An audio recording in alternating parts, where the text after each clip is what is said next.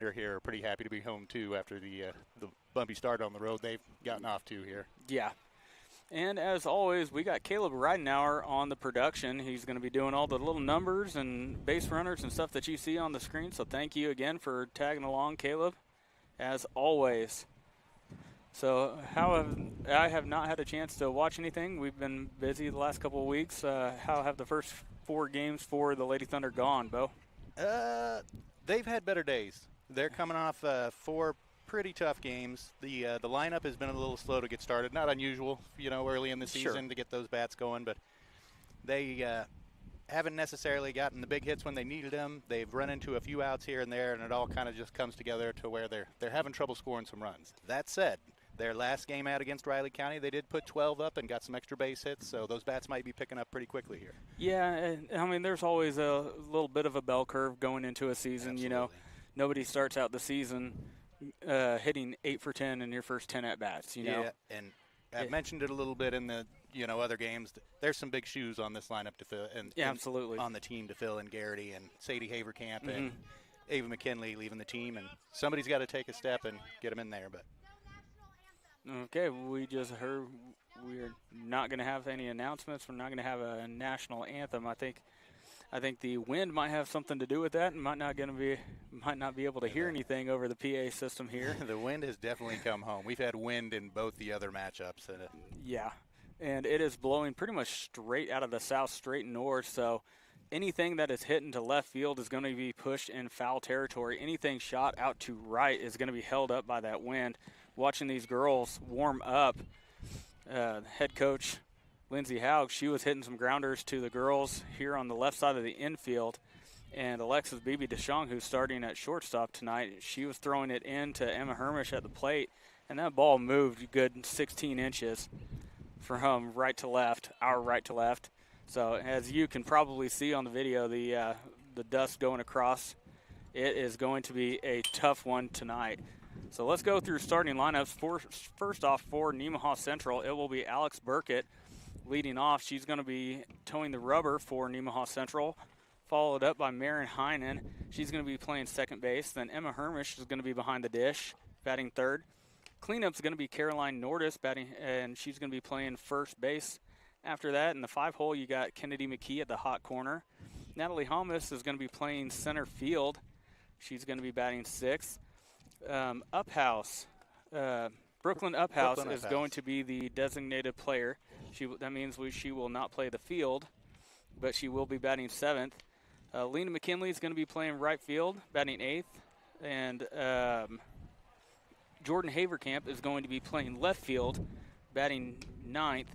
Alexis Beebe DeShong is going to be at shortstop, but she is not going to be batting. Like we said, that is going to be Brooklyn Uphouse's spot in the lineup. Yeah, Bibi DeShong will play the flex position for Lindsay Haug tonight. And for Royal Valley, starting things off, you got Madison Blackwood. She was going to be starting at second base, followed by Sophie Liggett. She's at shortstop. Kiwa Miller is going to be on the mound for Royal Valley. After that, their cleanup, you got Desano Mills. She's going to be at the hot corner, third base, followed up by Sydney Moss at first base. Katie Hale, she's going to be in left. Taylor Beanhoff, she's going to be behind the dish. As we get strike one up, got Blackwood chasing that one. Then you got Sophie Lefford. She's going to be in right field. And the 9-hole hitter is Daisy Wheeler. She's going to be out in center. And fouled off the bat and into the face mask of Madison Blackwood. Came up and got her a little bit on the chin, it looked like. Yeah, she's going to need a minute. Yeah, she's hurting a little bit. Hate to see that happen, especially on the first inning of the game here. Yeah. Hate to see that. Any time of the game. Yeah, any time of the game. And those masks, they only cover up so much. That kind of thing pops straight up. It looked like it might have caught a little bit of her chin as well. Looks like third base coach is smiling there and talking to her. Hopefully it maybe just scared her a little bit there, and she's got to be good to go. Yeah. So 0-2 count now for Blackwood.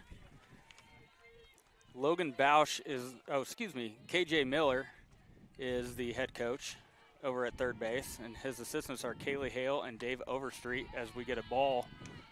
1 ball, 2 strikes to Madison Blackwood. Several girls returning here for Royal Valley and faced Burkett last year in Royal Valley, including Blackwood, who was 0 for 2. A little shot just over the glove of the second baseman, Heinen. And that's going to be the first hit of the game for Royal Valley, and Blackwood will be on first base. Broadcaster's jinx, no? Yep. Never fails. Now we got Sophie Liggett for Royal Valley. Liggett is playing the shortstop position for the Panthers today. So the wind already kind of playing a part there. That ball was hit into right field, or should have been into right field, but got just over the glove of Heinen. Pops straight up, and that's going to be out of play. No ball, 1 count. But the wind really took the mustard off of that hit off of the bat of Blackwood.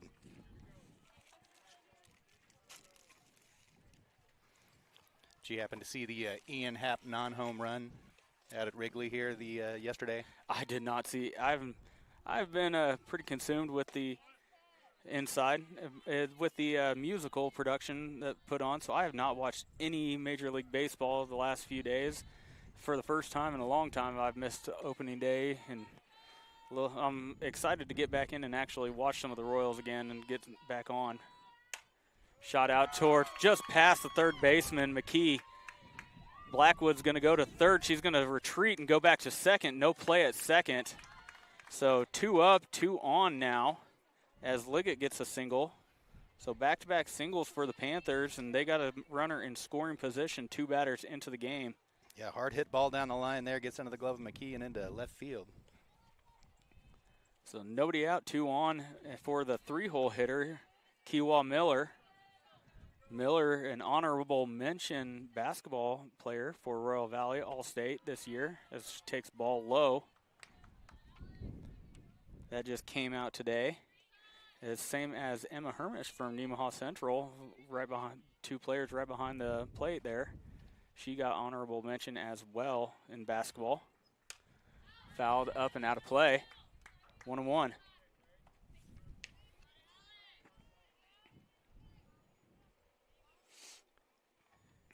Yeah, that we are going to be chewing dirt by the end of this game tonight with the. Wondered if you think we're chewing on ice on the broadcast, it's the grit and dirt from the field blowing in our faces. Upstairs, 2-1. No, Ian Happ at Wrigley Field yesterday hit a ball into right field up into the air, and the StatCast had it as a home run off the bat, launch angle, velocity, and whatnot. But 113 feet subtracted by the wind kept it in right field. Jeez. Kiwa Miller shoots it down foul left side. So he went from a deep home run to a fly ball out due to the wind. Yeah. Yeah, that's what spring baseball and softball, you get hot days like this. It is, upper 80s right now, but that wind is cranking. Rarely do you ever get just a beautiful day. And that one gets past Hermish behind the dish. If runners will advance on the passed ball. So Royal Valley has runners on second and third now. 2 runners in scoring position. Big RBI spot for Kiwa Miller. Yeah, Thunder need a play here. Had a couple of fly ball on the infield and a hard ground ball. We need to get a glove on it and get it over to first and start recording some outs. Upstairs, and that's going to be ball 4. And Miller earns a walk, and the bases are juiced for DeSano Mills, the cleanup hitter. So if you're Royal Valley, this is how you draw up the very first inning. You got your power hitter coming up in a big spot. Chance for Royal Valley to jump ahead early.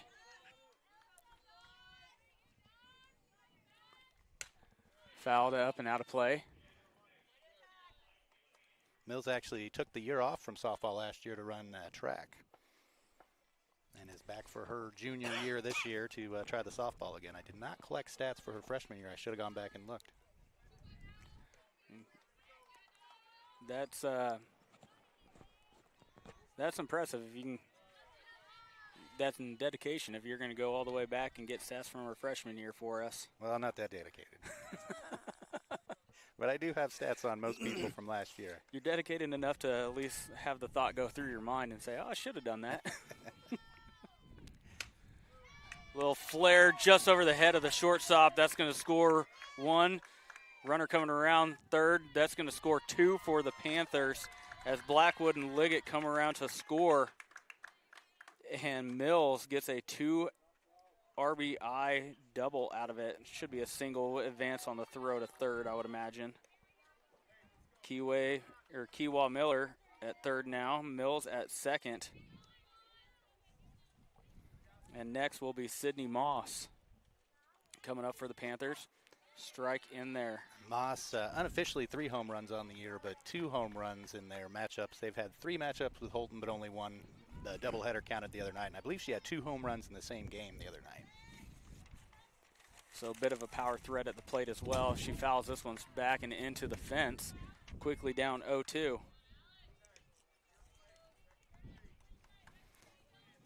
Not the start the Thunder we're hoping for here. Just need to kind of collect themselves and, as I said before, start collecting some outs here and get this turned the other way.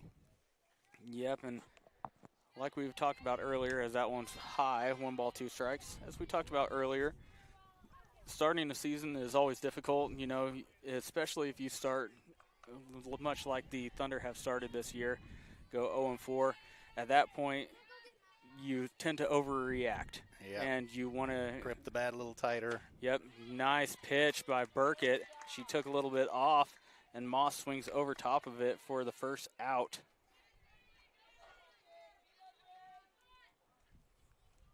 That'll bring up Katie Hale now, 2 on, 1 out for the Panthers.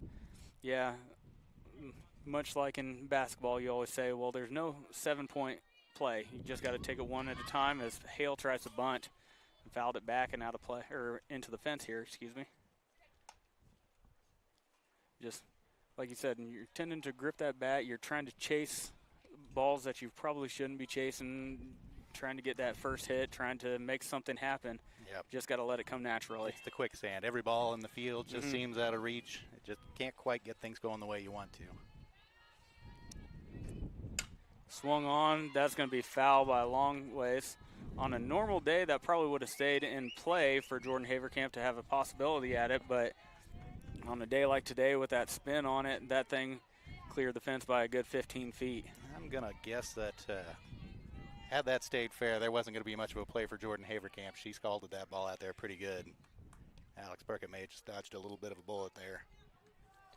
It had good distance on it, that's for sure. Shot back up the middle. That's going to score 2 for Royal Valley as 1 run comes around. And Miller and Mills both come around to score, and it is a 4-0 game with just 1 out in the first. And they did keep Hale at first base on that, so she'll be credited with a single. Yeah, Royal Valley doing a nice job of squaring up Burkett here. They're seeing that pitch really well out of her hands and just getting the bat head on it. A little bit low. Taylor Beanhoff, the batter for the Panthers. With a runner at first here, good opportunity to get a grounder up the middle. Possibility at a double play with Beanhoff. See if Royal Valley gets on the move here. Beanhoff is the catcher for Royal Valley. She'll be behind the dish. In the bottom half of the inning. Nice pitch on the bottom half of the plate. Bottom half of the zone, excuse me. It looked like Beanhoff thought about it, maybe checked that swing a little, and the umpire decided it was a strike as well. From my vantage point, I thought that was in the zone regardless. Just a touch high to Beanhoff, below the letters. Yeah, we'll see if Thunder can come up and be patient. The zone is not the biggest zone I've ever seen.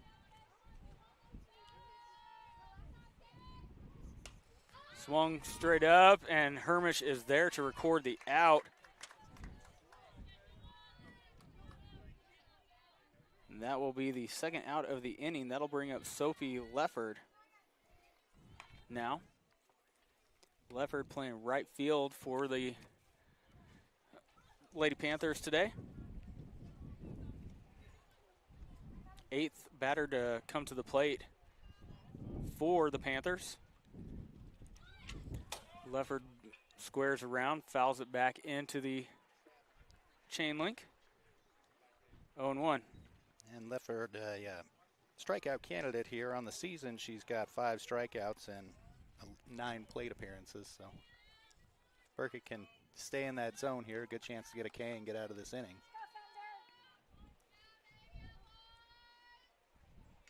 Swung on and missed. Might have been a little bit of a tip, and Lefford is down 0-2 as that wind continues to blow. Hopefully when that sun goes down, the wind will die a little bit, but in the spring. I say has not been the case so far this season. The temperature has gone down plenty of times with the wind. Upstairs, tried to get her to chase. Not a bad pitch in that position. Just brought it up a little too high. Burkett at 30 pitches here in the first inning already. Going to have to be more efficient as she goes forward. Swung on and missed, and that's the 3rd out of the inning. As Royal Valley they send 8 to the plate, 4 come across, so it's a 4-0 ball game as we go to the bottom of 1. You're watching Thunder Softball on SCTV. We'll be right back. Building a new home or remodeling existing space? Consider Cook Cabinets, manufactured in the U.S. and available in 45 states. With 14 different wood species, 40 different finishes, and a variety of different door styles, we offer endless options to bring your vision to life. Contact a Cook Cabinet dealer today and start creating the home of your dreams.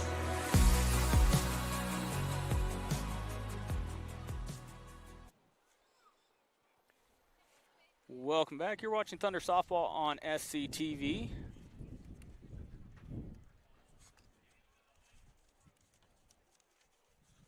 Looking for our sponsor list. I don't think I have one. Need to grab that. So it will be Burkett, Heinen, and Hermish.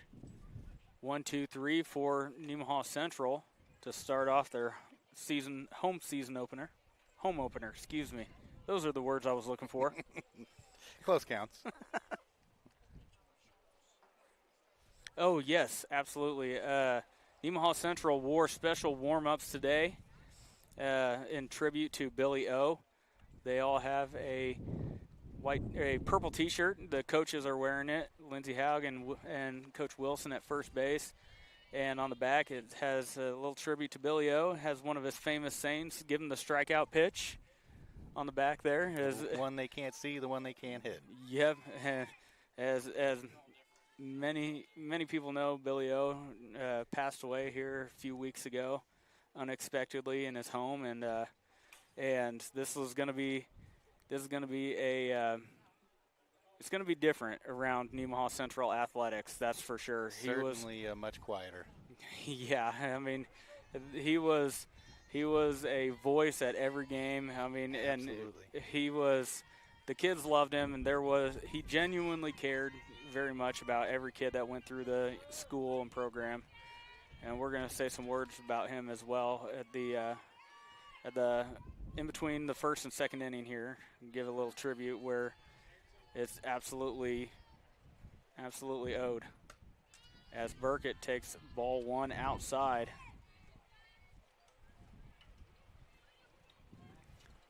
Kiwa Miller, like we talked about when she was up at the plate, a fantastic athlete, just a sophomore for Royal Valley. Just clipped the top of the zone 1-1. But between her and Panna Wawasik on the basketball court, both of them were something to be dealt with. You know, Panna Wawasik getting honorable mention All-State, as well as Burkett swings and miss, down in the count now, 1 ball, 2 strikes. And I'd be willing to venture so far that NC hitters have not quite seen anybody that brings what Kiwa throws up there right now. Yeah. I know against Holton the other night, she went 7 innings and had double-digit strikeouts, gave up no runs. So she's a force to be reckoned with out there. Yeah, just a natural athlete, no matter what she's playing. As Burkett able to spoil that one. A good job by Alex Burkett.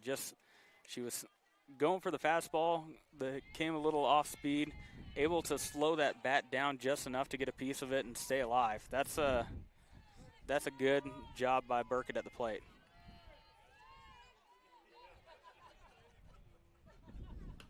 Chases after one upstairs, and that's the first out of the inning. Yeah, did a good job, like you said, to stay alive on that changeup, spoiled that pitch, but then Kiowa comes back up in the zone, whether that's a fastball up or a rise ball. Burkett can't lay off of it, has to chase it, and down she goes. Yep, and Burkett with a couple of words of advice to Marin Hine and the next batter as she goes back to the dugout. Maybe she saw something in that last pitch that she wanted to convey to Marin as Marin takes strike one down in the count 0-1. Happened to catch an article in the Holton paper about this Royal Valley pitching staff, and it claimed they have 5 pitchers, I believe, ready to go. Really? That's a that'd be nice to have, especially at the lower levels. I can tell you that NC saw 3 of them last year, Miller and Madison Blackwood, who I think will probably start the second game. Swung on and missed from Marin Heinen, now 1-2 strike. But man, yeah, if you got 5 pitchers ready to go, that's a heck of an advantage for any team. And NC saw, I believe, Sydney Moss is at first base, I think, pitched 4 innings against him last year as well. Upstairs, and Heinen bid on it as well. So 2 strikeouts, both of them on that rise ball. And that'll bring Emma Hermish to the plate. Yeah, Emma came up with a real nice extra base hit the other night. I believe she had a double out towards left field. That's a bat that the Thunder are going to rely on pretty heavily for power, especially this season, if they want to get where they want to go. Upstairs. Yep, Emma, from what I remember of her last year, she gets really pull happy. She needs to... Absolutely a dead pull hitter. Yep, if she could expand that zone and try and push some the opposite way, she could really be a fantastic hitter. Not to say that she's not, as it is right now. Shot out to second base. It dives over to 1 in time. Nice play by Blackwood at second base because that ball just kind of died in front of her. She had to scramble to make the play, but she does. So 3 up, 3 down for Nemaha Central as we go to the top of the second. We're going to take our moment here and recognize our friend and colleague at SCTV, Billy Osterhouse. Like we had talked about a little bit, things are not going to be the same at Nemaha Central. Not even just Nemaha Central. All the way around. He went to St. Peter and Paul games. He goes to Baylorville games. He goes to Kelly games in the summer league, and softball and baseball. If there's showed up at our 36ers travel softball game at one point. Last year when we had a tournament in Marysville, he showed up to cheer on our 36ers team. Yeah, he is going to be sorely missed by the community and by all the high schoolers. All the kids loved him. And, we are going to miss him as well at SCTV. Always never had to worry about Billy, not showing up, not doing his job. He would always be behind the camera for whether it be basketball, football, whatever. He was there. If there was a job needed to be done, he would do it. And we are sorely going to miss him. Anything you would like to say, Caleb? Yep. Just echoed the comments of us, yes. So, and I'm sure we'll have plenty of Billy O-isms as we go forward here throughout the year. I've got several favorites that he used to bring to the softball field, especially. Oh yeah, and like we talked about on the back of their warm-ups, give them the strikeout pitch, the one they can't see and the one they can't hit. The one your mama taught you. Yep. Rip It Time might be my all-time favorite. I love Rip It Time. Yep, Rip It Time was always great. Yep. We were going to get T-shirts with Rip It Time on the back. We should still probably Yeah, do. we should. Daisy Wheeler, the 9-hole hitter, squares around to bunt, quickly pulls it back as that ball was high.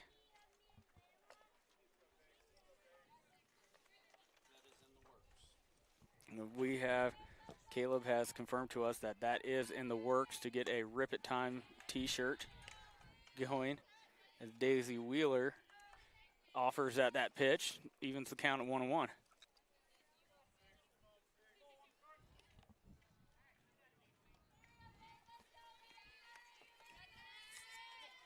Swing and a miss. Swung on and missed again. Now Wheeler down 1-2. As far as I know, this is Wheeler's first time seeing Burkett out there. As I said, a few hitters in the lineup here have seen Burkett before.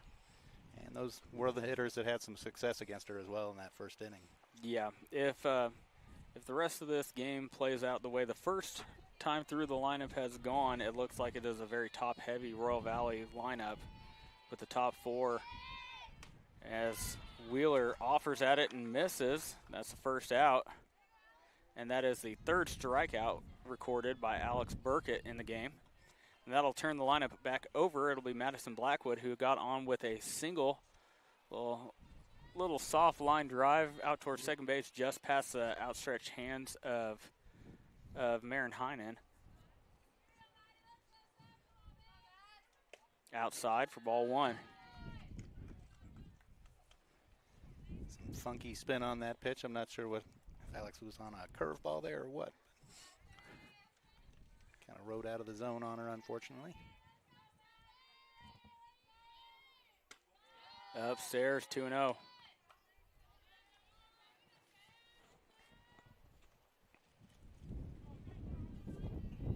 And we apologize once again. I'm sure you can hear the wind across our microphones.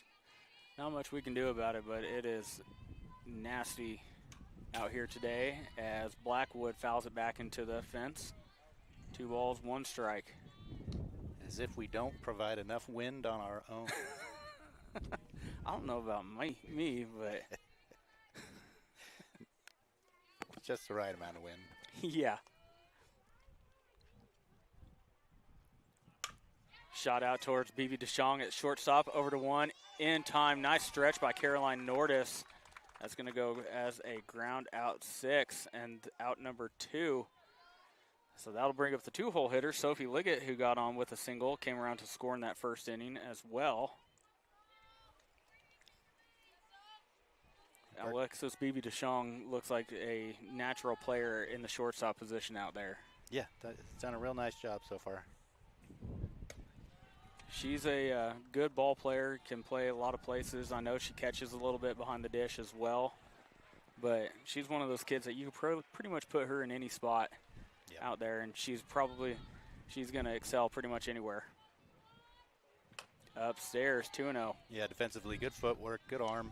Just, as you said, she's kind of a natural out there in the field, and it's important at that shortstop especially, no more important spot on the field to have somebody you can rely on to pick that ball up and get it over there.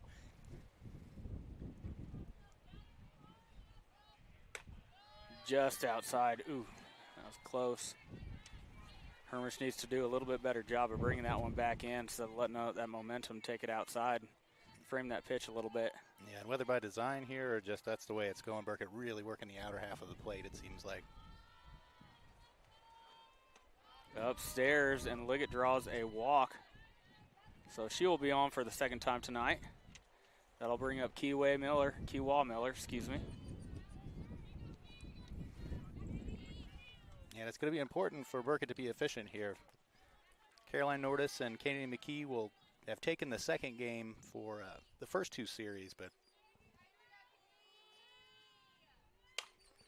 shot well foul left field. That thing is still going with that wind pushing it. That ball probably traveled 350 feet. Yep, it went out in a hurry. But Burkett did come in and throw several innings the other night against Riley County in game 2, so she'll again want to be efficient here. In the dirt, good block by Hermish. No advance by Liggett at first.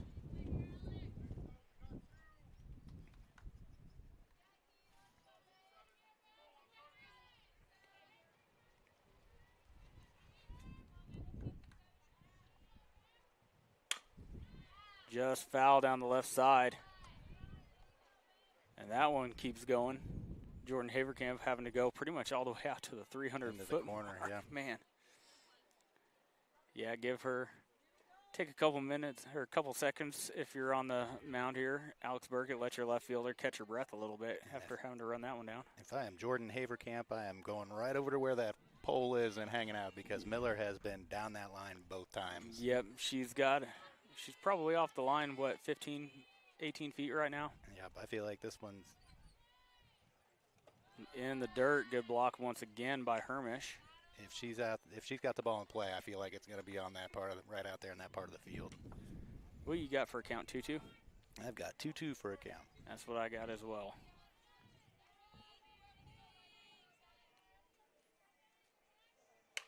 Swung, and once again, way out in front of it, nearly puts it into the dugout in Nemaha Central. So Miller looking for that inside pitch to turn on and really drive it out there. We'll see if Burkett wants to try and work a curveball in here to the outer half or stay on the outside. It'll be interesting to see if we get any movement on first base with Liggett trying to steal here as well. Once again, out front. So Burkett is calling her own pitches here, and she has to physically call them to catch her Emma Hermish, so Emma knows what is coming. But on a day like today, where that wind is blowing across, that can make it challenging to hear all those pitch calls. So they have the pitch calm then. Sort of. Upstairs, and the count's full. You yell at your pitcher or catcher pitch calm. I mean, you could just do the Zach Greinke style like he did one. You remember? Tell him on how many fingers. Yep. Well, they do have a system. It's a 3-digit system that they use. But fouled again by Kiwa Miller. And there has not been she has squared up every single one of these just out front on all of them. Like, she is tagging the ball. Yep. If I'm Kiwa Miller in this situation, I'm moving up in that box just a little bit. If I am Kennedy McKee, I am down with my glove up. And that one does go into the dugout of Nemaha Central. Coach Howe, not sure if it got a piece of her or not. She's smiling over there. Yeah, and a full count here. Burkett and Hermish are kind of out of pitches to work with if they wanted to try and get her to chase.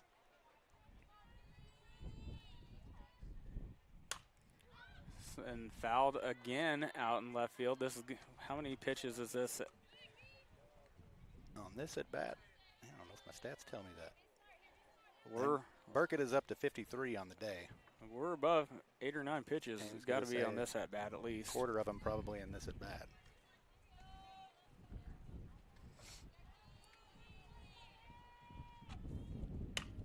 Shot down the left field line again, foul. Stop me if you've heard this before. Feel like a bit of a broken record, yeah? Yeah. And at some point here, 2 outs. You never want to put a runner on, but there are worse things to happen here, especially with the way that bat is whipping through the zone right now, contacting that ball. A walk here might be considered a success as long as she can keep this hitter in the yard. Upstairs, and she does indeed walk her. That's going to put Liggett at second base and Miller at first. Yeah. Biggest downside of that is now you have a runner in scoring position. And Desano Mills coming up, the cleanup hitter, got on with a single in the first, came around to score later. Also 2 RBIs on that single. Fouled back and into the chain link. No balls, 1 strike. But not say Mills isn't capable of putting some force behind one swing of the bat either, but she had a charge into a foul ball in her first at bat as well. A little off the end of the bat, over to third, over to Nordis at 1, and they get out of it. So it goes as a ground out 5, and that's the 3rd out of the inning. So we'll take a quick break and hear some words from our sponsors. Be back for the bottom of the 2nd inning. You're watching Thunder Softball on SCTV. C&B Custody, we're a small-town company with a nationwide reach. We work closely with financial advisors and individual investors to customize self-directed IRA strategies that fit your goals. Whether it's real estate, private equity, precious metals, or other alternative investments, we help you use your IRA to invest in what feels close to home. With CNB Custody, your future is personal, and so is our service. Learn more at cnbcustody.com. Welcome back. You're watching Thunder Softball on SCTV. 4-0 ball game as we go into the bottom of 2. Kiwa Miller's on the mound or not really the mound, but The rubber for Royal Valley. 3 up, 3 down in her first. Yep, only 11 pitches there for Miller that first inning. Very efficient. We've talked about her accolades both on the court, both volleyball, basketball, now on the softball field. She's a natural athlete. She's and we're going to have to face her for a couple more years. Yes, sir. It will be the 4, 5, and 6 hitter for Nemaha Central, Nordis McKee, and then Natalie Hamas. And the Thunder lineup is naturally kind of an aggressive lineup. They will go after that first pitch if you put it in there. That's one thing that kind of always drives me nuts. Not the aggressiveness, or I actually like the aggressiveness of a lot of girls going after that first pitch, but it drives me nuts at the higher levels of baseball and softball how they want to see that first pitch. I loved it when in 14 and 15, Alcides Escobar, he knew he was starting off the game with a fastball down the middle every time, and he would always be able to turn on it and put that pressure on the defense right away. I always loved that about him. Yeah, I would agree with you. The aggressive on the early on count is not necessarily a bad thing, but you do have to read the situation. Swung on and missed by Caroline Nordis. If you've got a zone that's tight, and especially if the other team is working your pitcher and working counts, like go ahead and return the favor there and try and get into some deep counts, get some numbers on that arm. Took just a little bit off of it up in the zone. Nordis is quickly down 0-2. However, Mills here is in and around the zone, so it's not really the type of pitcher that you're going to stay back on and not go after. No. A little low. 1 ball and 2 strikes.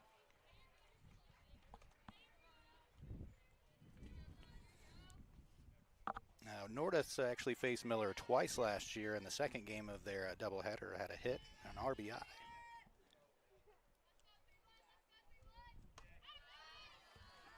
Tried the changeup, stayed a little too high.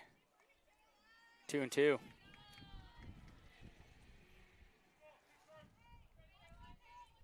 Nordis, another bat in this lineup that the Thunder are really going to need to count on for some power. She got red hot at the end of last season.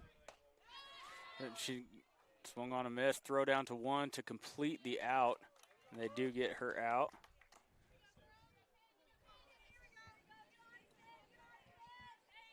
That'll bring up Kennedy McKee playing third base today for the Thunder.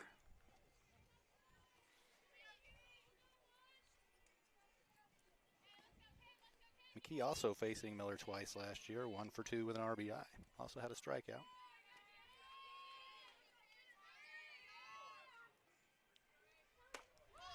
Swung on and missed. It might just be me, but it looks like Beanhoff is really up close to the batter's box with McKee in there. It looks like we might see some. Yeah. And quickly down 0-2.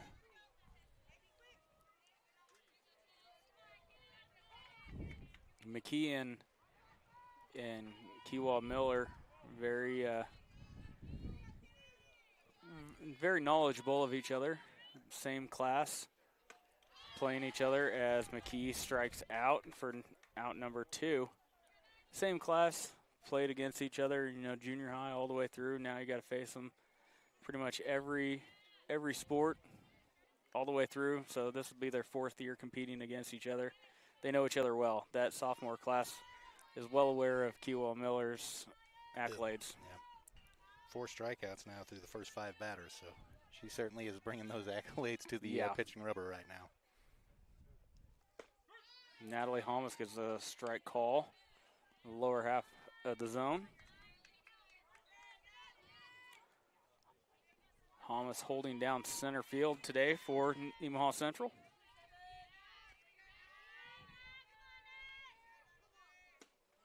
Offered at and missed, quickly down 0-2.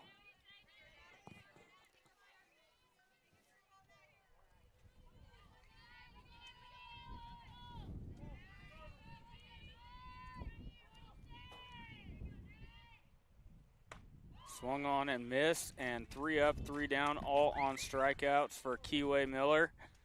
And we will go to the top three. It's a 4-0 lead for Royal Valley. You're watching Thunder Softball on SCTV. We'll be right back. My name is Michael Andrews. I'm an MLT, a medical lab tech, and I've been working here for about a little over 10 years. It'd be a little more boring, honestly, working in a bigger hospital because you get stuck doing the same thing over and over again. Here we get a little bit of everything. So just a great group of people to work with. We all get along really well, and just kind of being a part of a team with the same common goal.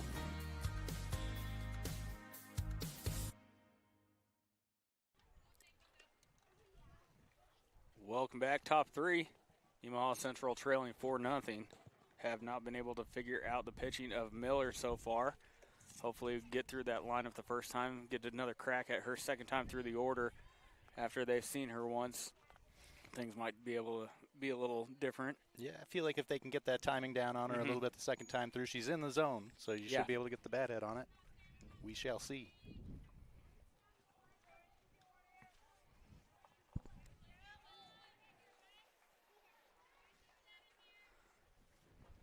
It will be Sydney Moss, who struck out in her first plate appearance, to lead things off for the Panthers. Batting in the 5-hole. Upstairs.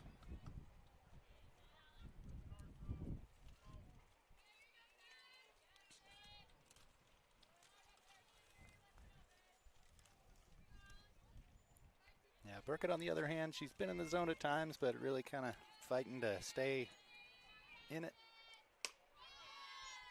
Upstairs again, 2 balls, no strikes to Moss. Seems to have a lot kind of riding away from those right-handed hitters on the end of the left-hand side of the box and up and out of the zone. So see if she makes an adjustment here. Offered at and missed. Looked like Burkett took just a little bit off of that one. Yeah. Probably a get-me-over pitch. Like, she needs to be in the zone. She's already got 1K here against Moss, although. That one hits Moss in the wrist. Moss sounded like it hurt. Moss took it like a champ.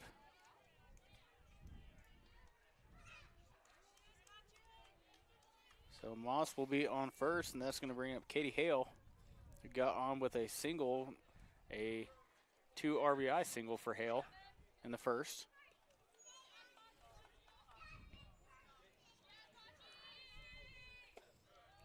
A little low. 1-0.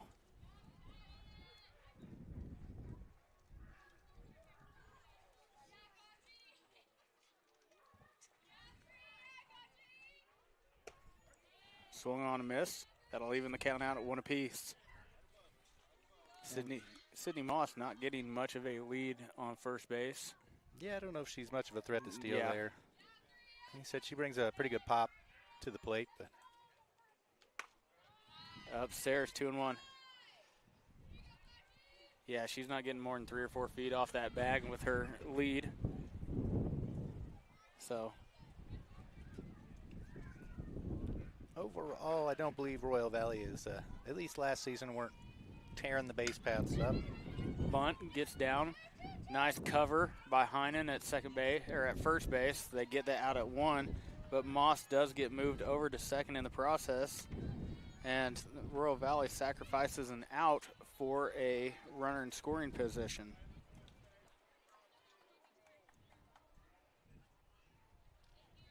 That'll bring up Taylor Beanhoff, catcher for Royal Valley. An RBI opportunity. Strike in there. And Burkett will want to be a little careful here. She has about a 5-pitch repertoire, but she will tend to get caught in ruts where if she doesn't trust 4 of those pitches, she'll go fastball, fastball, fastball. Swung on late by Beanhoff. Had her mixed up there. I think Beanhoff was looking for a off-speed pitch and threw it right past her. Foul back into the chain link. We'll do it again.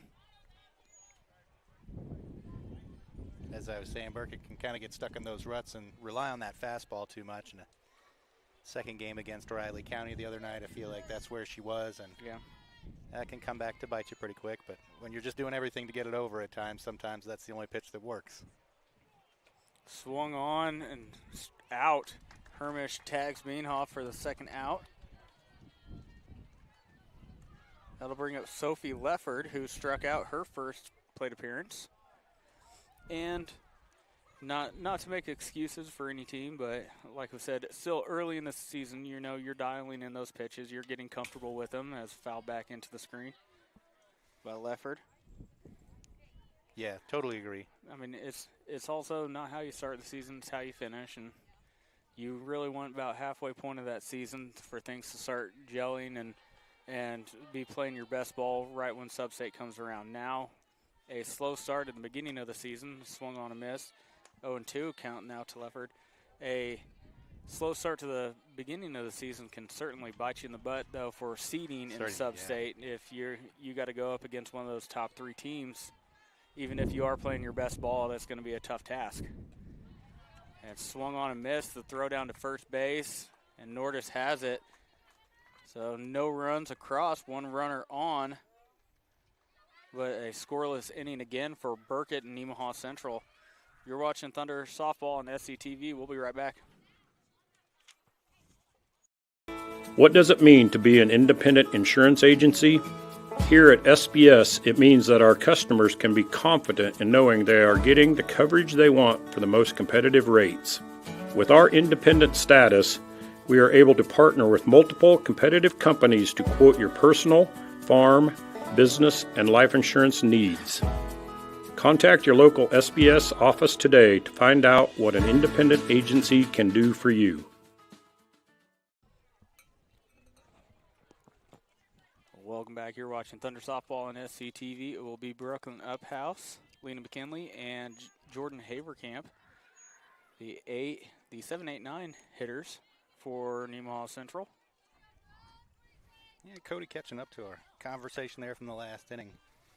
The only you don't want to get stuck in that rut of throwing that same pitch over and over strategically either. You and I talk shop all the time about baseball, and you can't let those hitters have that one pitch to look at all the time. It's just even if you're not locating the changeup or those off-speed pitches, you still got to throw them as a pitcher just so those hitters have to wonder about it, even if they're not going where you want them to.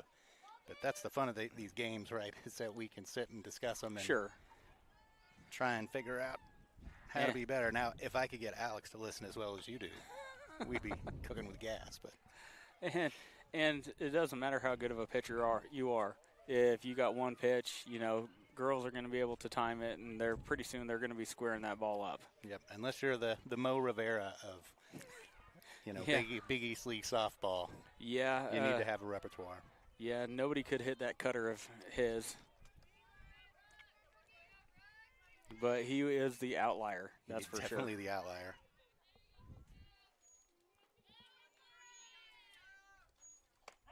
Uphouse takes strike one. Uphouse, the designated player for Nemaha Central, batting in the lineup for Bibi DeShong.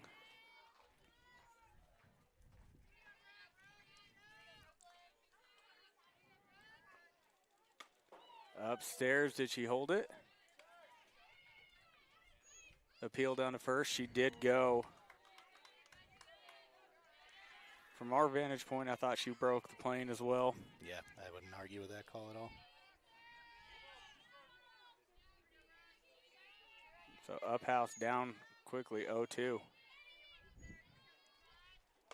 Swung on and missed, and another strikeout for Miller. That'll bring up Lena McKinley, the junior, for Nemaha Central.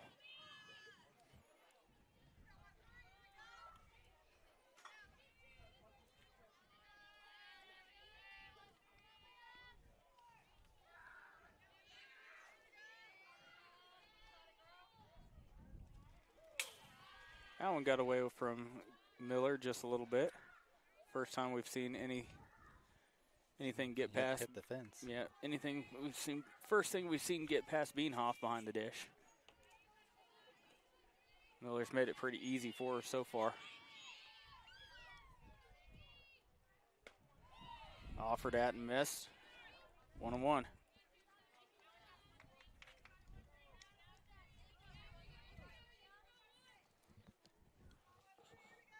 McKinley in her first year as a starter. She was kind of a spot player, did a lot of pinch running last year. Came in relief a couple of times out in the field. Yeah, she was very much the courtesy runner of choice, I feel like, for Coach Lindsay Haug last season. And a lot of times for Emma Hermish being the catcher of that courtesy runner, so she got to see quite a bit of time on the bases. Stays alive by getting just a piece of it. And it really feels like right now against Miller, that is what these NC hitters are doing. They're just staying alive. We're not necessarily getting her squared up. I think Emma Hermish is the only one that has gotten the ball in play off her at this point.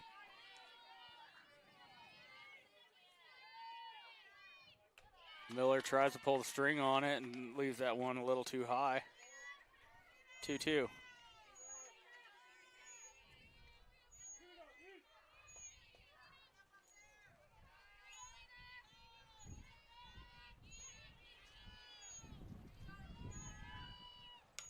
Foul back and out of play.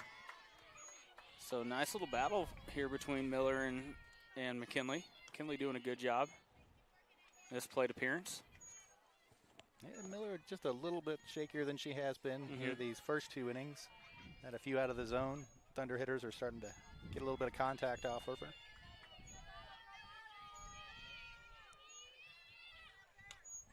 Once again, foul back into the chain link. We'll do it again, 2-2. Yeah, nice job by Lena McKinley this plate appearance. If nothing else, it gets that pitch count up for Miller. Yep. You know, gets a little bit of exhaustion, you know, settle in. More pitches you can get her to pitch, the more tired she's going to be by the 5th, 6th, and 7th innings. Yeah.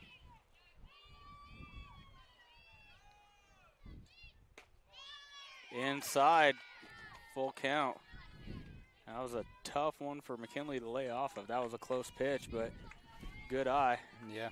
Not much to do but foul it off if you do go after it. Yeah. I mean, it's riding in on you and coming fast. But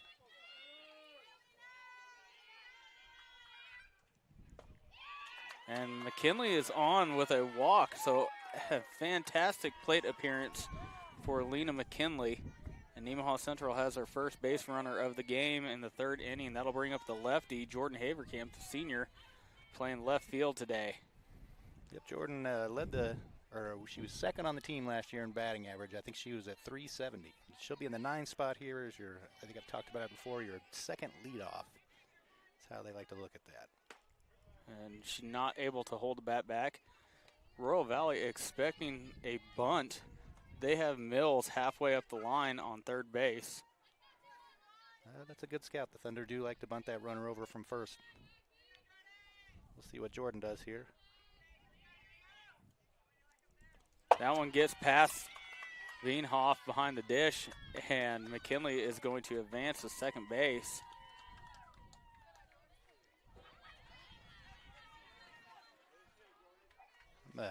In agreement here with Coach Lindsay Haug. I think you have Haverkamp swinging away. As I said, she's one of your more consistent bats from last season. Yep. It might be a little different if there were 0 outs in the inning, too. Sure. Offered at and missed, and now she's down 1 ball, 2 strikes. Yeah, not as smooth of an inning for Kiwi Miller as we've seen the first couple. Yeah, maybe the adrenaline wears off there.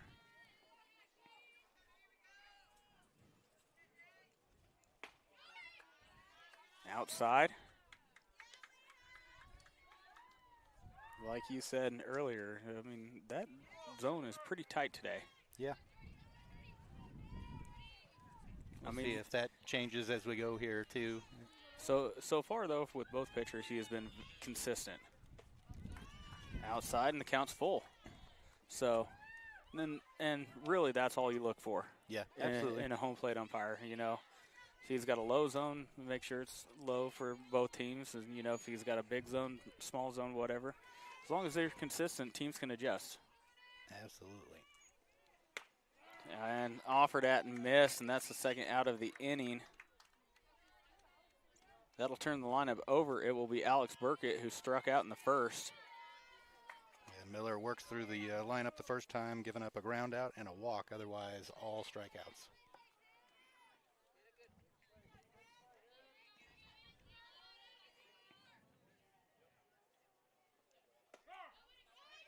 And the ball gets past Beanhoff, throw down to third, not in time. So good heads-up base running by McKinley, and she is just 60 feet away from scoring a run for Nemaha Central. See if Burkett can't get a little flare over top of the infield and get her score or poke something through. Fouled up, that's going to reach the seats.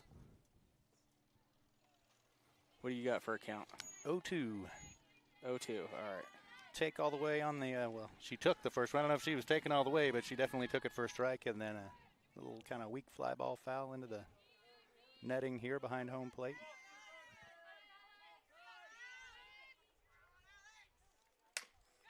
Good, nice job. Oh, they throw home, and that ball gets past Beanhoff. Burkett's going to go to second base. I'm not sure why Mills went home on that. There's 2 outs. You got the runner at first. Know your situation. Yeah. She's about to find out what it is because the coach is out of the dugout to have a talk. Yep. So what are you putting it down in Game Changer as? That'll be a fielder's choice. You're putting it down as a fielder's choice and then an E5 on the throw? Well, it hit McKinley coming home there, so I don't know if the throw was errant necessarily. The decision was extraordinarily errant, so I don't think you can count that against her as a reached on error, but definitely a fielder's choice. And no RBI for Burkett there, as that run would not have scored had she just gone to first base. Yeah.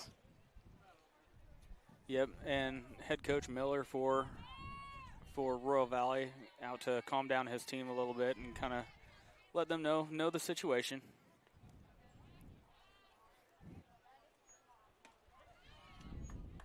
Heinen offers at the first pitch. Burkett with a massive lead there. She was halfway to third. I saw that too, yes. Take advantage of Beanhoff behind the plate, not paying attention.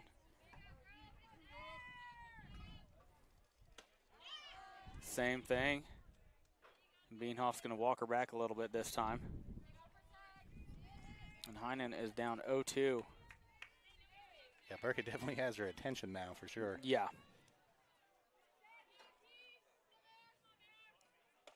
Swung on and missed, and Heinen goes down swinging for the third out. But Nemaha Central plates 1 run. It is a 4-1 ball game as we go to the top 4. You're watching Thunder Softball on SCTV. We'll be right back. Sailor Insurance has been serving our customers in the Midwest for over 90 years. At Sailor Insurance, we value every family story as we help protect their dreams and their future. Our goal is to make sure that you have the right insurance coverage to protect your family, home, farm, and business so you can focus on what truly matters. Learn more about what we can do for you at SailorInsurance.com.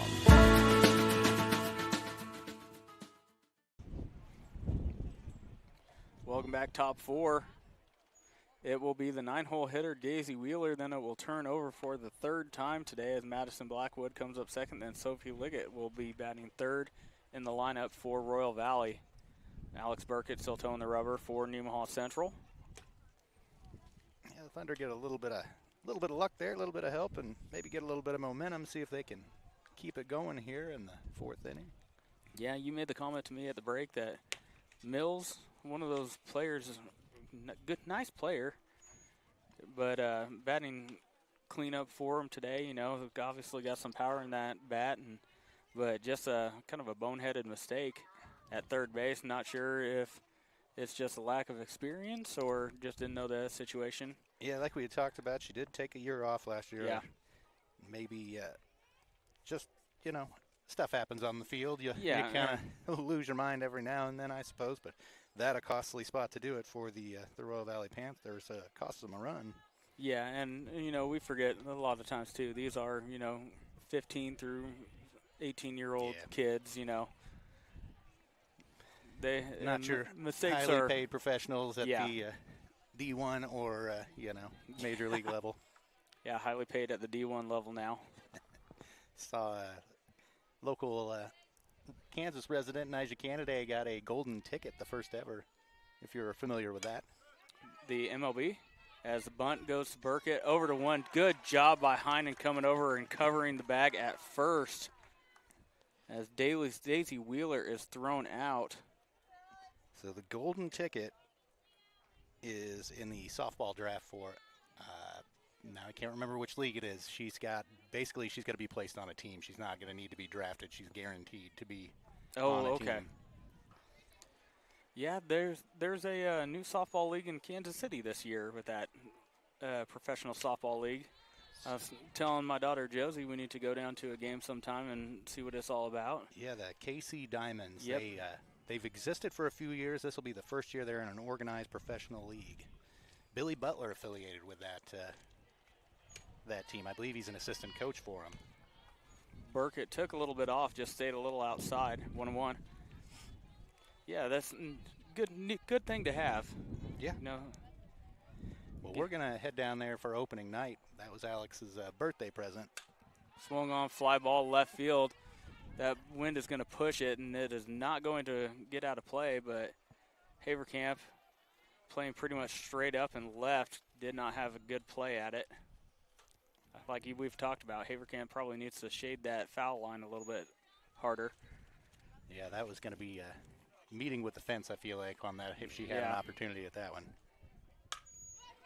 Shot over to Nice DeShong at Get her. short, safe at first base. Heck of a play by BB DeShong at short, though, just to stop that ball from going into left field. So Blackwood is on with a single, her second single of the game. She singled in the first, came around to score, then grounded out to the shortstop last inning as well. I'm going to tell you from my angle, Cody Steinlage, it looked like that was an out. I did not get a great look at it, but one way or another, that was a heck of a play. It certainly was. At Bang short. play for sure, but So really nice stop over there. Liggett up to bat now with a single in her first at bat, a walk in her second plate appearance.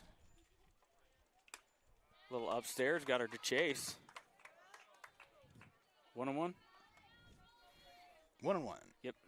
I didn't catch that first one, so thank you. I like to talk right through your play-by-play. I know you're It's a fine. gift. Upstairs, not a bad spot. She got her to chase on the one upstairs, go just a little bit more upstairs. Yeah. Like to see her miss just a little bit closer with some of those, really make that hitter have to make a choice. And comes back with it again, same spot as the last pitch, 3-1.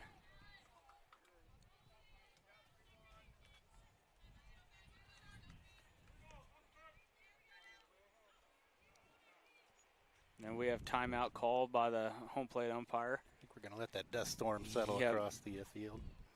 Yep. No arguments from us. That's a experienced umpire when that happens. Strike called. Just clipped the top of the zone. Counts full. Yeah, looked like she was on her way there, and umpire called her back to come back and see at least another one. Yeah, and I definitely don't think Liggett meant any disrespect by the. No.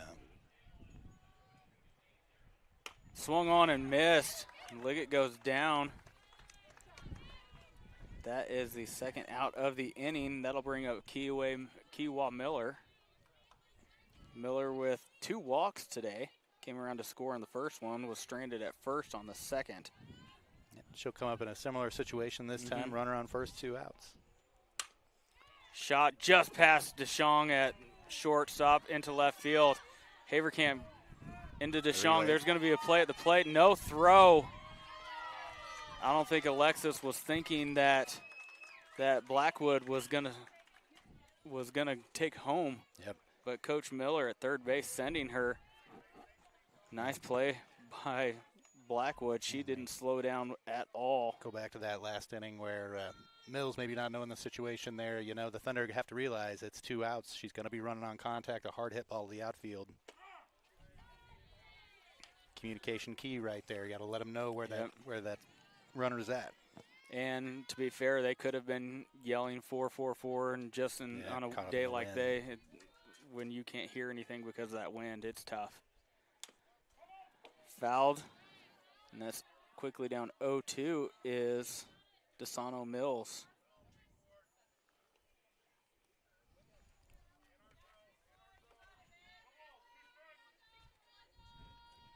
Give him the strikeout pitch here, Alex.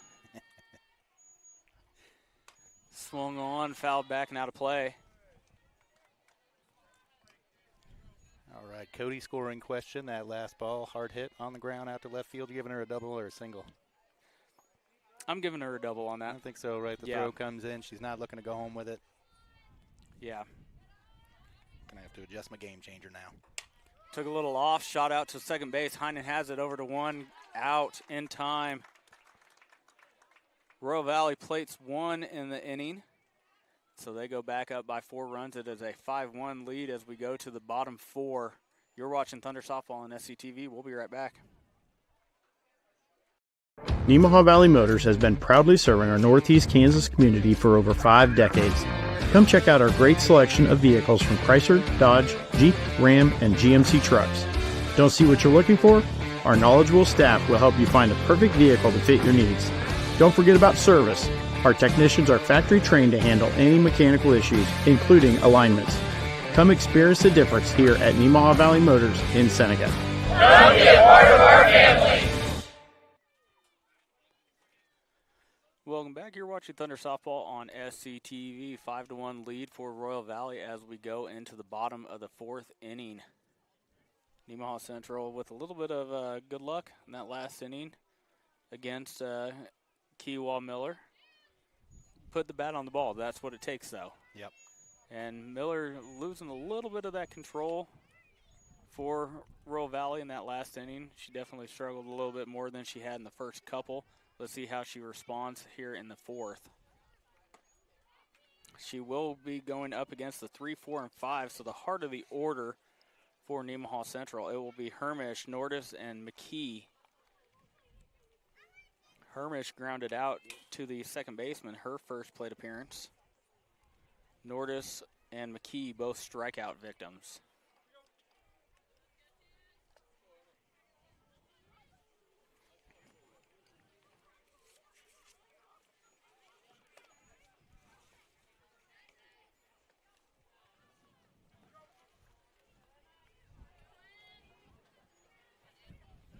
I do feel if Nemaha Central can get some base runners on, they can certainly push the issue with Beanhoff behind the plate. Not to say she's a bad catcher, but doesn't have the strongest arm in what we've seen in warm-ups going down to second. So yeah, and as we saw, Alex Burke jumping out to a huge lead there, trying to get her attention. Nice to see the Thunder challenger on the bases here if they can get some runners. Offered at and missed from Hermish.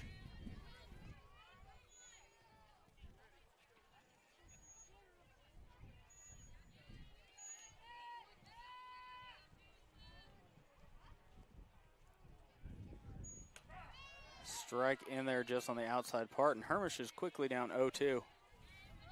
Seems like that zone might be opening up just a little bit here. I thought that too.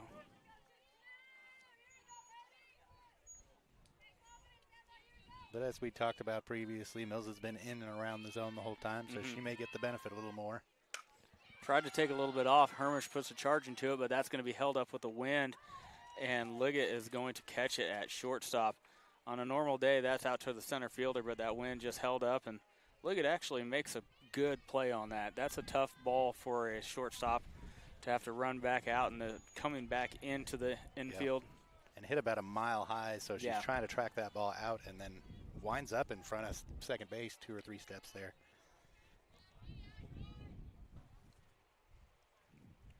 Nordis takes ball 1 upstairs.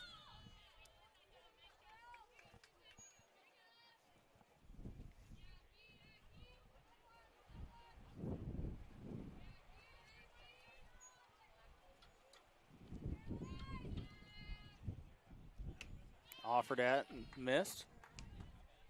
Counts even at 1 apiece.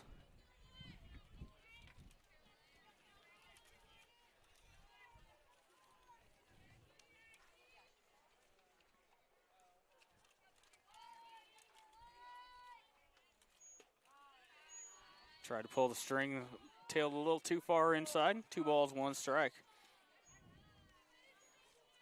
Yeah, Cody, and we've talked a little bit about expectations for hitters in this lineup. We want to see some power out of Nordis this year. The Thunder are really going to need it. But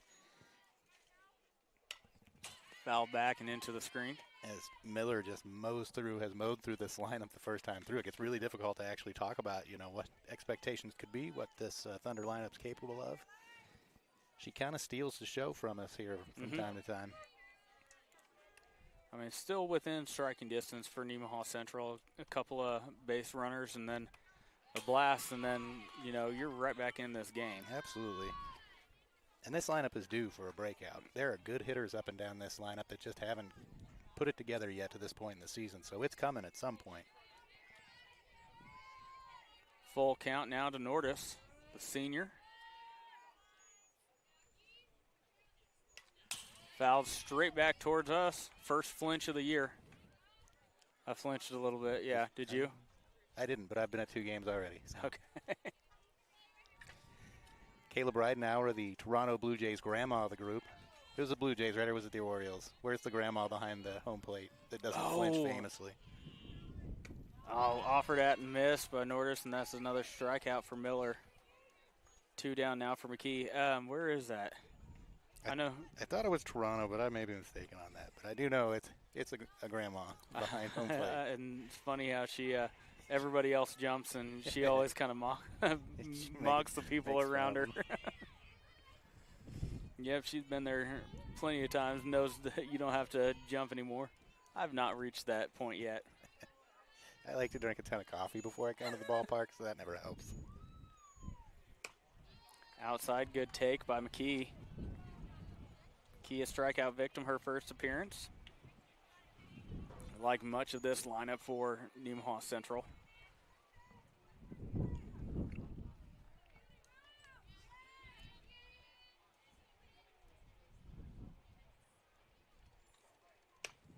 Outside again. Miller trying to catch that outside corner. Umpire is not giving it to her in the first couple of pitches. At least she's going to have to come back in.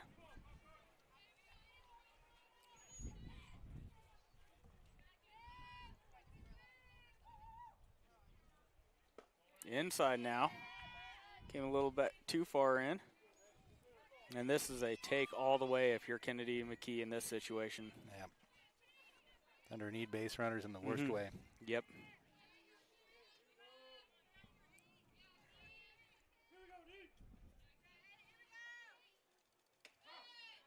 No benefit of the doubt by the home plate umpire. That one looked a little low, but most of the time, if it's around the zone on that 3-0 count, they're going to give you that strike call. That's one where everybody in the park has a pretty good idea of what's happening. Yeah. Inside, and McKee draws a walk. Nemaha Central will have their second base runner of the evening, as the first one in Brooklyn in Lena McKinley came all the way around to score. I'll bring up Natalie Holmes, senior, playing center field today for the Thunder. I would be expecting Kennedy McKee to be going here pretty quickly. As strike called on Hamas.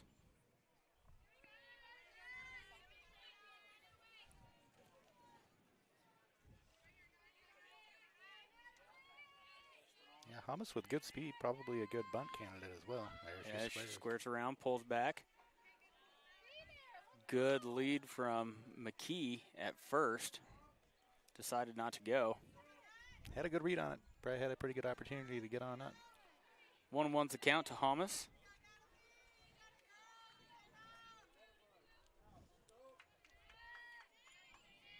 She does square around, pops it up, and that's going to be lands safely. Beanhoff not able to get to it. That would have been a remarkable play if she had. Yep, that'll be strike 2. So more than likely, yeah, the bunt is off. We've seen stranger things, but I'm really more surprised that we have not seen an attempt from McKee. I think she's attempted at least the last 2 and fouled off. She was off on the last one for sure. Swung on and missed by Hamas, and that's the third out of the inning. So Nemaha Central gets one on and strands them at first base as we go to the top 5. It's a 5-1 ball game, Royal Valley. You're watching Thunder Softball on SCTV. We'll be right back. National Bank is truly a locally owned bank. It was started 40 years ago by a group of approximately 15 families in this Nemaha County area. Their desire was to have and to start a new banking institution, and they did. CNB is truly committed to the area and remains very locally owned. So stop by and give us a chance to be your financial partner.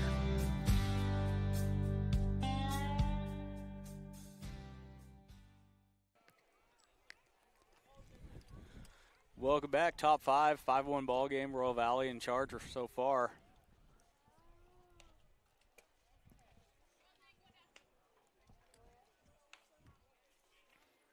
Alex Burkett at 86 pitches here through 4 innings so far. Been a little bit better the last couple innings, but still kind of fighting that control just a little bit. Yeah, the top part of that lineup kind of had their way with her in that first inning. Yeah. Ever since then, she settled in and done a nice job. Yep. But there goes to show you can't spot that other team 4 runs to start off a game. Yeah. It will be Sydney Moss for Royal Valley. A little pooch shot out towards third base. McKee not going to be able to get to it. Yeah, and you talked about at the top of this lineup against Burkett the first time through. First 4 were on. Mm-hmm. And then 5 out of the first 6. And accounted for 4 runs in the first inning. So, yep. You put them on, especially without outs, and there's a good chance they're coming around. Good take by Moss as that one's in the dirt. 1-1. Moss, a strikeout victim, her first at-bat. Hit by pitch right in the wrist. In that second at-bat, she got over to second base, but was stranded later in the inning. Shot down third base, but well foul.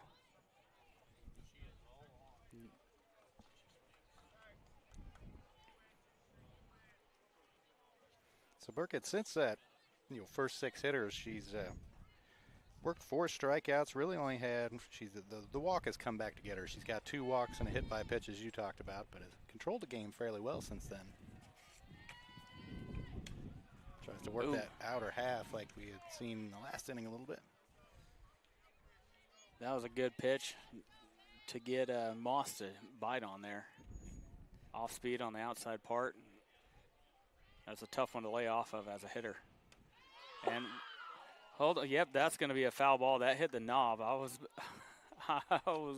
going to say something if he gave her first base there.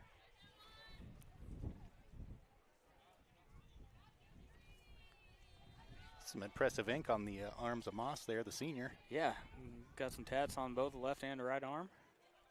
Upstairs. That's only ball 3. Moss thinking she had earned the free trip. See how this goes. That generally angers the softball gods. We'll find out if they're in agreement here. I mean, there's no harm in trying. No, they took care of, who was it earlier for Royal Valley? Had a much less egregious. Yes. Foul tipped. Right off the face mask at Hermish there. Maybe got both the umpire and, or maybe just the umpire. I think it just clipped the top of Hermish's helmet and caught the umpire. Did you see in the World Baseball Classic where the American catcher, I can't think of his name, the catcher for Milwaukee, got crossed up and the umpire took one square off the face mask?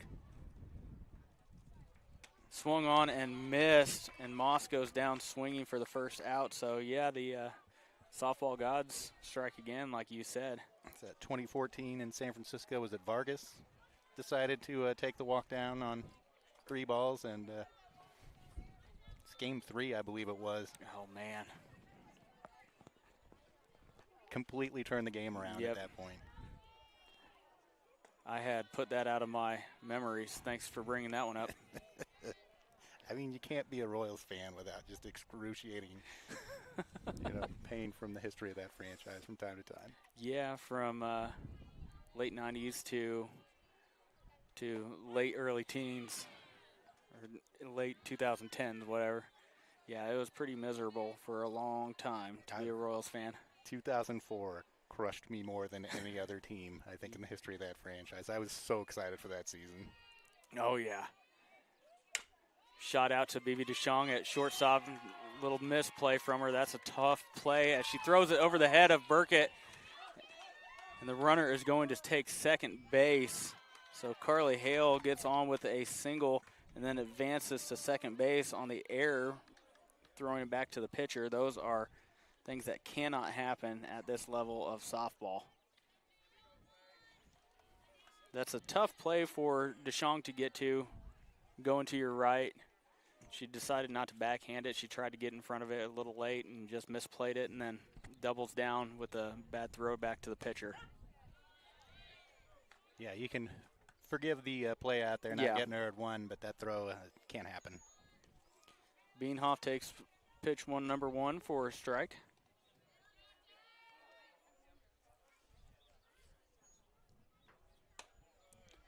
Was the what was the 2004 season saying? Was that the Wantos Podemos, the Together We Can season? I believe Lima time was somewhere in there, but I'm not sure. Oh, man, Jose Lima, forgot about him. Upstairs, 2-1 the count. Yeah. Why can't I remember? Who was our manager? Was that Tony Pena Jr.? Yeah.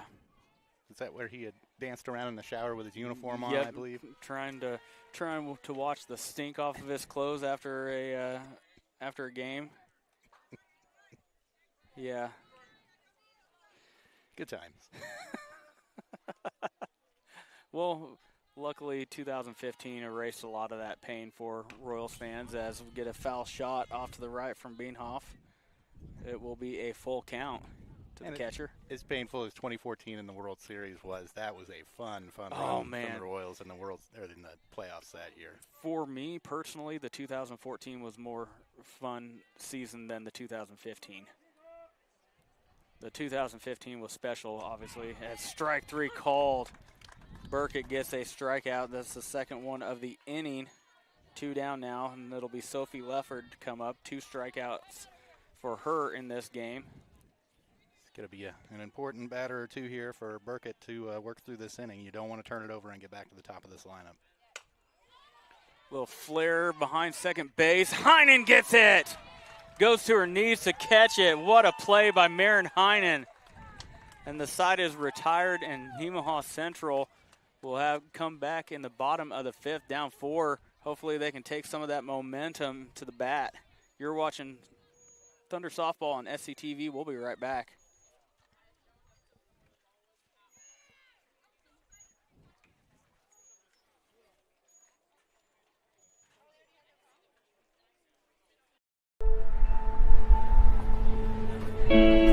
There's a place where we all come together. A place where everyone knows your name and what the usual means to you. A place for conversations and for comfort. The best biscuits and gravy in town. We know what it means to love a community, to be a part of a community, to be united. United Bank and Trust. Banking for your way of life. Member FDIC, Equal Housing Lender. Welcome back. It will be the 7-8-9 hitters for Nemaha Central. That will be Uphouse, McKinley, and Havercamp. McKinley, the only batter for Nemaha Central, one of 2 batters to get on today, and she was the only one to come around and play to run for the Thunder. Here comes a breeze. Oh, yeah. It seems like it's shifted a little bit. Got papers flying out of the Royal Valley dugout. Not quite coming straight from the south anymore. More a little bit from left field to the third base dugout, but still gusting pretty darn high.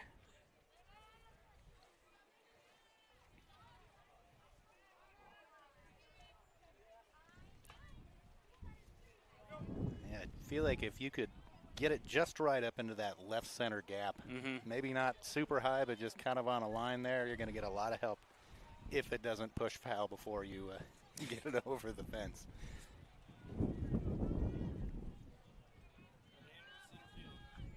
Yep.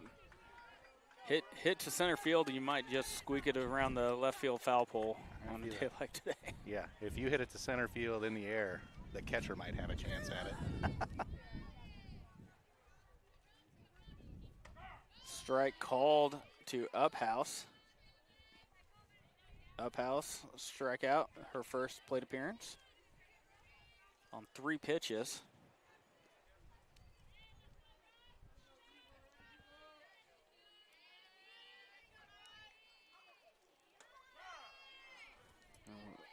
Another strike called. Uphouse trying to duck down to get that call.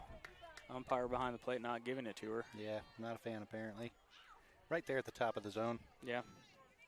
I think it was actually closer than the first strike he called on her, so got a battle now. And 3 straight strikes, 3 straight takes from Uphouse, and she is strikeout number 10, 1, I 2. believe. 11, excuse me. Yeah, strikeout number 11 for Kiwi Miller.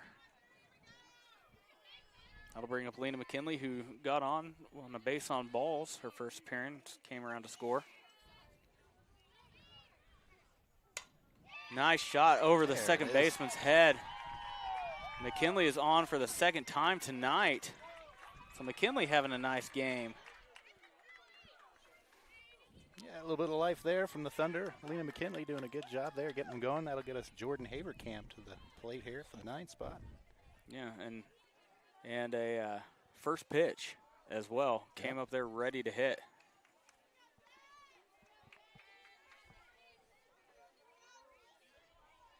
Once again, Mills is halfway up that line at third base, expecting bunt. And Haverkamp does pull around. And he's going to move up to second there on the pass ball. Yep. And she's going to take third, throw down to third, and she's there. Good heads-up base running by Lena McKinley. Goes from first to third on a pass ball. So now that bunt really comes into play a little bit more. See if they can put some pressure on that third base side. And like you said earlier, this is a catcher that you might try and do some running on. Mm-hmm. Lena McKinley probably pulled that on her own. I don't know if she got any kind of sign, but read it and went. Now she's standing at third. Strike called. That'll even out the count at 1-1. So Ms. McKinley doing everything she can there to jumpstart this offense for the Thunder. Let's see if they can get it going. Having a heck of a game on the offensive side today.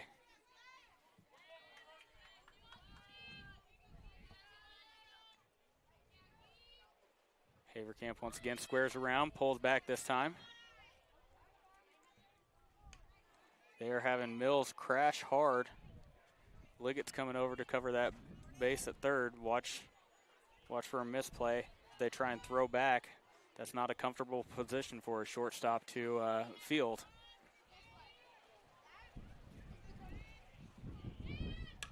And she does get the bunt down. Throw over to 1 is in time. That is going to get the run across. So a sacrifice bunt by Jordan Haverkamp gets the job done. And it is a 5-2 ball game. Yeah, great job by both Lena McKinley on the base path and Jordan Haverkamp on the sac bunt. And that will turn the lineup over one more time. And that'll be Alex Burkett in the 1 hole.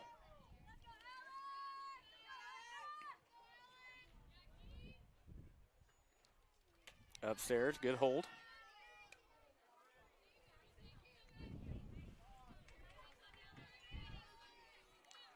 We've seen so far when Nemaha Central's been able to get base runners on, they've been able to push the issue and get that run across. But unfortunately, Lena McKinley's one of only one. Yeah.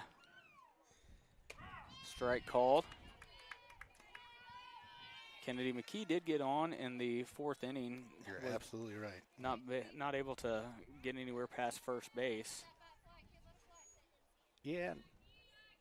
Not sure where you're at on it. The bunt does get the run across. You don't want to take that away, but shot out towards left field. That's hanging up and tailing off. On a normal day, the left fielder Hale might have had a shot at that, but the wind helped Burkett. on this one as to push it out of her range. But there is a small part of me that would probably like to see Jordan Haverkamp swing away there with one down. You're in a 5-1 game. Yeah, absolutely. Hate to give up that. I always hate to give up that second out. Even though you do get the run across and the game is now closer, you're in the 5th inning and you've got the top of the lineup coming up. Upstairs, nice snag behind the plate by Beanhoff.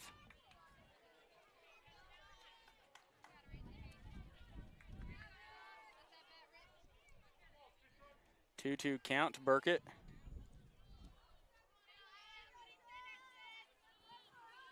Oh for 2 on the night here with a strikeout and a fielder's choice. Strike called, and that's the 3rd out of the inning.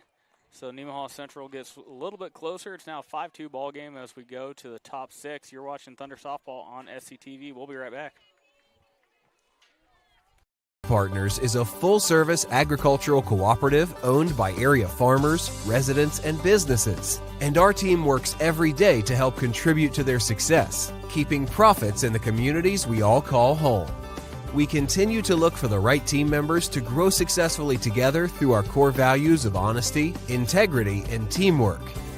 If you're looking for a career with great benefits and a focus on your future success, come join our team.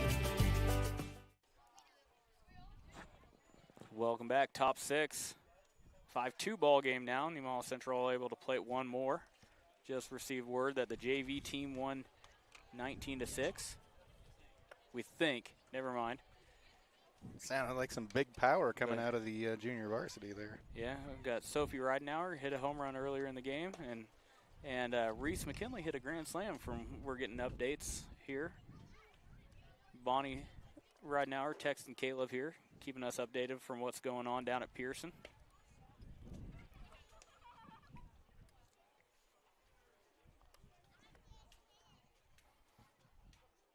Varsity Thunder could use a little bit of that bat magic they've got going down at JV right now.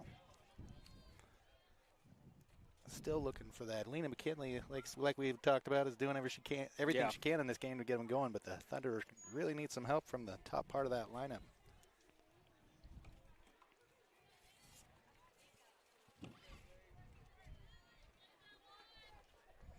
So what's Burkett's pitch count at? She is at 104. Oof. Just going into the 6th, got a couple innings left. Strike called. Forgot to flip mine over, so that is Daisy Wheeler, the 9-hole hitter. She was a strikeout victim, and she bunted for an out her last time at bat. Fouled out of play. Yeah, I don't know how that happened. How she did that. She got so far around on that ball, it pretty much went straight behind her.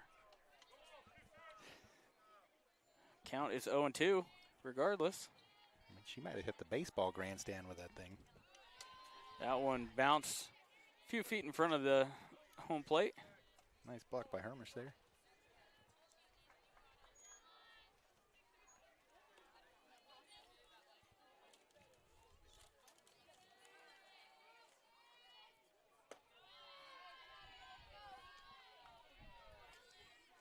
A little low and inside, and that'll even things out at 2 apiece. The hitter Burkett probably really needs a challenge here to 9 spot of the lineup. You've already got a strikeout against her.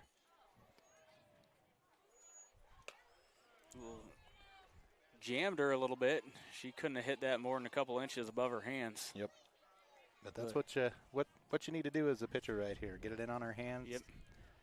And a good job by Daisy Wheeler to make contact there and stay alive as well. This is a hitter where you don't want to lose her pitching around the zone. Yeah. Straight in there, and Wheeler fouls it off once again. Say credit to Wheeler here doing her job, fouling these pitches off on a 2-strike count, extending the at-bat. Wheeler hitting in the 9-hole, I would assume the way Wheeler plays and the way she kind of swings the bat, that Rural Valley has that same type of mentality with the 9-hole, second leadoff. Yeah.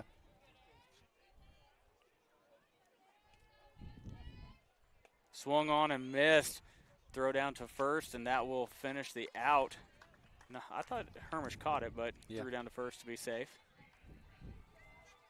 So that is strikeout number 1, 2, 3, 4, 5, 6, 7, 9 by Alex Burkett today. And like we said, that lineup turns over once again. It will be Madison Blackwood. Upstairs, Madison Blackwood with a couple of singles, grounded out to shortstop in the second inning. Got on a close bang-bang play to short in the fourth inning.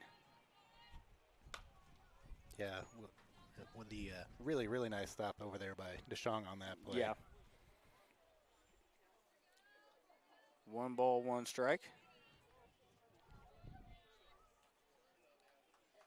But Madison Blackwood, a player that has a lot of nice bat control, can square up some pitches, and a little medium fly ball.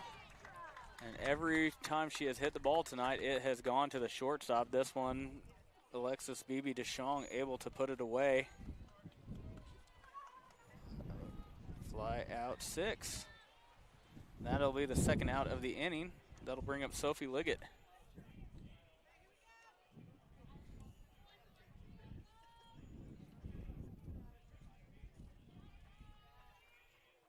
Upstairs, ball 1.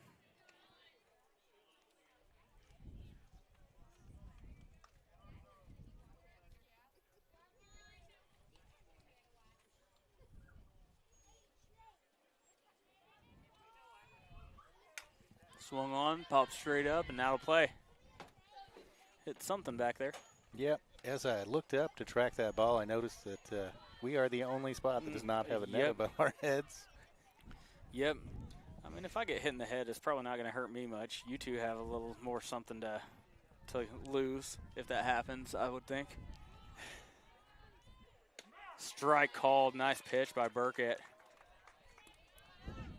I'm guessing the umpire would make me take it off if I tried this, but maybe I'll wear a helmet back here just in case. I hadn't realized that we were so exposed.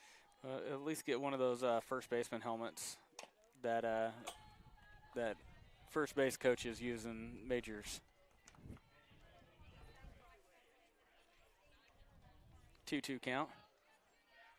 We'd have to do something different with the headset, though. 1 ball, 2 strike count, excuse me.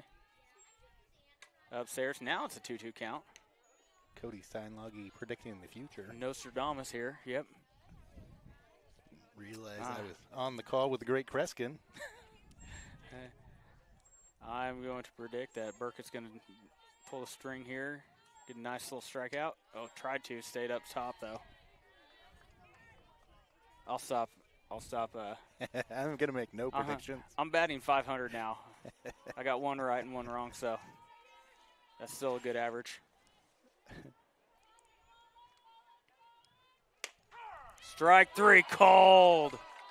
And Liggett goes down looking. Liggett not happy with that call. She was not. That was a borderline call, but it breaks the way of the Thunder this time. So as we go bottom 6, 5-2 ball game, Nemaha Central needs a few runs to get back into this. Got 6 outs left. You're watching Thunder Softball on SCTV. We'll be right back. Started when I was 21 years old. I started on a build table, one of the basic deals, and I worked my way up. Every time I felt like I was achieving something, Jim Cook, our owner, he recognized that. I moved up through the ranks. I'm now the production manager here. I've been doing that job for 10 to 12 years. I love ownership. I love the people I work with. It's kind of a big family. That's what the business is, so.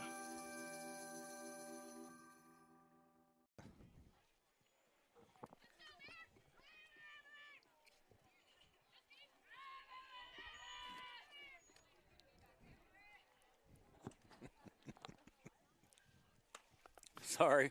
Have you heard that one yet? What? Mern. I hadn't heard it much this year, but when Marin comes up, they sit over there and go, Mern, Mern, Mern, Mern, Mern, Mern, like a motor revving up. Nice.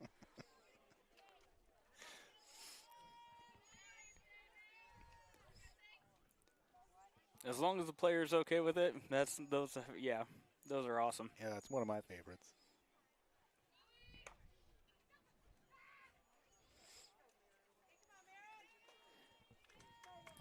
It will be Marenheinen, or Mern, as she's affectionately called by some of the people in the stands here.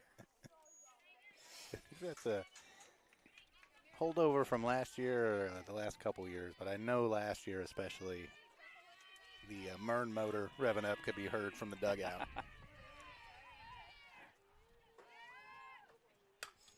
A little pop-up, that's going to stay on the infield. And that will be recorded out by Liggett. Kind of a lazy fly ball, especially being held up with that wind today.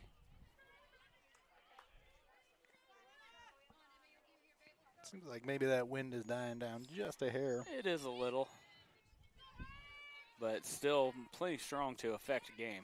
Yep. It will be Emma Hermish now. A little nub shot. That's second baseman over to one in time. So Hermish has put the bat on the ball 3 times today. She's ground out to the second baseman twice now and to the shortstop once. And she might be a victim of that wind as well. It looked like that ball came off the bat well enough, but it literally died enough to land in front of the second baseman. I mean, she couldn't have hit that much very high up on the bat. I mean, it kind of jammed her. Another grounder out to the shortstop. Blackwood over to one. And that was a, how many pitch? 4-pitch inning? That was 4 pitches. So 3 up, 3 down for Nemaha Central. They're down to 3 outs left in this game as we go to the top 6. You're watching Thunder Softball. We'll be right back. My name's Kurt Sudbeck. I'm the Director of Ancillary Services here at Nemaha Valley Community Hospital. You know, as a healthcare provider, you do have many opportunities out there, and you can choose to take your talents virtually anywhere across the country. My wife and I chose to raise our children here. At the end of the day, this is a perfect mix for us. You know, we're predominantly where our family is, doing the things we love to do, and surrounded by good people.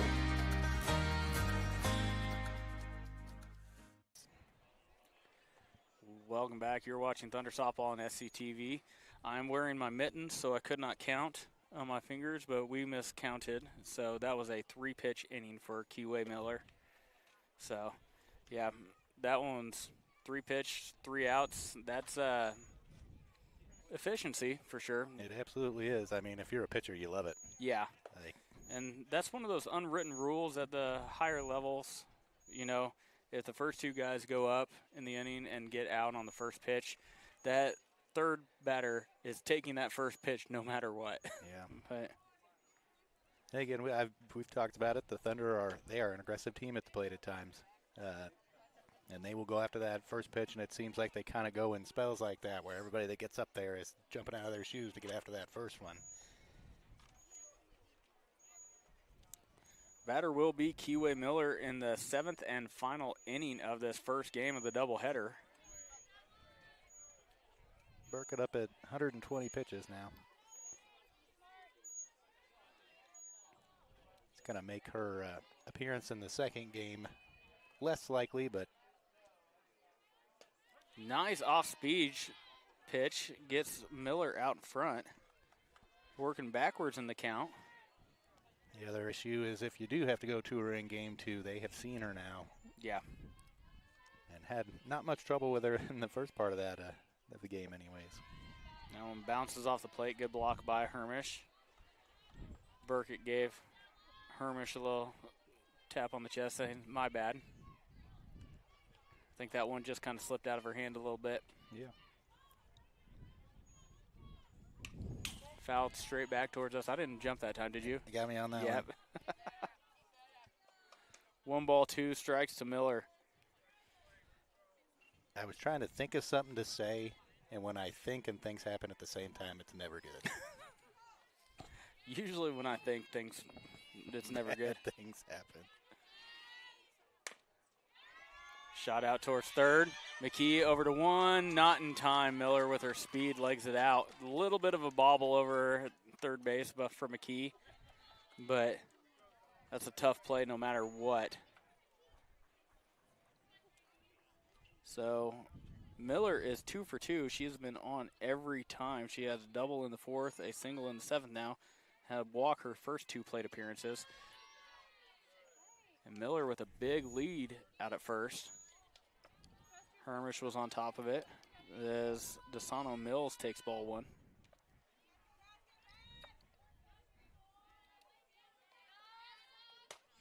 In on the hands. 1 ball, 1 strike.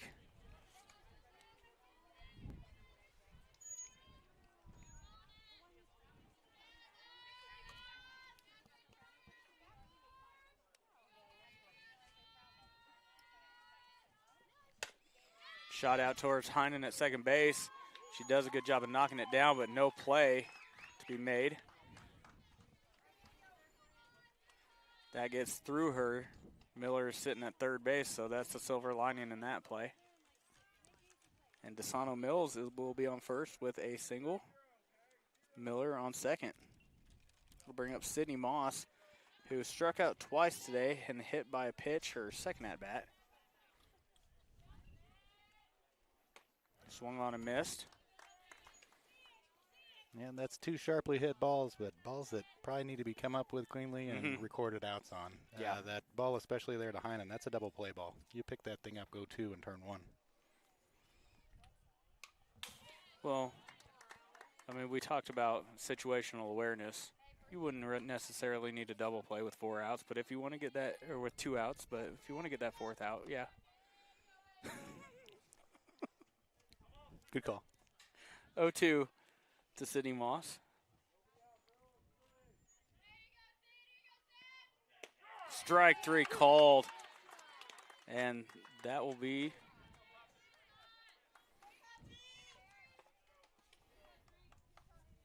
the first out of the inning. I was wrong, wasn't I? I was giving you all that. Yeah. I was just going to let you go with it. Oh, I looked at the score. I saw the 2 up there on the scoreboard. It's the first game for all of us. Well, for me at least. Hey, I mean.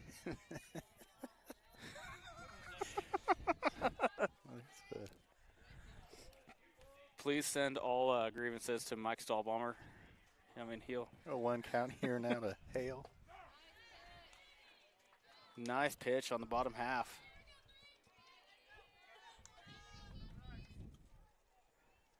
Now it's 0-2. 1 out. Runners on first and second. Shot out just past BB DeShong at short. That's going to score 1. Play at third base, and there's going to be safe is Mills. So Miller comes around to score, and that's going to push it back up to a 4-run lead for Royal Valley. Mills goes all the way to third, and Hale is going to be at second base. I'm going to give her a single on that and say she took second on the throw. Absolutely. Nice piece of hitting there. Just poked her right through the left side of the infield. Nice pitch from Burkett. Really jammed Taylor Beanhoff.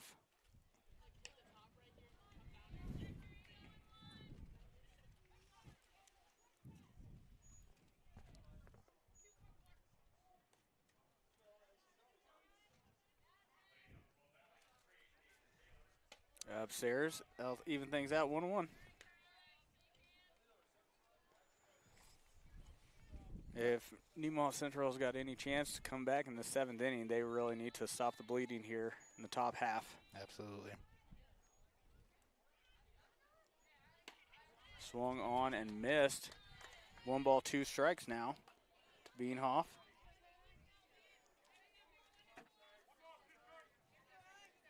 I don't wonder, do you pull the infield in here trying to keep that run from coming across? Still only 1 down. And that one gets past Hermish at the plate. Mills is going to come around to score on the wild pitch. Hermish needs to do a better job of dropping to her knees in that situation and not try and glove that. You can't let that ball get past you.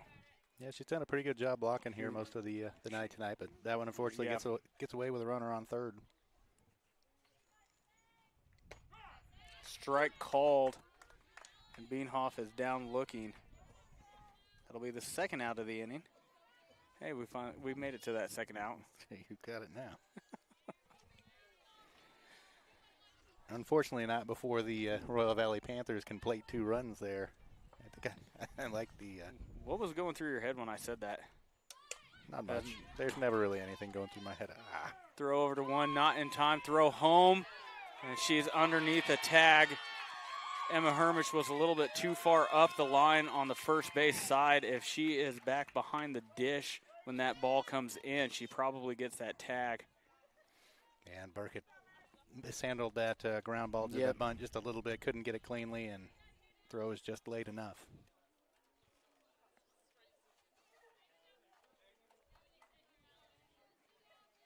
Next batter will be Daisy Wheeler. A couple of strikes out and grounded out to the pitcher on a bunt. And Shada, that one's going to get over McKee at third base. Haverkamp's there. No advancement from Lefford. She gets onto second base, and Daisy Wheeler will be on first now. And that'll bring up the top of the order once again with Madison Blackwood. Who Blackwood, like we talked about earlier, has good control of that bat.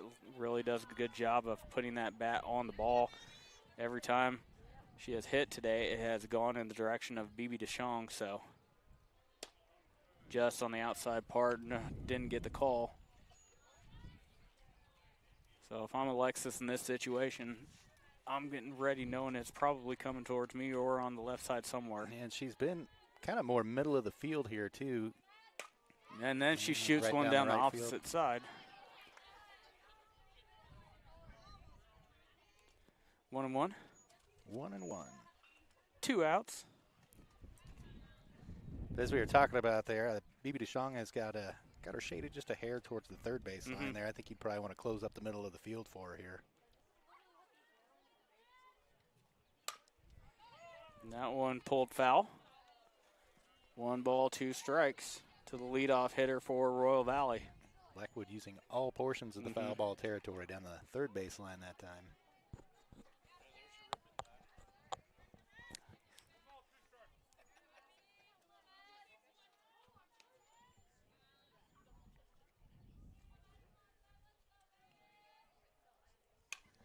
Foul back and out of play. We'll do it again. 1 ball, 2 strikes. All right, Alex. We're going to say it again. Give him the strikeout pitch. The one that can't see and the one that can't hit. I think I just overheard her mama over here telling her to be smart, so that must be the stay out of the zone. And she does. Not a bad spot, trying to get her to bite. Yeah, probably came with a change up there, died out just in front of the plate a little bit. With 2 outs, you've got drop third strike in play on any swing, so.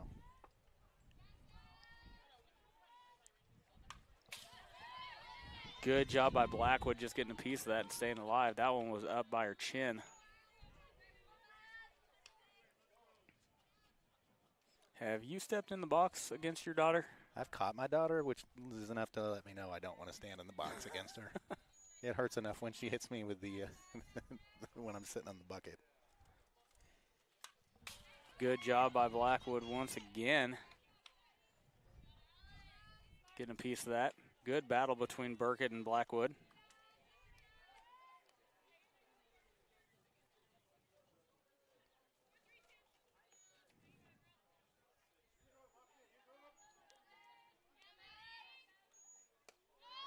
A little low. Full count.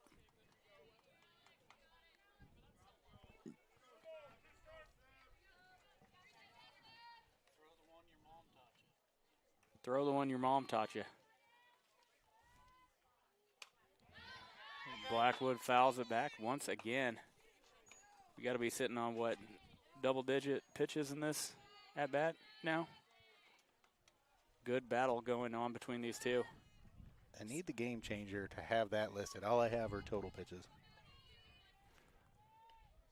Best I can do is go back and count. 1, 2, 3, 4, 5, 6, 7, 8, 9.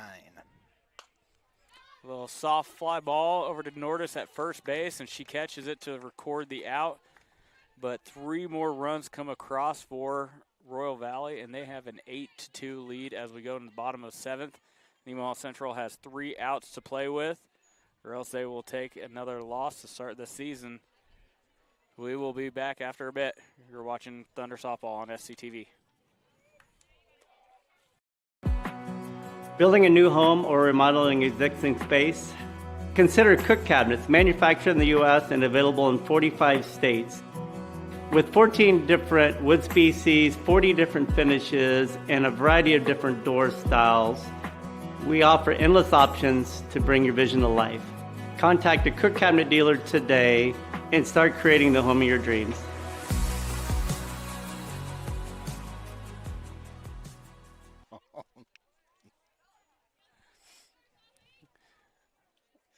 Do you still have a list of all my terrible calls? I do not, but it's funny you should mention that. I was driving home with Alex yesterday, and she keeps a list of quotes on her phone when people say things she thinks are funny. She, like, records it in her phone, and she was running some of those down for us, and it's some of the funniest stuff I think I've ever heard. I'm trying to remember some of the really good ones, and I'm not sure if I can repeat them. But was it stuff that I've said? Stuff you've said, stuff I've said, stuff. Okay. Ellie Beans probably had some of the best stuff. Some good ones from her mom. But yeah, just anytime she hears anything funny, she writes it down. She puts it down in a little app in her phone. And she was. So I guess whenever she's having a bad day, she goes back through and reads these quotes that she's heard and has a good laugh at it. Well, I'm glad that she can laugh at my expense when she's having a bad day. I feel like she laughs at all our expenses, but like I said, if I can remember any of the real gems, I'll put them back out here if it's appropriate to do so. It will be Kennedy McKee to start things off for the Thunder in the 7th inning. A little soft fly ball, and that's going to drop harmlessly as Mills might have got lost in the sun there. Got a little turned around.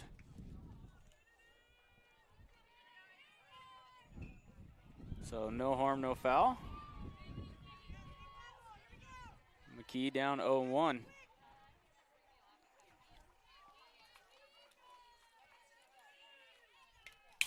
Oh, I jumped.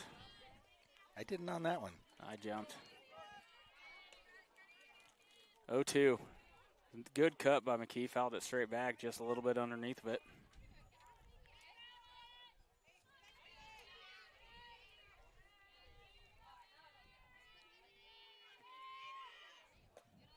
Good eye. Nice snag by Beanhoff underneath. Bounced a little bit off the plate. Yep.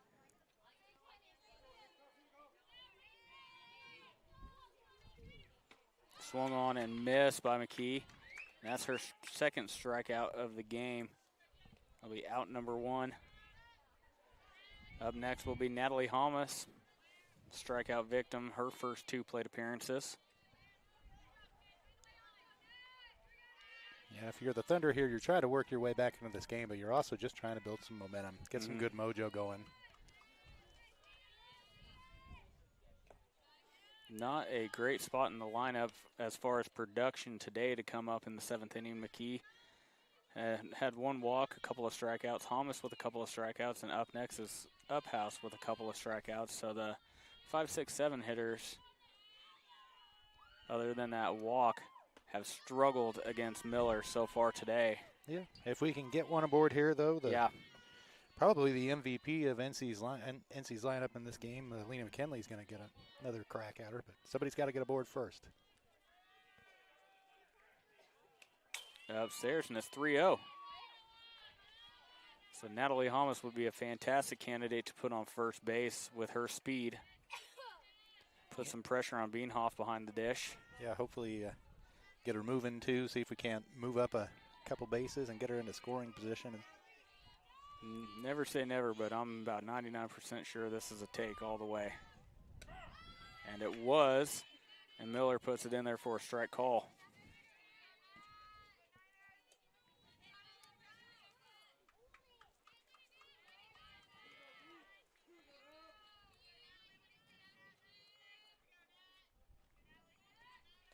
in the dirt, and Hamas is on base with a walk. Just the second walk issued by Miller today. See what Brooklyn can do here. Yeah. Yeah, Caleb Radnauer just said, you know, if you have a big backswing, you could get a free base out of this because Beanhoff really crowds that plate. Unfortunately, that catcher interference does not count on the backswing. Only on the foreswing. Foreswing, but yeah, that's what we were talking about, not backswing. But yeah, she really does crowd that plate there. She's not giving a lot of room for the hitters. Swung on and missed. Evens out the count of 1 apiece. And at what point do you send Hamas? Me personally, the last pitch, but yeah, she needs to be moving. We need to get her in a scoring position here. No go from Hamas at first again. As Osterhouse takes strike number 2. And the Thunder as a team are generally fairly cautious on the bases. They aren't necessarily grabbing a whole lot of extra ones there, especially not stealing bases. But this is a situation that swung on and missed. And Osterhouse is down for a 3rd strikeout today. Tough day at the plate, but, I mean, Kewell Miller will do that to a lot of players. Yeah, she's not alone in the tough day at the plate. There are strikeouts up and down this lineup right now, and really, Lena McKinley, your batter at the plate, is the only one that's really found some success consistently against her. And still no advancement from the runner at first. Strike called on McKinley.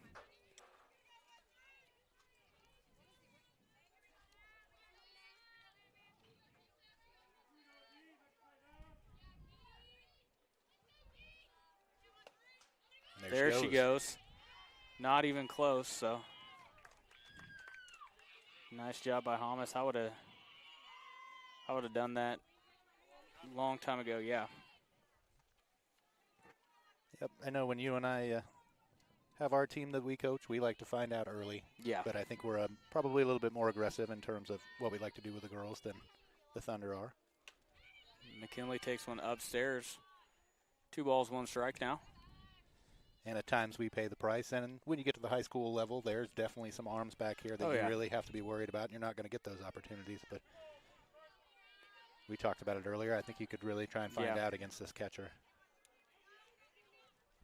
Upstairs again. 3-1 now to McKinley.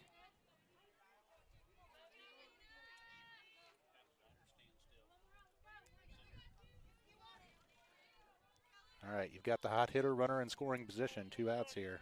On 3-1, is this a take count for you? No. Let her swing. And they do let her swing, and it's shot out towards left center field. And that's going to go to the fence. That's going to score Hamas. McKinley is in with a double. So McKinley with the only hits today for Nemaha Central so far with a single and a double. 2 runs scored, and that one's going to get Hamas home. It is an 8-3 ball game. McKinley having a fantastic day at the plate. Yeah, walk, a double, and a single. Nice, easy swing.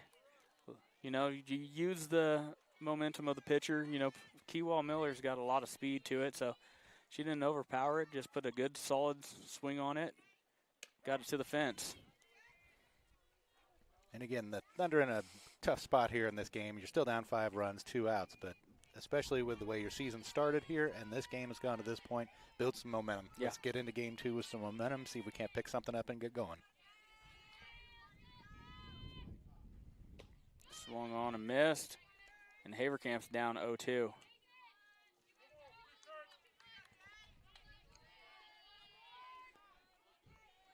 Seems like maybe McKinley has bought herself a spot or 2 up the lineup, and in my mind, it'll be interesting to see coming back how that looks. Upstairs. I was just thinking that same thing. Yeah, need to get her up out of that 8 hole. Well, and as we've talked about, Miller is a tough pitcher. And, you know, your fortunes aren't going to fare the same from game to game, but you got a hot hitter, get her up there and see if she can do something. Swung on and missed, and that is ball game number 1 as Royal Valley takes it 8-3 in 7 innings. Kewell Miller with 1, 2, 3, 4, 5, 6. Never a good sound. 15. 15 strikeouts out of a possible 21 outs. The only hits coming from Lena McKinley, where she got a single in the 5th and a double in the 7th. So 15 strikeouts, 2 hits given up by Keewall Miller. Heck of a pitching performance from her. Alex Burkett finishes with 1, 2. Yeah, she had 12 Ks of her own there to 3 walks. Gave up 5 earned runs total, but, you know. It was that first inning that really did her in, you know, and it's tough. Royal Valley did a good job coming and jumping out on her early, and so anyways, that's the way it goes. Game number 1 is in the books. We will take a quick break, and we will be back to bring you game number 2 just after a little bit. You're watching Thunder Softball on SCTV.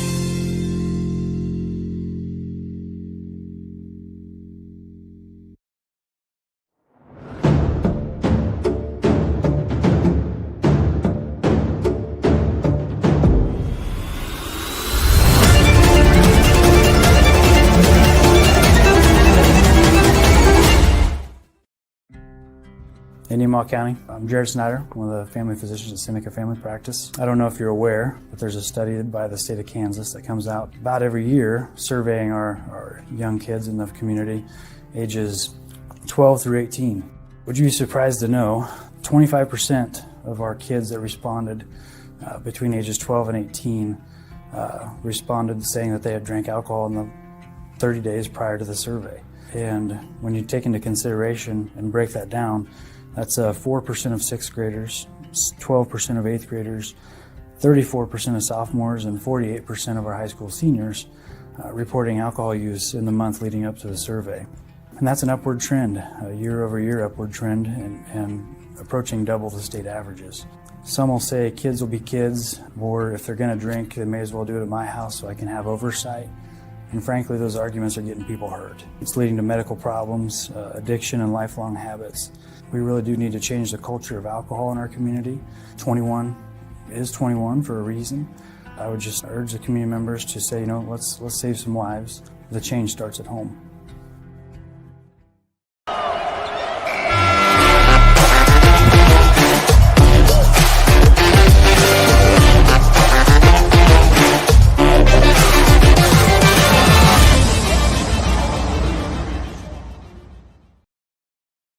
All right, this is Adam. Take 2. Mark? I guess. Germantown. Mavericks. Mary Run.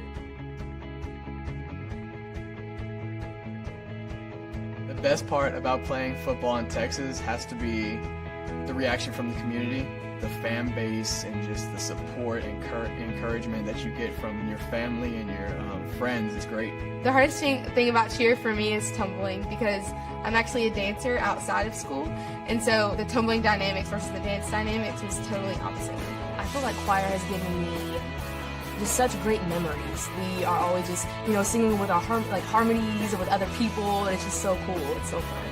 One of my favorite memories from cross country this past year was when my team made it to state. At the race, everyone picked up their game, and when the 5th guy crossed and he made it, everyone was just so excited and outbursts, couldn't control their feelings. By playing basketball, I learned that I can almost do anything I want. If I set my mind to it, I can achieve my goals if I have a plan. A great reason to get yourself involved in sports and activities is to meet new people and create new relationships, experience new things, and do stuff that you've never done before. My reason why is commitment. My reason why is passion, friendships, pride. My reason why is to keep going.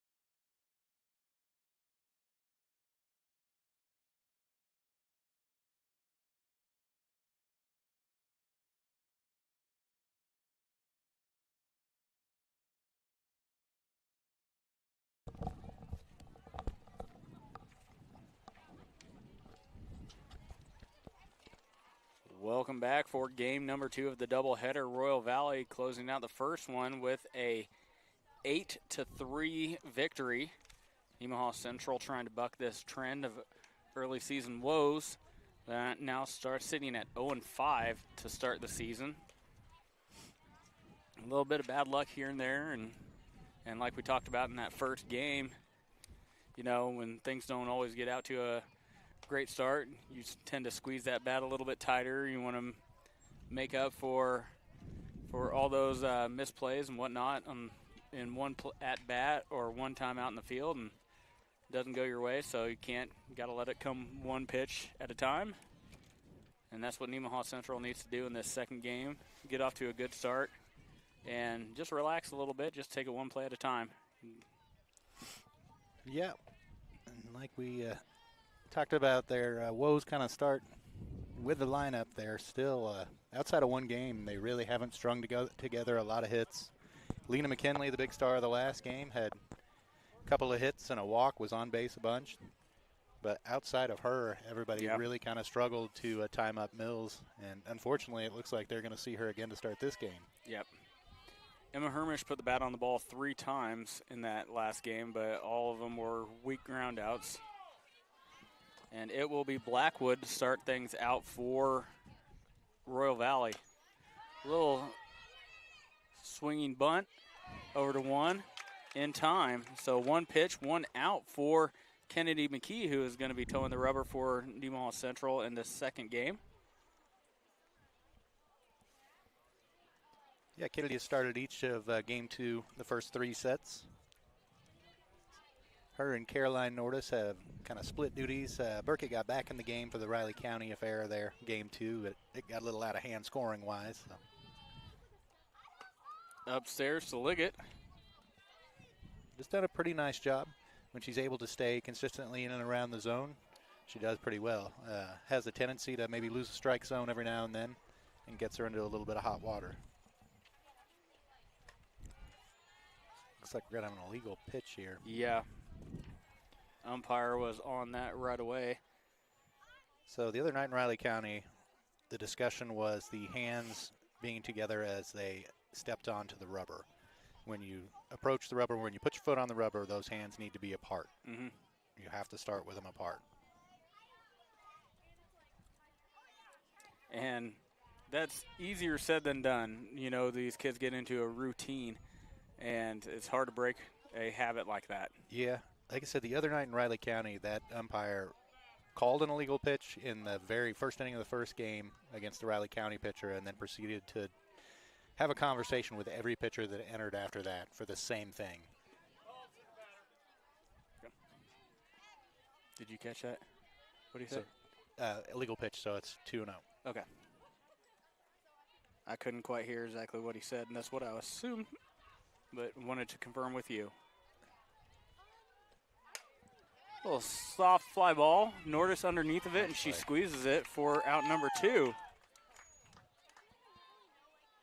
So ground out to the pitcher and a fly out to the first baseman and 2 quick outs. That'll bring up Keewall Miller. Yeah, it's interesting to me. Like I said, the umpire the other night talked to all 3 pitchers about it. I wonder if there's an emphasis, you know, like in the NFL, right? Mm-hmm. When they have their umpire meet or their NFL referee meetings, they have an emphasis or things they want to emphasize for a season. Shot down the left field line, but foul. Yeah, I used to officiate high school football quite a few years ago, and every season at the preseason meeting of the umpires, you know, they would give points of emphasis, things they want to clean up in the game, and trust me, if you miss one of those calls in the game, the head coach will let you know that was even a point of emphasis this year. Woo!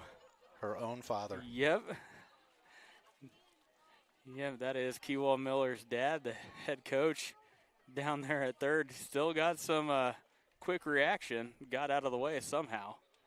He would have still been out on the ground if that caught any part of him. I was going to say. That was a rocket. So Miller down 0-2.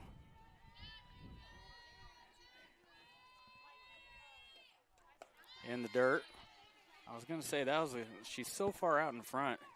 That was a good time to hit her with an off-speed pitch, and unfortunately, McKee kind of rolled one up there.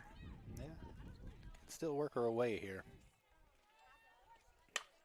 Say I'm in no way, shape, or form trying to work Mills inside. Miller, excuse me. Yep. I will get Mills and Miller confused, much like McKee and Mackey during Yes. basketball season. Yeah, that one was always tough.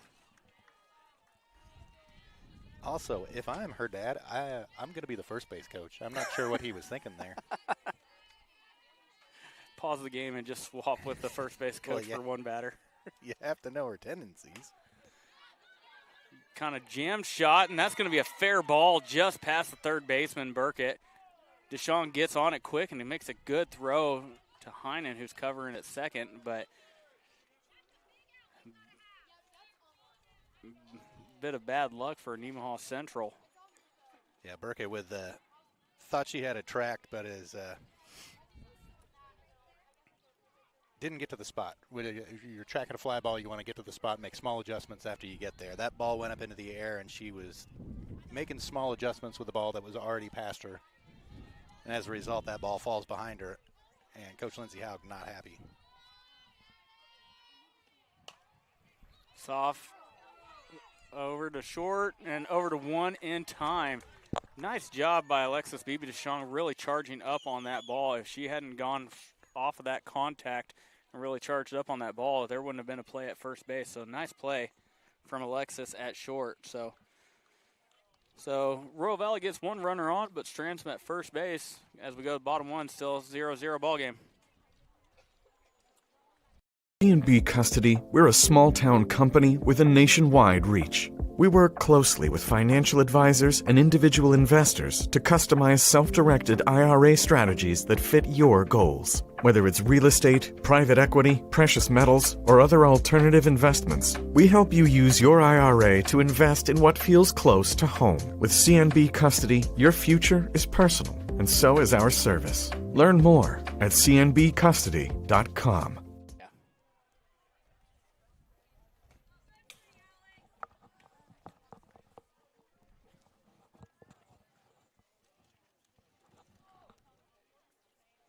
It will be Q-Wall Miller back on the rubber for Royal Valley. 15 strikeouts in game number one, just gave up 2 hits, both to Lena McKinley. Ooh, I saw a jump there from you, Bo. It's riding down the lineup, and I hit the bat. It was loud. It was loud. It's like an explosion to the left of me. And once again, they have got to rework this field. There is a huge drop-off from the dirt to the grass. Yeah, if you look up the first base line there, it's you run up the hill, come down the hill, run up the hill, and down to first base. Like there's a bit of a wave to the field there. Yeah, we saw Beanhoff in the first game trip on that height difference going into the grass back here. It's not safe playing conditions, to be fair, as Burkett takes strike number one.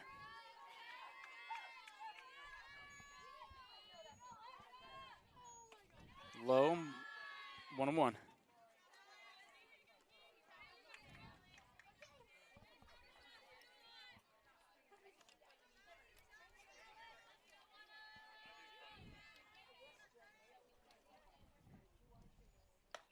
Swung on and missed. 1 ball, 2 strike. Yeah, Burkett really struggling at the plate right now. Not able to really get the contact she wants or is used to, and is kind of just searching for answers. Tends to be dipping that back shoulder really bad. I noticed that on that last pitch as well. And you dip that back shoulder, you lose a lot of control of the bat, you lose a lot of power. Yeah, a lot of fly ball outs to the infield, just not her, not really in the groove at all right now, and needs to find it.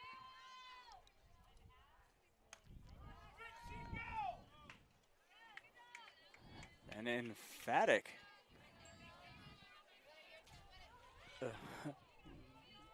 By the home plate umpire. Did she go? I thought we were watching some WWE wrestling between those two here for upstairs, and Burkett draws a walk. See if she turns it here on. No idea where the ball was. So Burkett's on with a base on balls to start off the game. That will bring up Marin Heinen. Let's see if Nemaha Central is going to be a little more aggressive on the base pass in game number 2. And that one gets past Beanhoff. Burkett was stealing already. She rounds second. Beanhoff goes back to the pitching mound, and Burkett is on 2. I would imagine Marin Heinen is going to square around again as she's pulled that one back.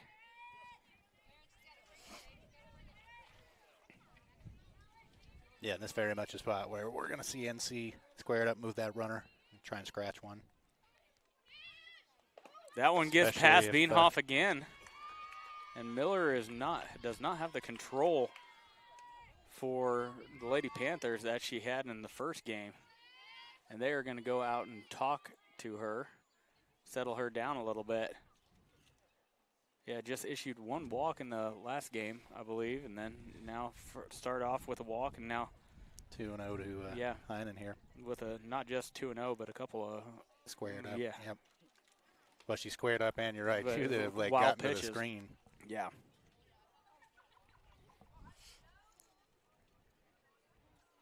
Yeah, there's got to be nothing more frustrating than a coach than a team is offering you up a chance at a pretty, had an out here. Yeah. And you can't even get into the strike zone. Yep. Now with that runner 60 feet away, I'm imagining that the bunt's still probably going to be on. And that could have been part of that mound visit as well, to talk about strategy. Mills kind of had a boneheaded play in the first game with 2 outs. She came home instead of throwing to first. Yeah. Wanted to talk to her infield about what to do. Just got on top of it, and Heinen did, and fouled it into home plate. 2-1's the count. Yeah, and you're probably right about that. Making sure we know they know where they want to go with this ball. Yeah. Depending on where Heinen, if she contacts it, gets it into the field where it's at. Nice bump by Heinen. Look back, throw over to 1. Good job by Mills. No advance from Burkett at third.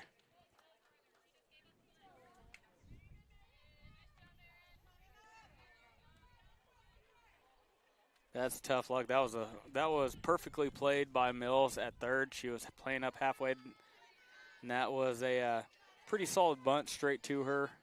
Yep. I mean, Burkett probably would have liked to have gotten a better jump there, but if she's not breaking on the throw, then. Shot over to second base. They record the out, but Burkett does come around, so that will be a run for Nemaha Central on Hermish sacrifice. And good on Emma Hermish to pick up Alex Burkett there on that last play with Heinen laying down the bunt that could have gotten her home. Mm-hmm. Emma comes through with a hard-hit ground ball that scores Alex. Back into the screen. I believe this is NC's first lead of the year at 1-0. Nice. If I'm not mistaken, I'd have to go back and look at the Clay Center scores, but I don't think they jumped in front on that game, on those games. I know they did not in Riley County. And not a little surprising from Emma Hermish in that situation, as we get the pitch here. Strike in there, nice pitch, took a little off that. Emma Hermish, like we have talked about, straight pull hitter. In that situation, when you got less than 2 outs and a person on third base, you want to keep it on the right side of the infield. Absolutely. And she did a good job of pushing that the other way. Nordis down 0-2. Good job, got a piece of it, staying alive.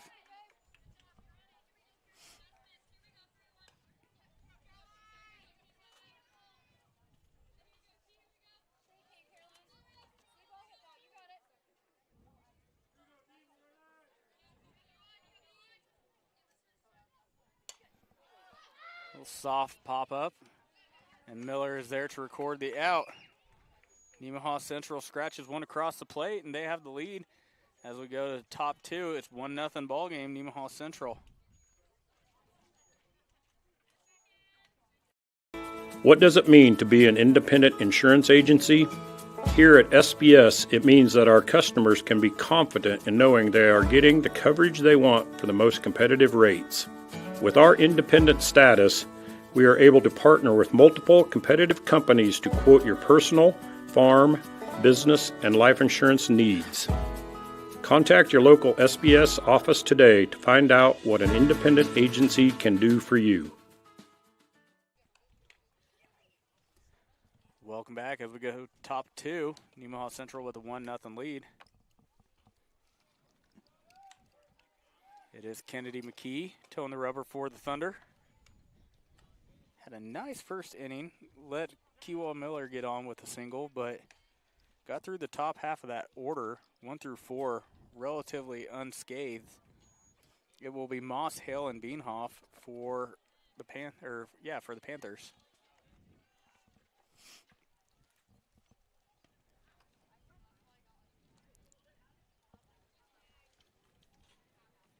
So scratching the run first inning, getting your first lead of the season, that's got to take a little bit of pressure off the Thunder here. Yeah, and they were starting to square up, they were starting to see Kewell Miller a little bit as that game went on.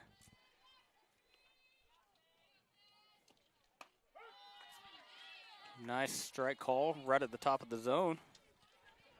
And I talked to their coach Miller in between games, and you had said Royal Valley has 5 pitchers deep that they can go.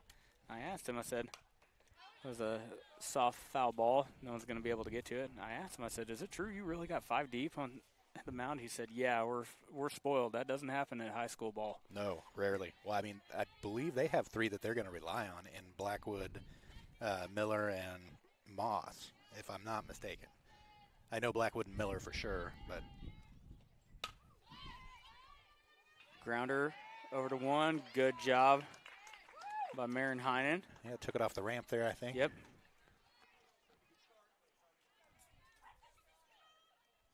So, not quite the strikeout numbers like Burkett has had, but nothing but soft ground balls so far for Royal Valley.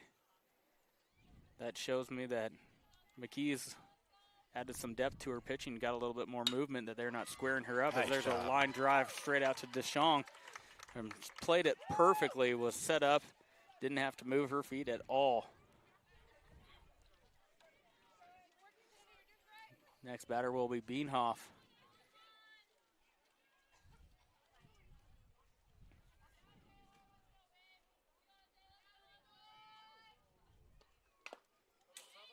Beanhoff up around the hands, fouls it off.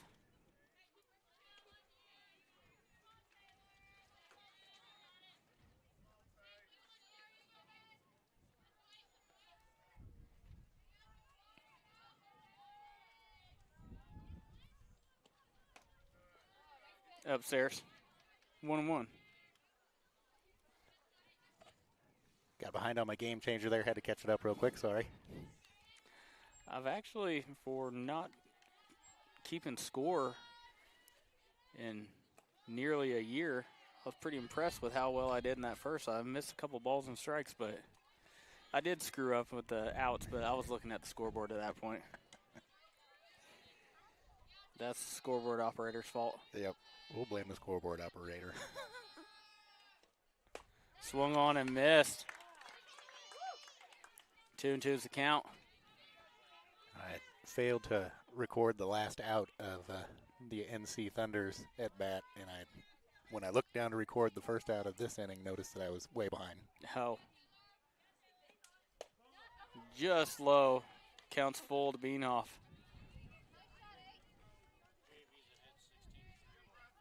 The JV team is ahead 16-3. The baseball team in the second inning, the baseball team won 15-0. Then their first game right behind us as Beanhoff draws a walk. Second base runner for the Panthers. The boys baseball team won 15-0 and 3 in the first game, and now they're up 12-4, I believe, last we checked in the second game. So on their way to a sweep of the Panthers. That one gets past Hermish. Beanhoff is going to second base. She's going to take it on the wild pitch.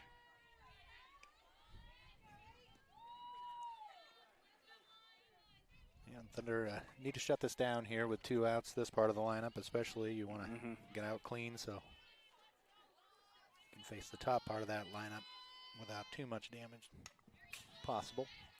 Gets a piece of it and fouls it back into the chain link. All even at 1-1.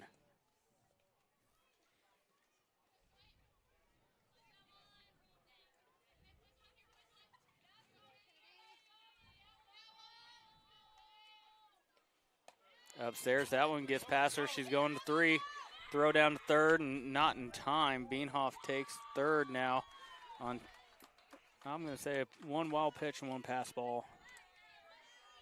I think Hermish probably be the one to tell you that she probably should have had that one too. Yep.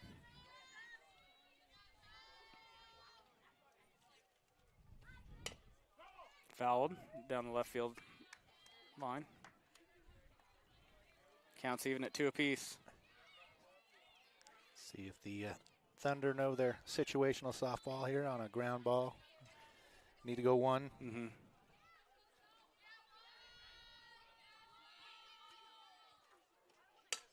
Oh, wow. A reactionary play by McKee. Gets a glove up for protection. We got a replay of it. Protects herself, protects the lead. Like, really nice snag.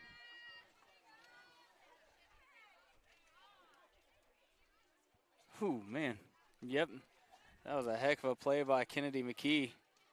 Not just to record the out, but just to to get out of the way. Masks on the infield aren't cool, but they do serve a purpose. Yeah. Especially at the pitching. Absolutely. So we'll take a quick break and be back for the bottom 2. You're watching Thunder Softball on SCTV. Sailor Insurance has been serving our customers in the Midwest for over 90 years. At Sailor Insurance, we value every family story as we help protect their dreams and their future. Our goal is to make sure that you have the right insurance coverage to protect your family, home, farm, and business so you can focus on what truly matters. Learn more about what we can do for you at SailorInsurance.com.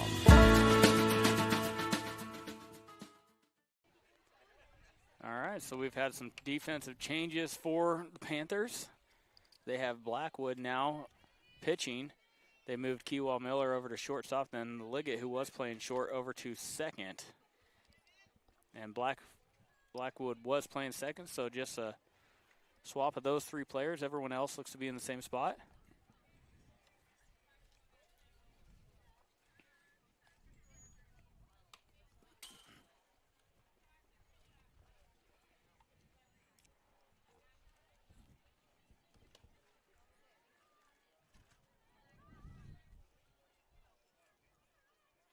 Lights have came on here at West. The wind is subsiding slightly. It's not cranking like it was. Hopefully when that sun goes all the way down, it halts to a trickle. Like I always say, there's nothing worse than a cranking wind.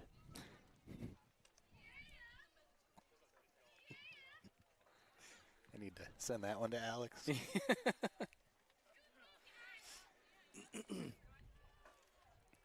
We actually did something like that for the spring musical. First couple of practices, I heard some of the strangest stuff that you'd ever heard come out of high schoolers' mouths, and we started keeping a list of things that we heard, and it was just out of context. And we have a long list of things that sound really funny, you know, from the out mouth of context. of high school students. Yeah. Yeah, the Nemaha Central High School theater department held their production of Little Mermaid this weekend. Ellie Haney, the director, she asked me to come along, so I was along for all of that, and it was an absolute blast. We had 3 shows, Friday, Saturday, and Sunday, and a matinee as we had a foul back into the fence. It was a fantastic time, but I'll tell you right now, I'm tired. Rave reviews from everything I've heard. Yeah, I didn't actually get to see it, but I've heard a lot of good stuff.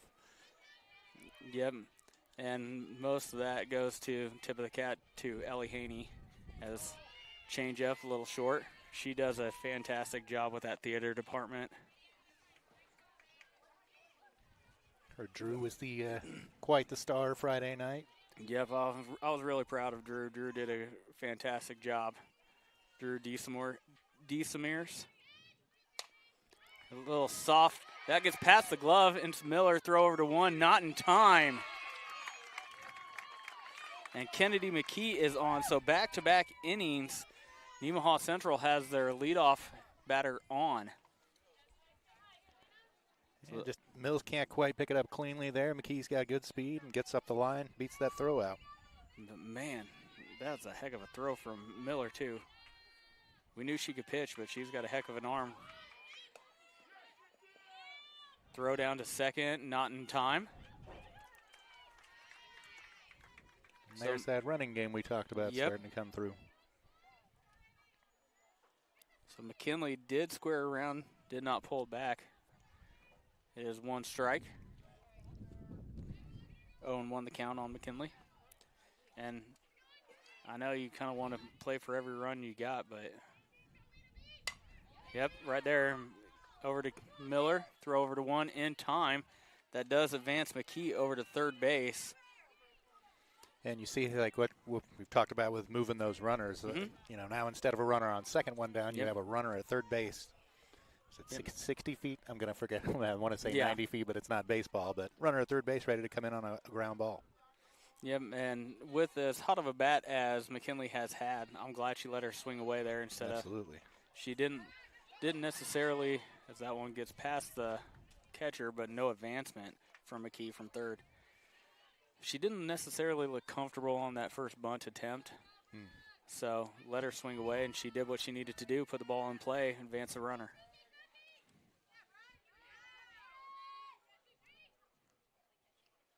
Upstairs. I think Coach Lindsey Haug is aging with every ball that gets by over there at third base. Alex Burkett earlier in the game not coming home on a ball that got away from the catcher. Lena McKinley doesn't break home on a ball that gets away from the catcher.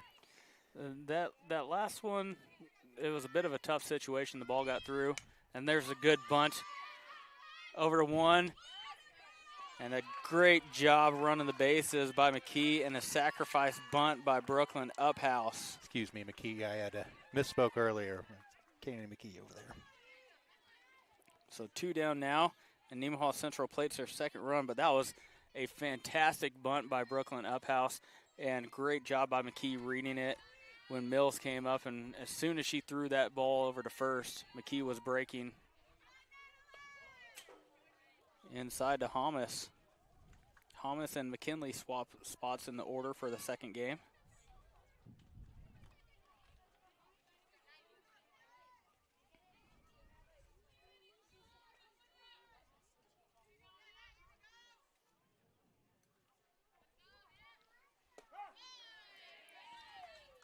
That'll even things out at 1 apiece.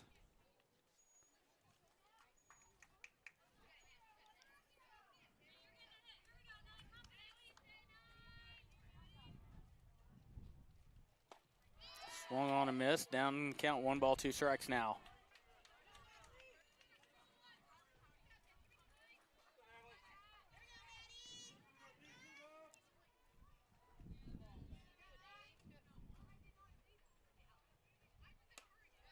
Upstairs. 2 balls, 2 strikes to Natalie Holmes, the senior. I wonder if we aren't starting to see either a little bit of fatigue here from being off behind the plate. Balls are getting by at a little bit higher rate than it seems like they had in the first game. And, I mean, swung on and missed, but she does drop it, throw down to 1, and they do record the out, and that'll be the third and final out of the inning. Nemaha Central able to plate 1 more, but I agree with you, and it is a tough task to ask a girl to catch back-to-back games.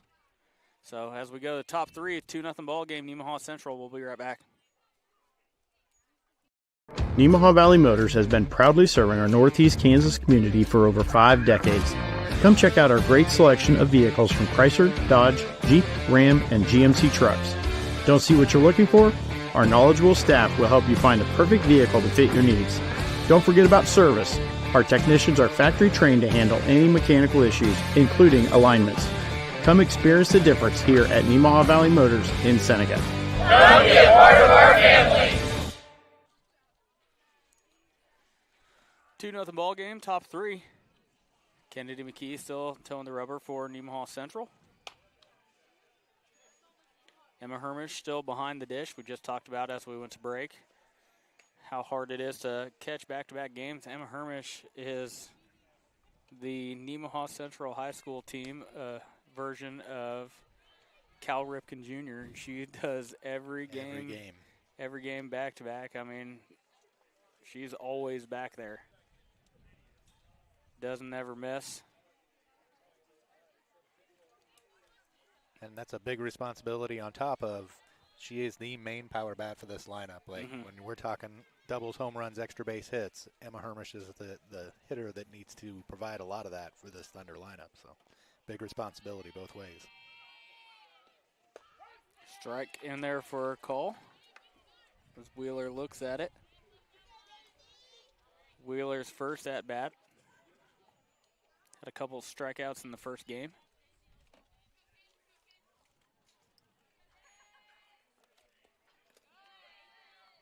Clipped a little bit of the plate.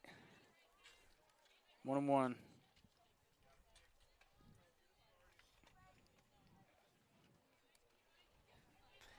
Yeah, I don't know how these catchers do it, Cody.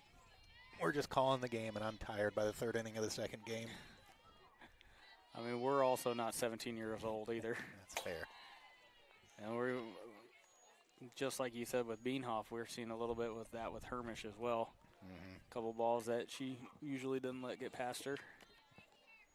They do have a decent option in Alexis Bibi DeShong behind the dish. Yeah, and it's at that point, how do you want to align your defense if you pull Alexis from short? Shot out to Alexis, just underneath the glove. Not quite. Daisy Wheeler on with a single. And Rural Valley has their leadoff hitter on.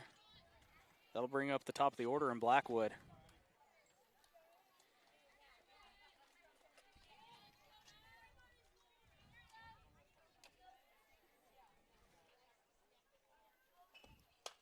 Blackwood's a little soft line drive over to first base, and they double her up. Nice job by Kennedy McKee. Looking for that Big East League Golden Glove for the pitcher already tonight. Yeah. That is two sensational plays from Kennedy McKee off the rubber there. Really well done.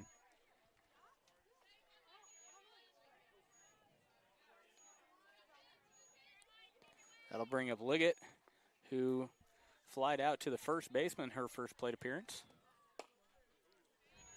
Just low. That's one of those tough ones if you're a Wheeler in that spot. It wasn't hit as hard as that first one, but it's still a solid line drive back to her. And you take your secondary lead, and when it goes straight back to the pitcher like that, you're just kind of caught in no man's land. McKee was with a heads-up play to knowing you got a runner at first, get it over there quickly to double her up.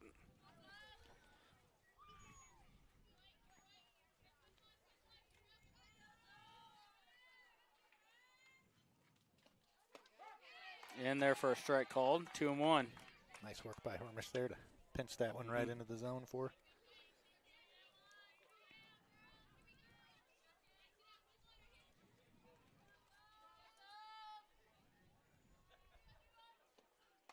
Upstairs, 3-1. You got Miller on deck. You would love to see her come up with us at the start of an inning rather than with a runner on. Absolutely. And that's another illegal pitch here. Another illegal pitch, off or not. As that ball came in well below the zone.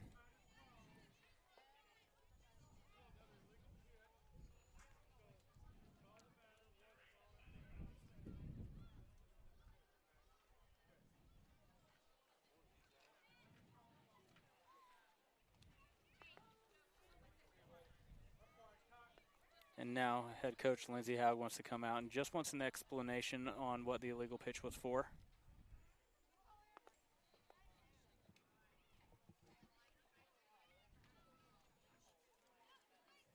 No real argument from Coach Haug.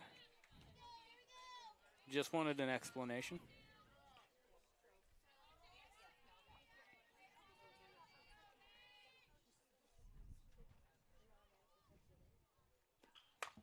Miller turns on it, hits it a mile high, but well foul. That would have landed in right field of the new field there the city of Seneca is planning on putting out there. Yep, and McKee way too much of the zone there with 2 outs to Miller. I think you'd almost rather see her intentionally walk here than deal with Miller's bat. That said. Ooh. Inside. Through both games here, Miller has made a lot of loud foul balls, but has she really gotten the ball in play on us too hard?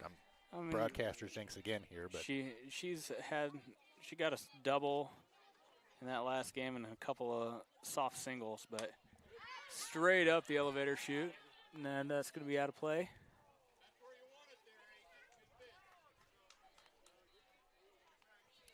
One ball, 2 strikes. You got a couple pitches to play with. See if you can't get her to chase something. Yeah, absolutely. Nothing in the heart, nothing on the inside.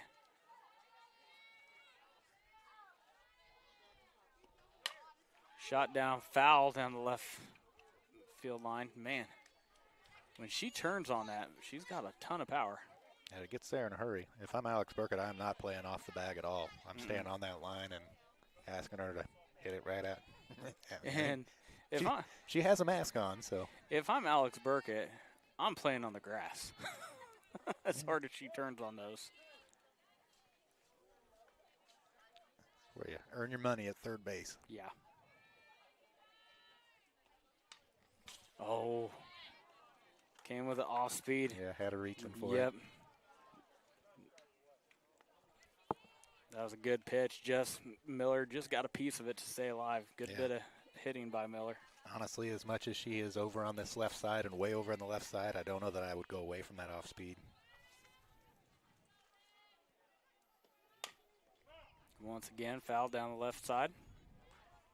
Because there is such a thing as making her prove she can keep those hands back and lay off those pitches that aren't getting to her. Obviously, can't quite keep the hands back on the fastball yet. But yeah, the tough thing, though, is, I mean, the fastball is your most confident pitch. Oh, sure. It's the one that you have the most control of, so.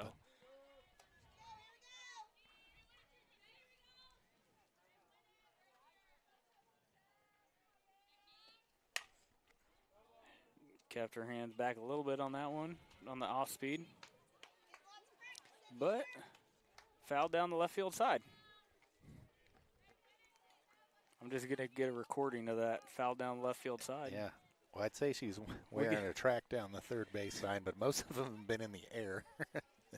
I mean, we could just go get a hot dog right now and just every 30 seconds say foul down the left field line. Swung on and missed. Nice pitch by McKee.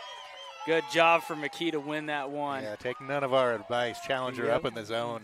Throws her right by her. Nice job, Kennedy.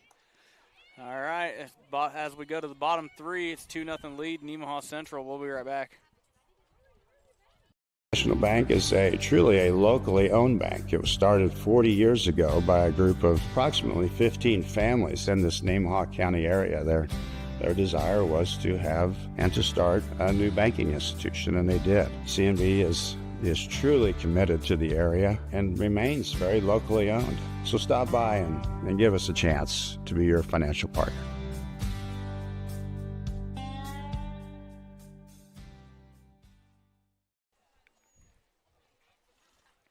Welcome back. Nemaha Central with a 2-0 lead as we go to the bottom 3. It'll be Jordan Haverkamp to lead things off. Then the lineup will turn over back to Burkett and Heinen.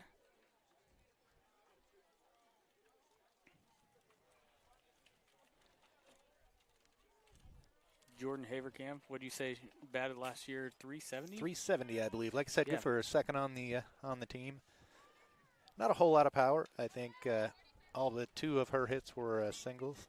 Yeah, and that's for a hitter like that just does a good job putting the bat on the ball and not having a lot of power, that's a good spot for her. Like you said, that second leadoff. When it comes up in situations like this, it's a great situation to have.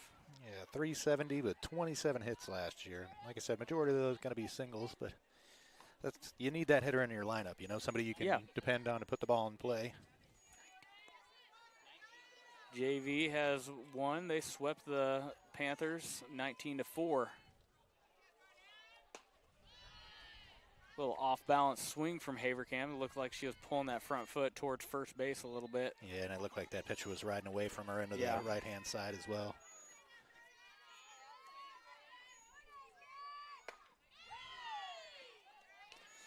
Quickly down in the hole 0-2. Yeah, Blackwood is working away from the left-handed hitter here, and you can see Jordan really reaching, trying to get the bat head onto it. Swung on a miss, and 3 strikes and a strikeout for Haverkamp. That'll turn the lineup over, and it'll be Alex Burkett. Alex Burkett, who got on with the base on balls and then took second and then third. Back-to-back pitches, I think it was. Yeah, pass balls. A couple of balls that hit the screen off of from Miller.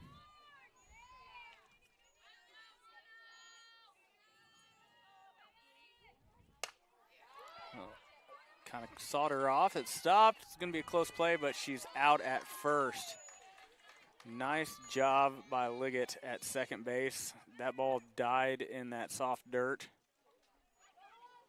Good recovery to get back to it and throw her out. That one that couldn't have been more than a few inches above the hands on Alex Burkett. That tail, she does have a lot of nice movement towards the hands of a right-handed pitcher.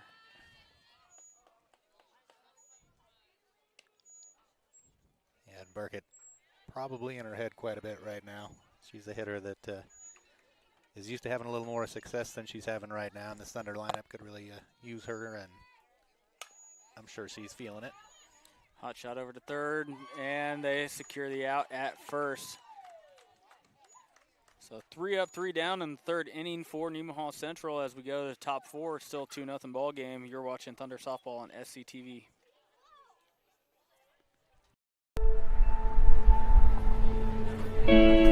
There's a place where we all come together. A place where everyone knows your name and what the usual means to you. A place for conversations and for comfort. And the best biscuits and gravy in town. We know what it means to love a community, to be a part of a community, to be united. United Bank and Trust. Banking for your way of life. Member FDIC, Equal Housing Lender. Welcome back. 2-0 ball game. It has turned into a beautiful night. It really has. The wind has died down. It's still gusting pretty good at times, but not near as bad as it was in the first game. And mid-70s right now. My phone says 80 degrees. So this is easily the best weather we've had so far for this season. Clay Center was windy and chilly the entire time. We got good temperature at Riley County for game 1. It was probably 80 degrees, really windy, and then by the start of game 2, it had dropped to the mid-50s, and the wind was still blowing. It was fairly miserable. So, well, us 3 as a crew, we have had some really hot games early on, and then we've had some games that were, toes frozen, fingers frozen, hard to write in the books. Yep, that's the life of the spring sports in the high school. Yep. Track meets are always the worst. Well, I think we're going to head down to Silver Lake on Thursday night, and that forecast looks wonderful. Fly ball right field. And a good job by Lena McKinley coming in and squeezing that ball for out number 1. 1 pitch, 1 out in the top of the 4th. That was Mills up to the plate. Be Sydney Moss stepping in. Ground out her last at bat. McKee bounces one before home plate. That was I think the second ball we've seen in this doubleheader that has reached the outfield on the fly. Mm-hmm. First, like you said, the wind has really died down. Yeah. Swung on and missed, 1-1. The first one was a rope to left center field in the first game by a Panther player. That one hopped to the wall. But have not seen a lot of lazy fly balls like that reach the outfield. Foul tip, 1-2. Yeah,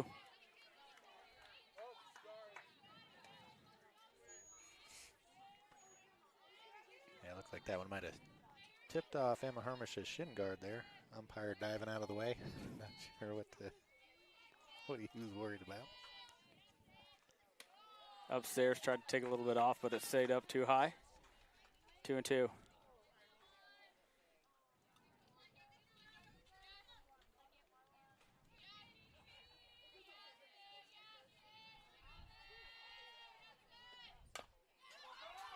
Foul ball. I believe it hit Moss in the box and then rolled down the third base line. Yep. I've been impressed with this home plate umpire tonight. Yeah, he's been really good. Yeah. You were not there for the Riley County game 2 the other night, but it was a circus. Low, counts full. And not to talk bad of umpires, it's a tough job. I mean, it's kind of hit and miss, but this has been a fantastic crew tonight between these two. I want to give them credit when credit is due. And that's going to be ball 4 as it bounces off the backstop. Hermish has got to get on it quick. She does. Yeah, this will be the challenge for Kennedy McKee. She's been real good through 3 innings so far, and in the past 2 series, also good through about 3 innings, and then this is where she tends to run into just a little bit of trouble. She's been really efficient tonight, 48 pitches so far in the 4th inning. So see if she can battle through the middle part of this lineup. And it will be Hale. Swung on and missed. I'm pretty sure Moss is not a candidate to steal with that type of a lead at first base. She is off the bag, maybe 3 or 4 feet is all.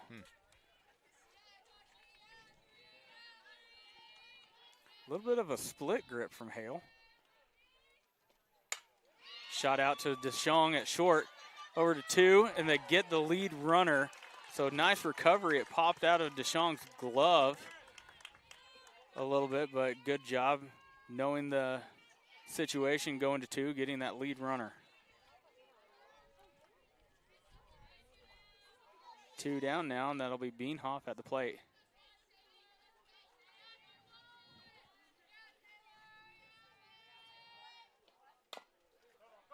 Foul down the right field line. First time we've said that tonight.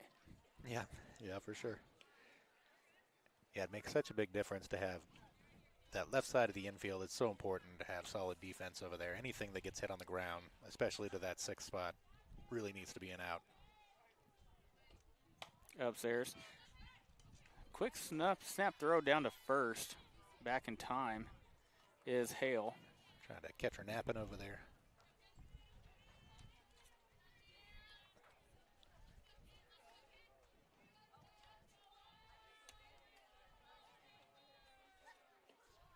Upstairs, and a good snag behind the dish from Emma.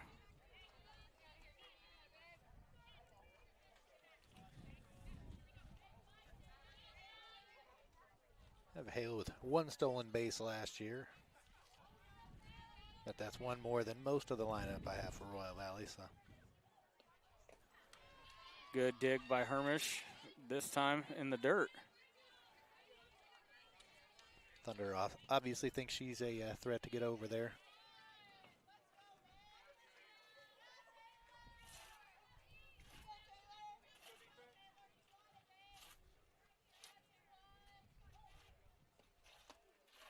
Just upstairs. I have 3. I had 4. Oh, did you? Okay. So that will mean Hale goes to second. Beanhoff earns a base on balls. So 2 on, 2 out. It'll be Lefford, the 8-hitter. Yep. And this is the comebacker to Kennedy McKee in her first at bat. Just under the zone apparently. Now that wind's starting to pick up back again.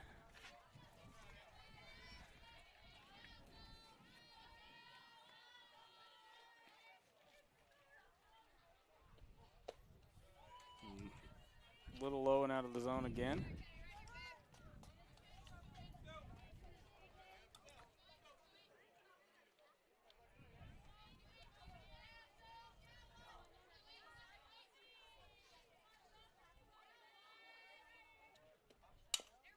Foul down third base side. 2 balls, 1 strike. Alex Burkett taking a tumble off the did lip she? there, yeah, on the throw. Must have got caught on the dirt or the grass as she was coming back into the infield. Seems to be okay.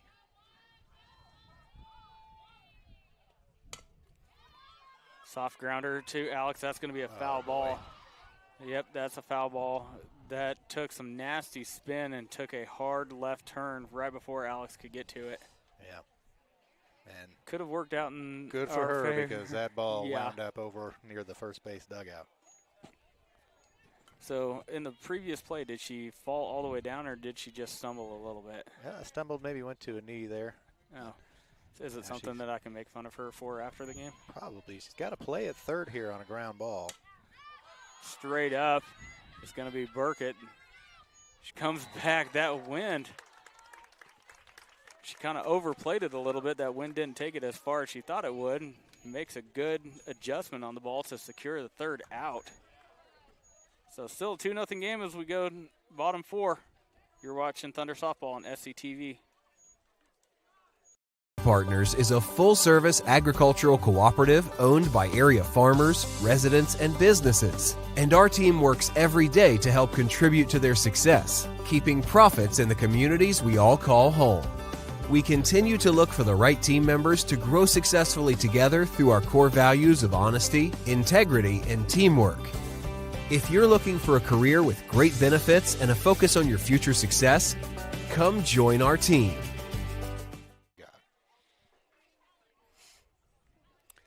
So what we were just talking about in the break, you're saying your daughter has a flair for the dramatic? Well, I don't know if she has a flair for the dramatic, but boy, if she can make it look tougher at anything right now, I don't know if it's possible. And you're right, the wind pushing that ball a little bit on her on the left side, but everything seems hard right now for that kid. But. No, she's a dang good softball player. She will figure it out. Honorable, or what was she? She was second team All-League last year, right? She was second team All-League and honorable mention All-State. All-State, yeah. So baseball and softball are a game of, ups and downs. If there's one kid on this team that I have no doubt will be able to pull herself out of it, I would imagine it'd be her. Yeah, and all these girls are going to get it figured out, and they're going to turn this record around. I have no doubt. But sometimes it does. Everything just seems like it's difficult, from time to time. And I apologize if you hear that squeaking on the broadcast. Some of these reclining lawn chairs need oiled. As there's a shot into left field from Emma Hermish. That's a fair ball. That's going to reach the fence. Hermish rounding one. She's going to be sitting on second base. She tests the water going to third, but decides to retreat back into second.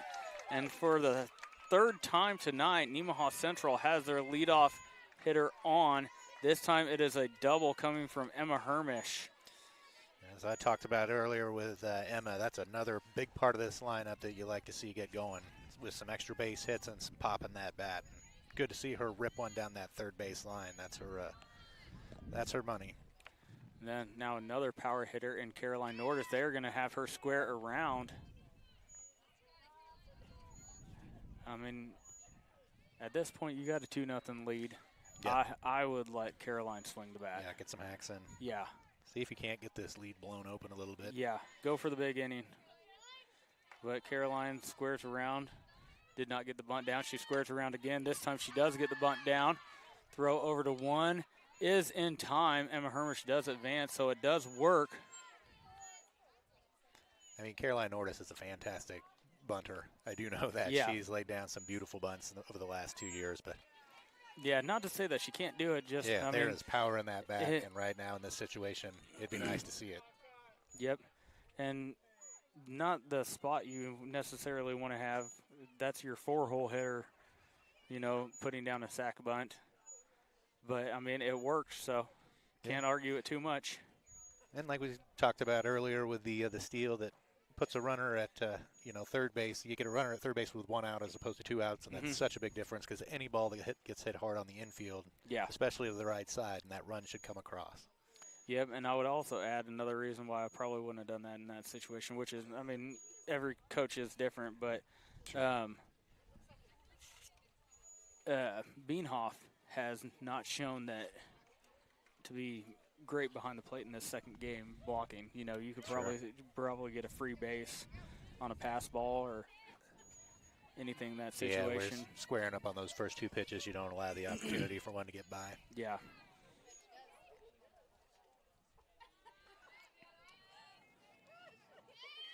And they square around again with McKee. McKee with a single in her first bat came around to score. Been solid on the rubber and solid defensively as well tonight. Just having a nice game so far. See if she can add to it right here.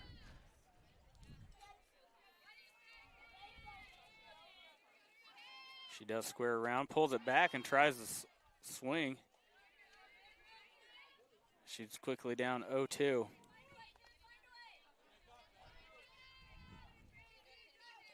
So the bunt will be off at this point now.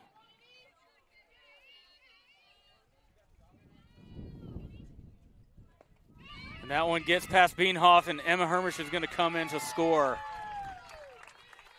Like you talked about with the last batter, you give them that opportunity, and it doesn't look like Beanhoff is able to keep, there's been at least one pitch, it seems like, every hitter here that's gotten to the fence. So good job on Emma Hermish to break on that ball and get home.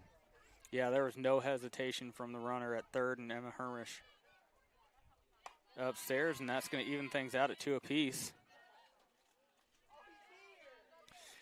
McKee's had some success against Blackwood previously. She was 2 for 3, had a strikeout, but that was in last year's first game of the night, I believe. Foul back into the fence, and McKee is still alive.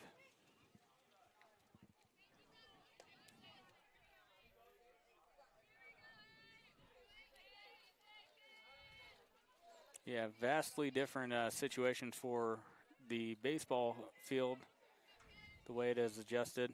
As she takes strike 3, looking. Talked to Coach Hike, Jason Hike, in between games there, and said, yeah, that ball was carrying over at Swisher Field behind us. Obviously, if you know the setup here, Swisher Field is oriented exactly opposite this, and balls were carrying pretty well out towards right field. They had some high-scoring games as Nemaha Central did secure the sweep over the Panthers on Swisher behind us. Not sure if Caleb caught that last strikeout call on McKee, a little performative umpiring art there. Folks at home might enjoy that one. Did you catch the strike 3 call by home plate ump? That's something you need to queue up on the replay sometime. That was a good one. Shades of the Naked Gun. Upstairs. I mean, I don't mind it when an umpire gets into a strikeout call a little bit. One of my pet peeves is when the umpire steps out to throw a ball back to the pitcher, and he's got to do a crow hop and everything and fire it back at the pitcher at 90 miles an hour. So that one's one of my pet peeves. Strike call. I believe the count's 3-1 here. Scoreboard saying it's 2-1. We have Coach Howe looking for some confirmation there. Don't know that she ever got it. Upstairs. I think everybody in the stadium has ball 4 here. Yep. We had 4, so nice job by Lena McKinley drawing the walk. So and Leslie Nielsen, you remember the name of the guy he was impersonating in that? Frank Drebin? No, Frank Drevin was the actual name, but he was the opera singer, Enrico Palazzo. And throw down to second base, not going to be in time. Nice job by McKinley stealing it on the first pitch. I'm not sure what the defensive assignments are there for Royal Valley, but it looked like nobody was on the cover. No. Miller comes kind of flying in to take that ball that was a ways up in the air there. I don't know that they had a play on McKinley. Pop straight up and caught by the catcher Beanhoff. And that will be the third and final out of the inning, but Nemaha Central plates one more. It is now a 3-0 ball game as we go to the top 5. You're watching Thunder Softball on SCTV. We'll be right back. Started when I was 21 years old. I started on a build table, one of the basic deals, and I worked my way up. Every time I felt like I was achieving something, Jim Cook, our owner, he recognized that. I moved up through the ranks. I'm now the production manager here. I've been doing that job for 10 to 12 years. I love the ownership. I love the people I work with. It's kind of a big family. That's what the business is. So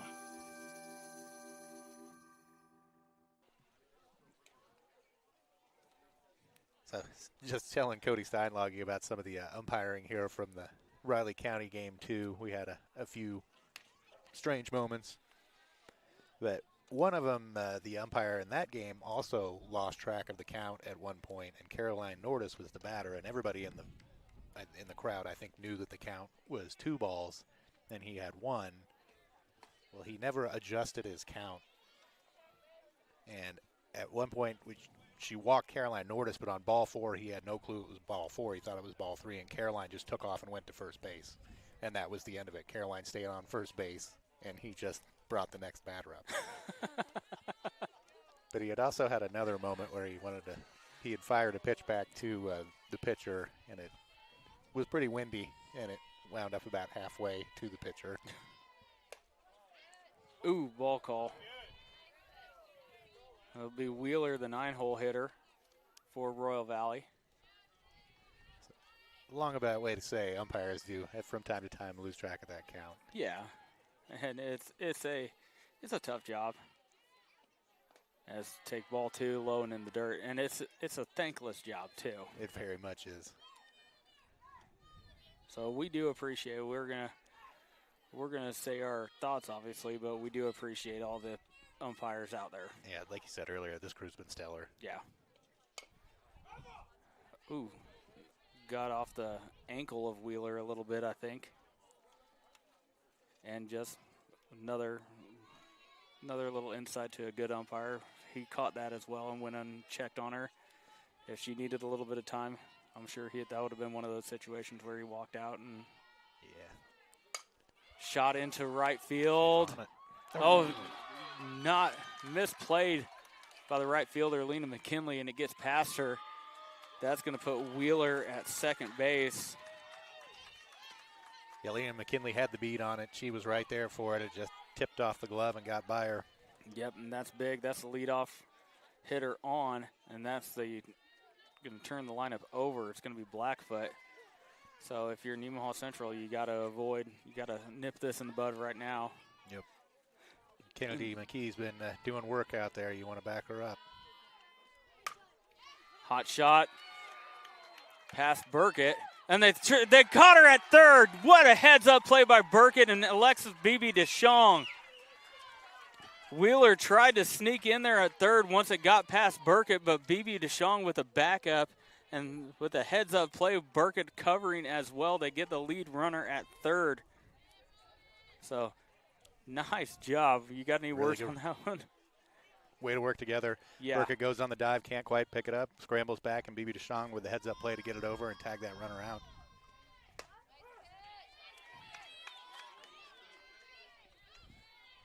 Yeah, that all happened in such a blink of an eye. I've been really impressed with Alexis Beebe DeShong at shortstop tonight. No panic in that kid. Hot shot back up the middle. That's going to be through the infield all the way into center field, and Hamas has it. No advancement from the runner, Blackwood. So Blackwood will be on second. Liggett will be on first. So now that out at third base is huge. Yep. You could be looking at bases loaded or even a 1-run in by Royal Valley at this point. And Coach Haug wants to talk things over with her infield. Gonna tell you, I wouldn't be surprised to. So we're gonna have a discussion about it. Yeah. This is about the point in the game in Game 2, the first two series, where you'd see Caroline Nordis step in to throw, and Caroline's velocity is not quite the same as what Kennedy McKee's is. But I think we're probably going to stick with Kennedy McKee. This just looks like a strategy setup. Yep, I don't think it was given the hook yet, but like you said, I think they want to talk things over, kind of calm the waters a little bit out there. There's been a couple of crazy plays the last couple times, so resituate some things. Be ready at 3. Yeah. It's going to be a hot one, step on the bag and go 1. See if you can't get out of this inning. Be ready at 3 and to the north side of 3. Yeah, and this is unfortunately not the hitter you want to see with 2 on and a 3-run lead. In the dirt, good block. She's trying to go to third, throw down to third. They do, it gets past both of them. And that's going to be 1 run in for Royal Valley as Blackwood comes around to score. I couldn't quite see what happened at third base with that. If the throw sailed on Hermes a little bit there, and looks like Bibi Deschamps couldn't quite corral it, and it just trickled out over towards the left field grass, allowing Blackwood to come around. Now Liggett is sitting at third base. Foul ball. Yep, caught her in the knob. So 1-1 the count.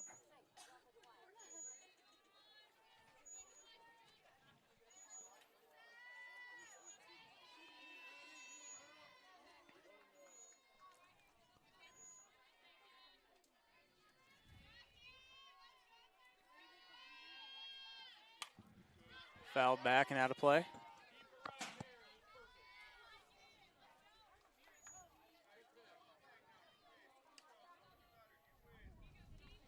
One ball, 2 strikes now to Miller.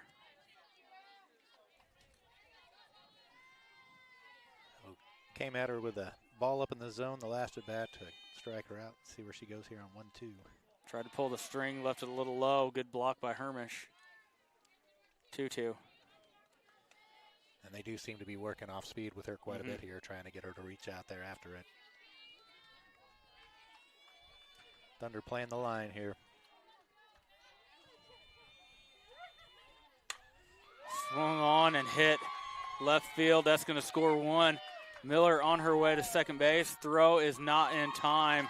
Miller with an RBI double. She has been on point all night. Yeah, she's been on that left side, and Burkett and Haverkamp both on the line, and she just smokes it down there and gets it by.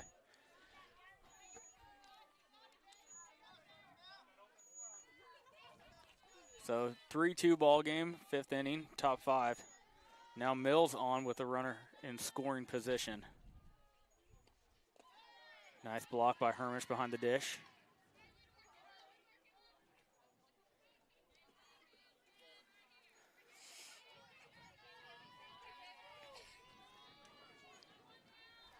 How long of a leash do you give McKee in this situation? I think if you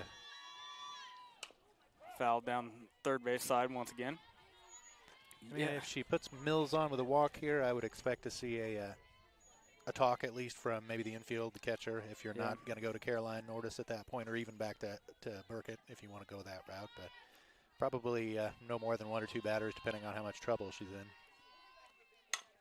Hot shot back up through the middle, and that's going to be through. And it bounces around in center field, and Holmes, and that's going to score. Miller throwing to second is not in time.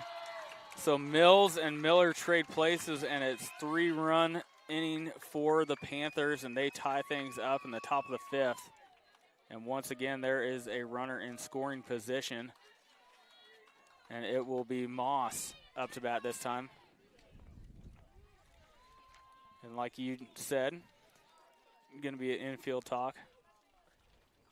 Well, the good news is she's through the top 4 of the order. That has done most of the damage. Not saying Moss and Hale can't do damage. We've seen it so far today with both of them.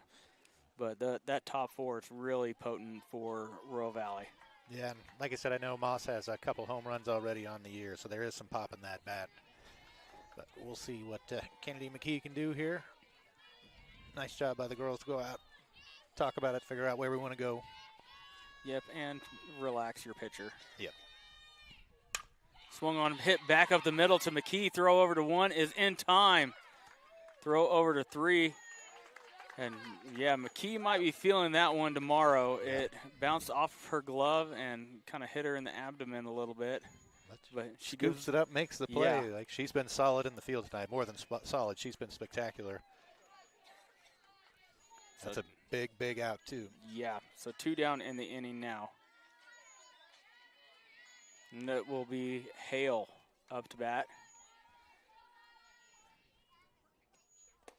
Nice block by Hermish.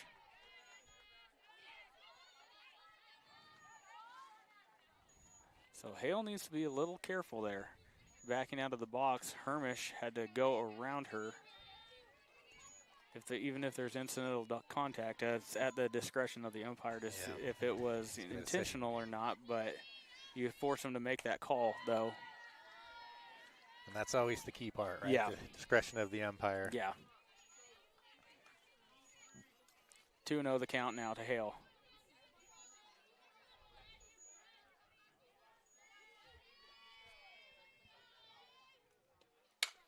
Hot shot down third base, slide, foul ball.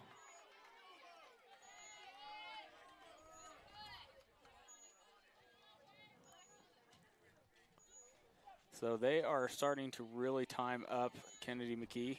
Yep, getting that bat hat out in front and slamming it down the left side there. Yeah, and it's no longer weak ground balls. They are hitting it on the screws. Right to DeShong, nice. And she caught it. That should be 3 outs. Yep, that's the 3rd out. Nice. She picked that up right off the ground. So that's going to go as a line out 6, and it is a tie ball game as we go to the bottom 5. You're watching Thunder Softball on SCTV. We'll be right back. Some are old. Some are new. Some are just right. The perfect home is a place created from the thousands of memories shared within it. A place for laughter. A place for comfort. A place for family and friends alike.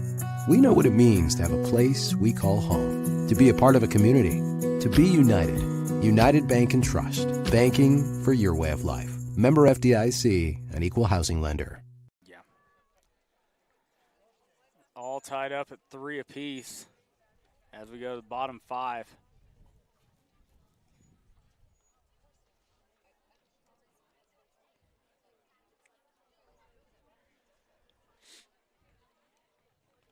Brand new ball game. Let's see, are we going to see a new pitcher? No, it's still Blackwood out there. Just having a little conference on the rubber there for Royal Valley.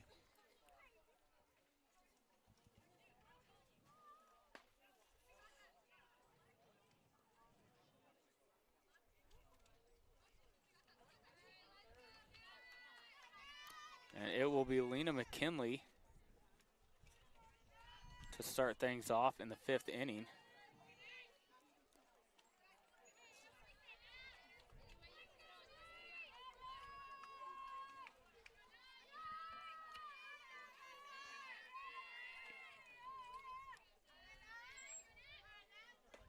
Inside to McKinley. How did the bottom half of the 4th end? Because I have Lena McKinley as drawing a walk. Uphouse flew out to the catcher. So is this Natalie Homison? Yep, sorry, this is Natalie Homus. Okay, I'm screwed up. I apologize. This is Natalie Homus. 2 balls and no strike to Homus.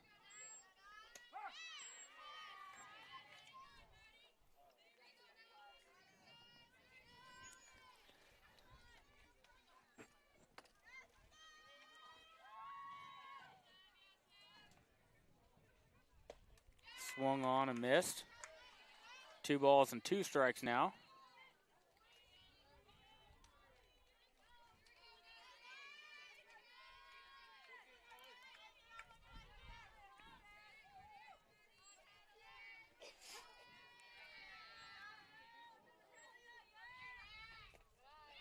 Ball 3 in the dirt. Counts full.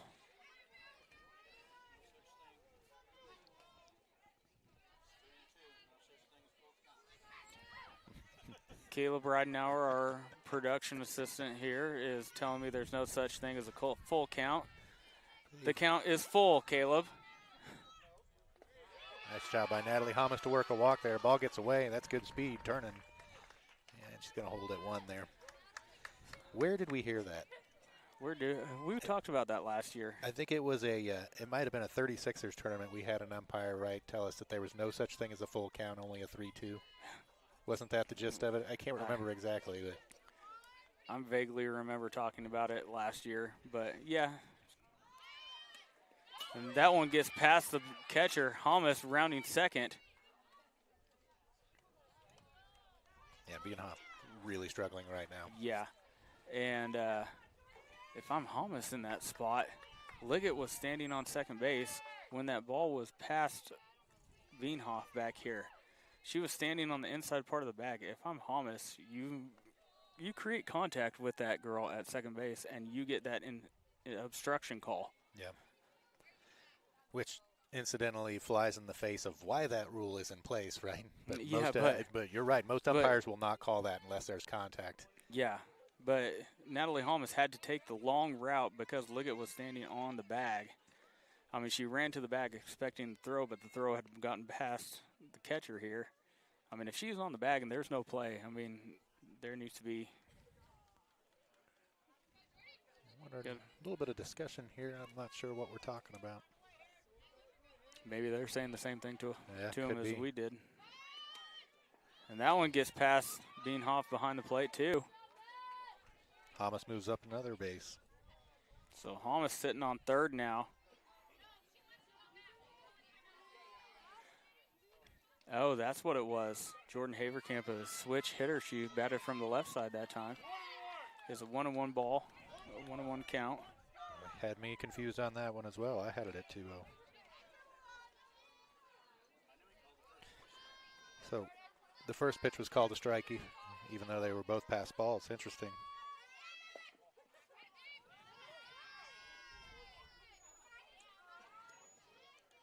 Two on the count now. Maybe they said she committed on the bunt attempt on that first one. Could be. Probably the most likely call yeah. there. And if you're Miller here, the coach for Royal Valley. She went on that one. Now the bunt will be off. It is 2-2. Do you stick with Bienhoff behind the plate here for the rest of this game? I mean, yeah, it might be.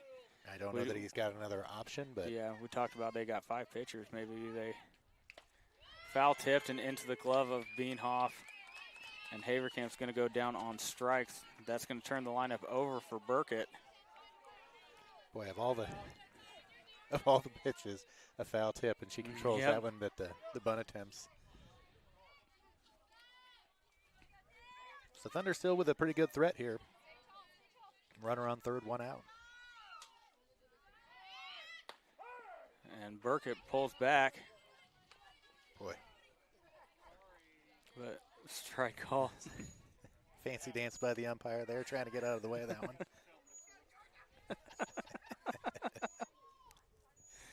Umpire's got some jokes giving us in between pitches here. But again, Burkett shows bunt, and Bienhoff again can't control that pitch as it comes in, even on a called strike. Just outside. That'll even things out at 1 apiece.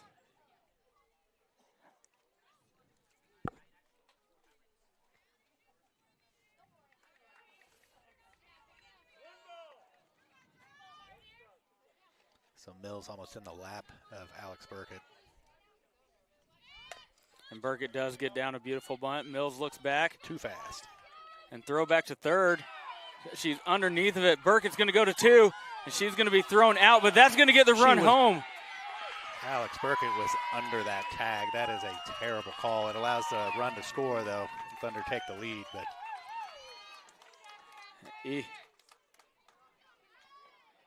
Yep. Yep. Either way, though, the heads-up base running by Burkett, drawing that throw to second, that is a second base. brutal call at second base. So Hamas comes around to score. I'm not sure how to score any of that. Burkett gets a single, then out at second. Yeah, sack bunt. Yep. Sack bunt. It wasn't even a sack bunt, though, because she was on first base and then she advanced, so it wouldn't be a sack. It was a single. We had runner on third, sack bunt. Yeah, but she made it to first base and then she advanced to second. So that should be a bunt hit.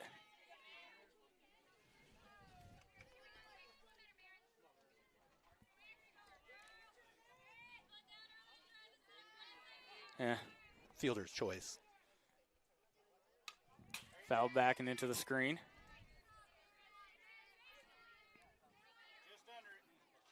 No, I'd give her the hit. Well, they never made a play at first base on her. So it's a fielder's choice. When she fields it, turns and looks the runner back, never makes a throw, and then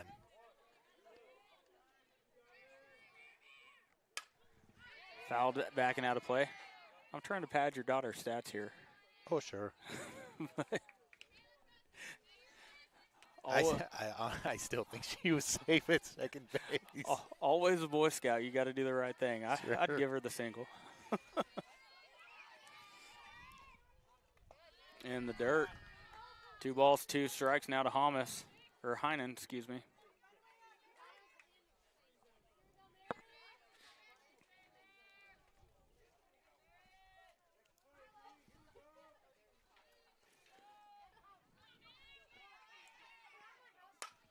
Fouled out of play on the right side this time. Yeah, good pop on that one, just a little bit behind it. Glad I parked way out in that parking lot so Marin can't hit it into my windshield.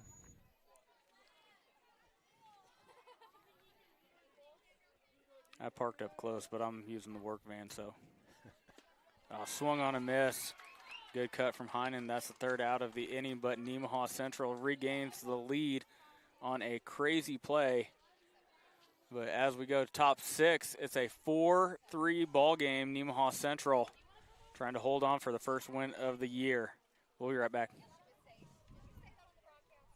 My name's Kurt Sudbeck. I'm the Director of Ancillary Services here at Nemaha Valley Community Hospital. You know, as a healthcare provider, you do have many opportunities out there, and you can choose to take your talents virtually anywhere across the country. My wife and I chose to raise our children here. At the end of the day, this is a perfect mix for us. You know, we're predominantly where our family is, doing the things we love to do and surrounded by good people.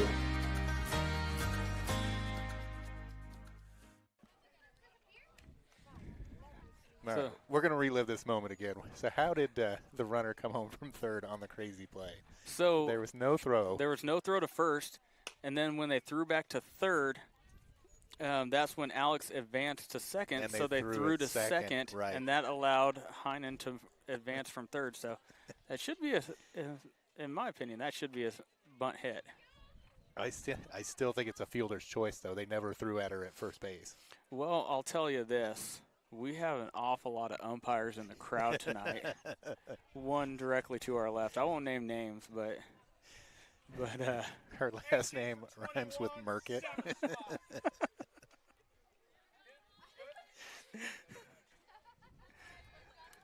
Oh yeah, we got to get our shots in when we can. She doesn't go back and watch these games, does she? No. Okay. I don't think she wants to hear anything we have to say, honestly. I'm positive of that at this point. As many eye rolls as we've gotten out of her in the dugout of all of our 36ers games, yeah, I'm positive she doesn't want to listen to us anymore. I'll tell you, she knows that we don't know what we're talking about most of the time, so. Shot to the right side. Heinen has it. Throw over to one in time. That was a pinch batter, number 18. For Beanhoff. That situation.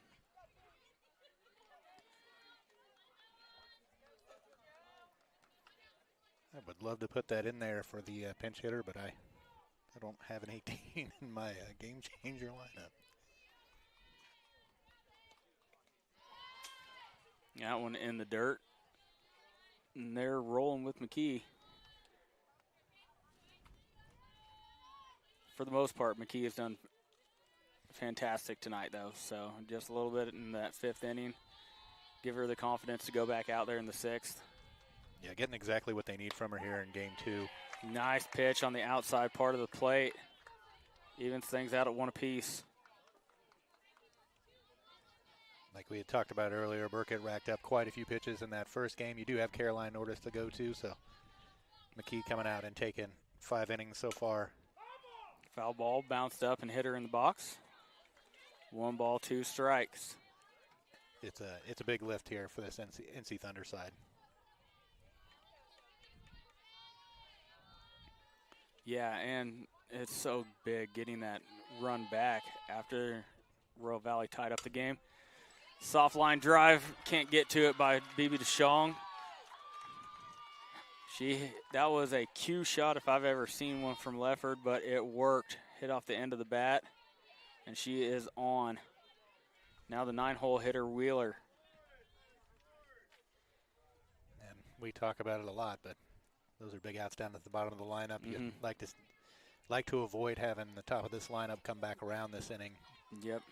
There was just a slight hesitation from Alexis Bibi DeShong, who has been stellar all game at shortstop. Strike called to Wheeler.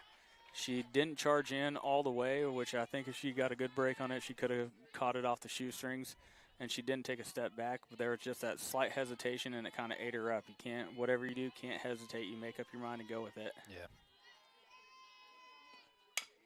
Shot out to third base. DeShong has it over there to 2. Got the lead runner over to 1, not in time. But Lefford is out at second base. Just like you talked about with the hesitation, right? No hesitation there. She picks up that ball going 2 the whole way, records the out at second base to take away the lead runner. 2 down now.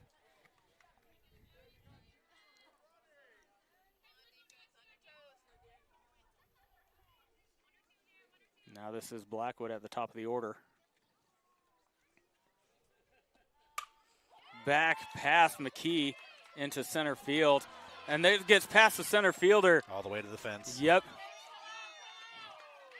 And they are going to tie it up with Wheeler going all the way with 2 outs. And that ball getting past Hamas in center field. And it is a tie ball game. Yeah, that is just a huge, huge mistake by Hamas out there. You have got to control that ball and get it back to the infield. You cannot allow a run to score on that ball on the ground to center field.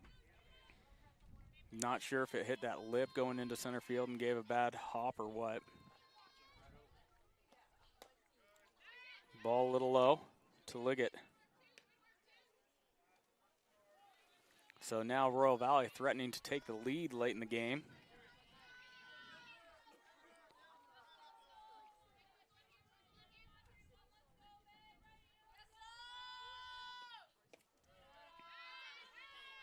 Nice job by Hermish blocking that, not allowing Blackwood to advance. 2-0 the count now.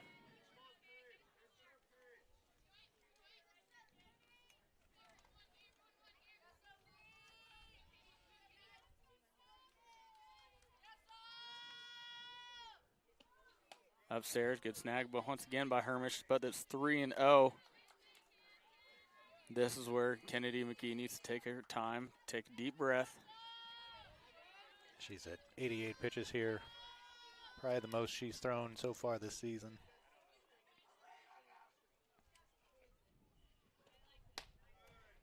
Ball 4 on 4 pitches. So 2 on, 2 out for Miller. And we've seen Miller's power at the plate. She could blow this open with, they're going to give her a free pass. So Blackwood will be on third, Liggett will be on second, Miller will be on first, and it will be Mills up at the plate. Nemaha Central electing to go with Mills rather than Miller. This situation, not a terrible idea. Miller has, and Mills is a darn good player as well. But Had a hard hit ball to center field for a double her last at bat too. So.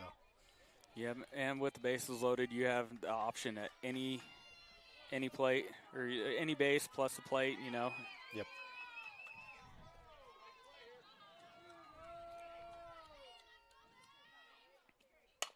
Swung on, over to Shong, over to 2, and no good. 1 run is in. Here comes the second run, and she's going to be tagged out at the plate. So heads up throw by Heinen there. So Blackwood comes around to score, and Royal Valley takes the lead, but Liggett gets thrown out at home. Nice throw by Marin Heinen, good tag by Emma Hermish, but the damage is done. 2 runs in the inning for Royal Valley, and they have the lead as we go to the bottom 6. You're watching Thunder Softball on SCTV. We'll be right back. A&B Custody, we're a small-town company with a nationwide reach. We work closely with financial advisors and individual investors to customize self-directed IRA strategies that fit your goals. Whether it's real estate, private equity, precious metals, or other alternative investments, we help you use your IRA to invest in what feels close to home. With CNB Custody, your future is personal, and so is our service. Learn more at cnbcustody.com.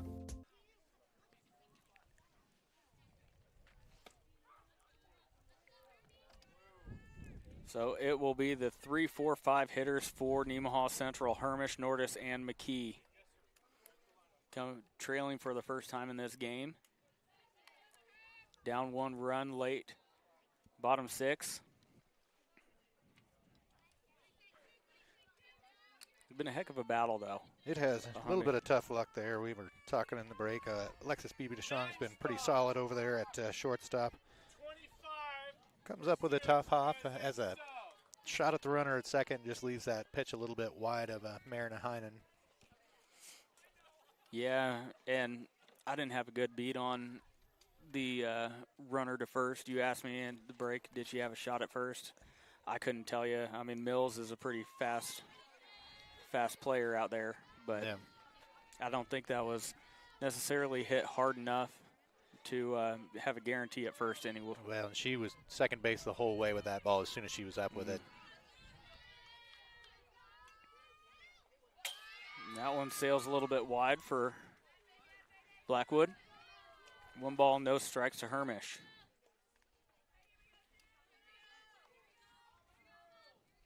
Thunder have done a nice job here of putting runs across in multiple innings. So, as we've talked about with the catcher, she's having just a little bit of trouble controlling this game right now. She did not go. Good hold from Hermish. Once again, he's emphatic with that call down to first base. Absolutely. So it's such a different feel on that. Normally, like, we're upstairs, and Hermish has got worked a 3-0 count. I'm so conditioned to seeing that check swing and the catcher's glove immediately points out, you know, but here it seems like the catchers turn around and ask for that appeal as opposed to just, you know, asking the outfield umpire for an appeal. And Hermish draws a 4-pitch walk, and she is on. So, 1, 2. For the 5th time in 6 innings, Nemaha Central has got their leadoff runner on. As we talked about with Caroline Nordis last at bat, good power here, but also a very good bunter. And in this situation, I would expect to see her square it up. Oh, no. She pulled it back. And Emma Hermish left early from first base, and the outfield umpire calls her out. So, well, errors here really coming back to bite the Thunder right at the moment.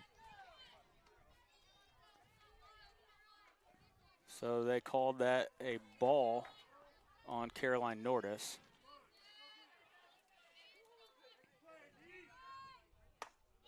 Swung on and missed now from Nordis. Yeah, that's a mistake you can't make if you're Emma Hermish in that situation. Yep. I didn't get a good look at it. I also was not watching. The umpire was emphatic. He must have had a pretty good look at it. And I think In fact, both of them called it, so. Yeah, no argument from either of the NC coaches there either if they thought it was anything close. But again, we talked about it. You can't have these errors. Upstairs, 2 balls, 1 strike. I think we might actually be in a 3-1 count. Oh, nope, you're right. Nope, yeah. I had 2-1 before the last pitch too, but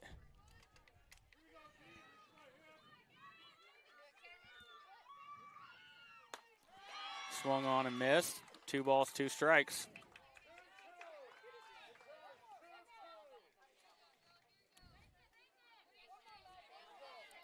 So Valley a little confused about the count there as well. Went to do the huddle for a strikeout. Point at the scoreboard when the umpire tells him that it's not correct. Swung on and missed, and Nordis goes down swinging for the second out of the inning. It will be Kennedy McKee up next. So is it such a thing as that runner leaves early, that first pitch doesn't count? That first pitch should still count, I thought. Maybe a dead ball, but I'm it not could sure. Be. Yeah, we would have to look at the nuance there. In the dirt, good hold. Oh, it's, yeah. Dead ball? I think it's left early, no pitch, dead ball.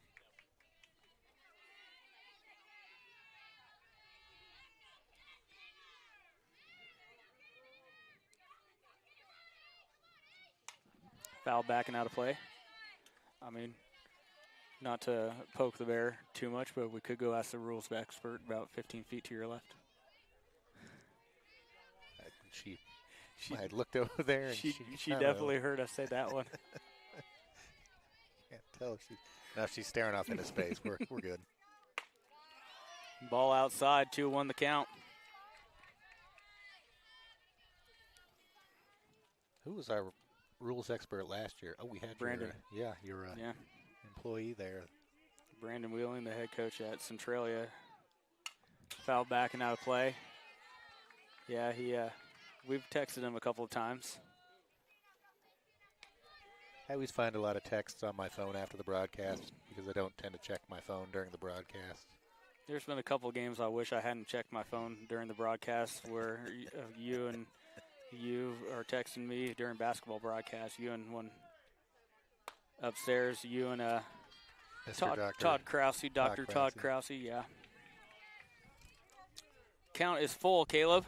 What do you think about that?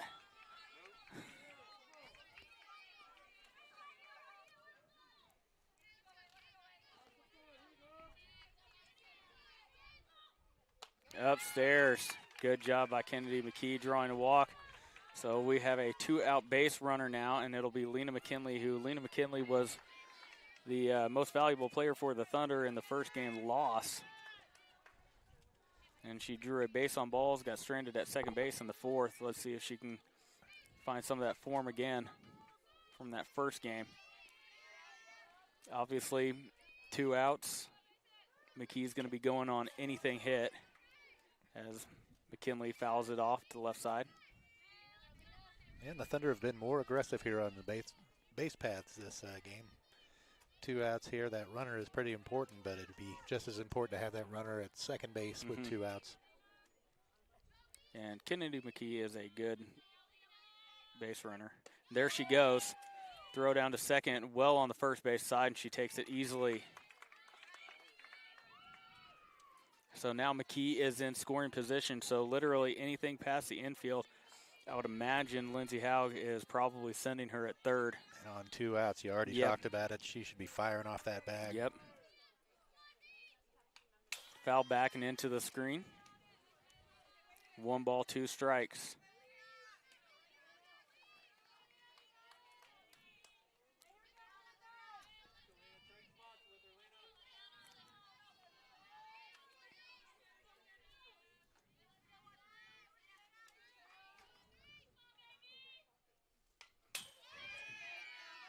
McKinley stays alive.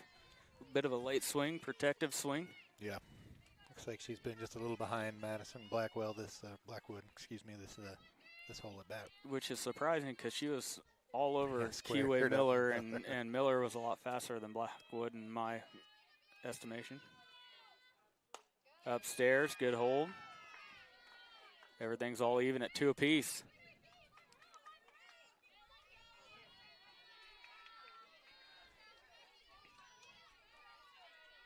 All right, let's go here, Lena. Let's see what we can do. In the dirt. McKee's going to move up. Good read. Yep. And McKinley, I got to give a tip of the cap to Lena McKinley. Stayed in the box. That ball hit her. Yep, full count. That ball hit her, you know, after it bounced off of Beanhoff. She stood her ground. She has the right to stay in that box. As long as you're not intentionally trying to obstruct the throw. Upstairs, and that ball gets past Beanhoff. The run's going to come in and score, and it hits the runner. And the umpire. And McKinley is going to go all the way to second base. So Nemaha Central ties the game up, and now McKinley is in scoring position at second base.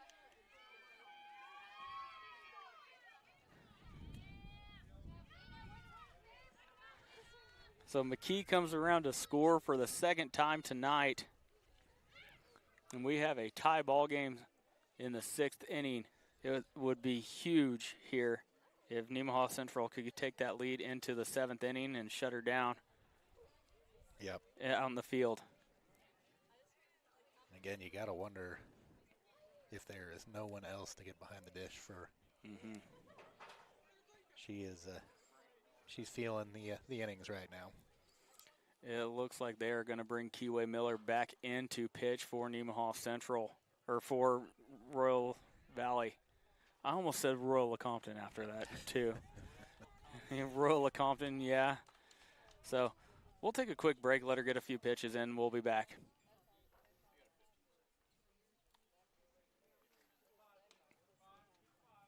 Nemaha Valley Community Hospital's outpatient clinic, expert care is closer than you think. From outpatient surgery to pain management to dermatology and everything in between, we're here to care for you close to home. Nemaha Valley Community Hospital, partnering with our patients on their wellness journey. So take out Blackwood and put in Keyway Miller, who was absolutely stellar in the first game. Nemaha Central not able to do much against her. Just a couple of hits.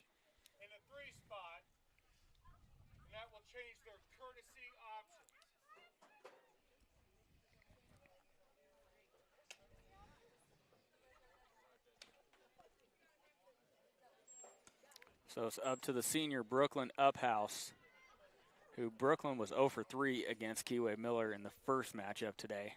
But that's not a knock against Brooklyn. Not a lot of Thunder hitters had success against her in the first game. So this will be a fantastic time for Brooklyn to break out. Hopefully we'll see Brooklyn be a little patient here with McKinley on second base, an experienced runner. We've talked about the catcher repeatedly here in this game, and Miller throws a little bit harder.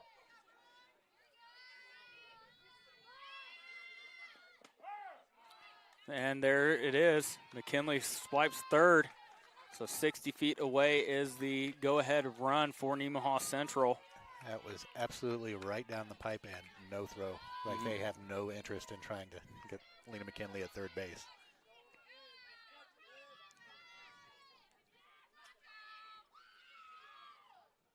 Uphouse swung on and missed. Down in the count 0-2.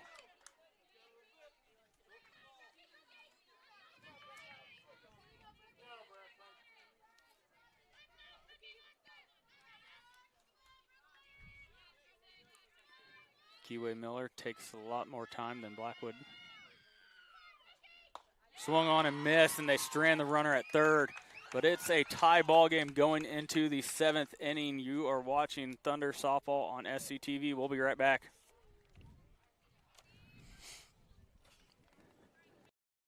What does it mean to be an independent insurance agency? Here at SBS, it means that our customers can be confident in knowing they are getting the coverage they want for the most competitive rates. With our independent status, we are able to partner with multiple competitive companies to quote your personal, farm, business, and life insurance needs. Contact your local SBS office today to find out what an independent agency can do for you. Welcome back as we go into the 7th inning. It is all tied up 5-5. If Nemaha Central is to win their first game of the season, it will have to come in walk-off fashion tonight.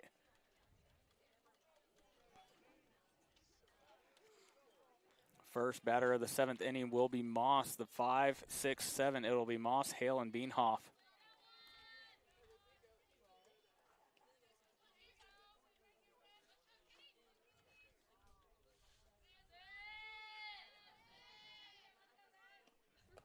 A little low. And they're still rolling with Kennedy McKee on the rubber for Nemaha Central. She's pitched great tonight. Just that 5th inning got a little out of hand. 4 where she gave up 3, gave up a couple in the 6th. Yeah, she's up to 92 pitches now. You probably give her this opportunity to see the game out.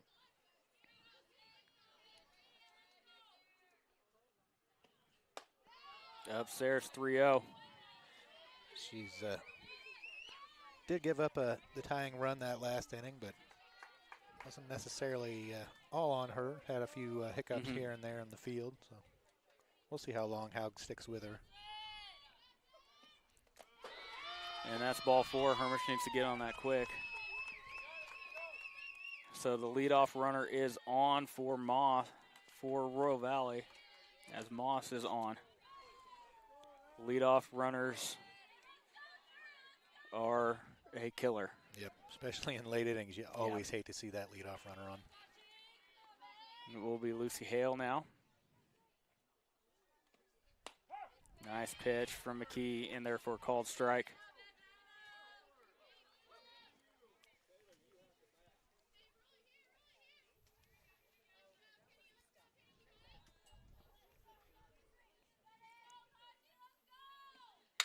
Swung on, that's going to be through the infield out into left.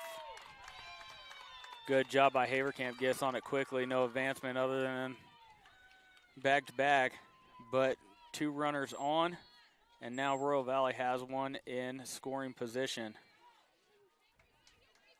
Yeah, and I think Lindsay Haug has a decision to make here. McKee with the walk to lead off the inning, and then a sharply hit ground ball through the left side.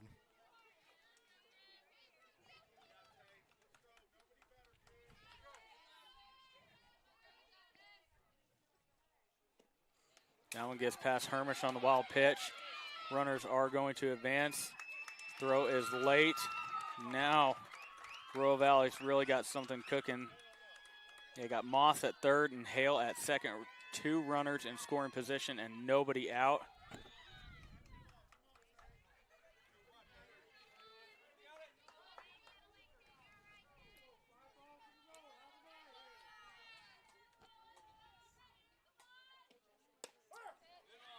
Nice pitch. You could say the one advantage that the Thunder have here is that she's now working 7, 8, 9. Yeah.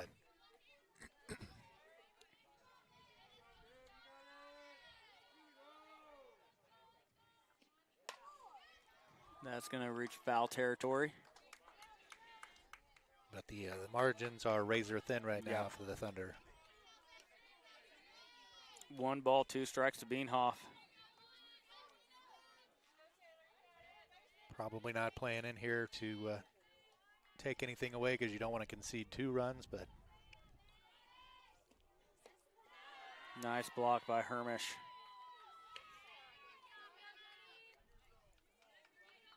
But you definitely want to take the opportunity to try and limit that, keep that run from coming in from third. If the opportunity presents itself, you're probably coming home trying to get that lead runner, or at least keep her there. Once again, fantastic block. Good slide from the catcher, Emma Hermish. Goes down to her knees, uses that chest protector. That ball gets past her, and it's a 1-run lead for Royal Valley here.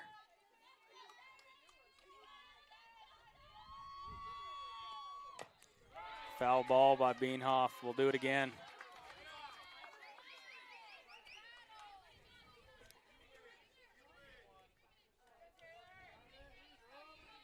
Crowds are picking up a little bit here. You can start to really feel the tension. Full count. 3-2 count, excuse me. Full count. A foul tipped by Beanhoff, man. Heck of a battle going on here between Beanhoff and McKee. Beanhoff has not really squared anything up, so if she does put it in play, you got to think it's not going to be a super hard hit ball that lends to going to one instead of going home. And it is a hard hit ball over to second base. They go to one. They get the out at one. But one run does score for Royal Valley, and they take back the lead as Moss comes across the plate. If Heinen had fielded that cleanly, she probably coming home in that situation. You would think so. But she did the right thing. Once it bounced out of her glove, she took the only out she had. And Beanhoff, I mean, what a great job of hitting. Bunt attempt picked up by McKee, and there's no play, so they will have runners at the corners now. McKee needs to pull off of that and let Alex and her momentum take that one. Yeah, it was going to be a tough play at first there, no matter who picked it up. One that I don't know that anybody's going to get a chance to look that runner back and still make a play at one. So outcome-wise, maybe not ideal, but could have been worse, I suppose. Yeah.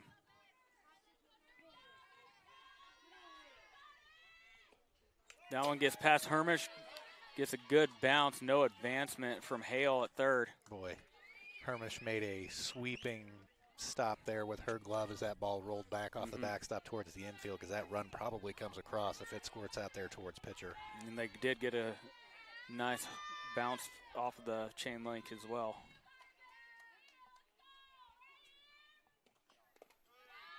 Once again, Hermish doing work back behind the dish, keeping that ball in front of her.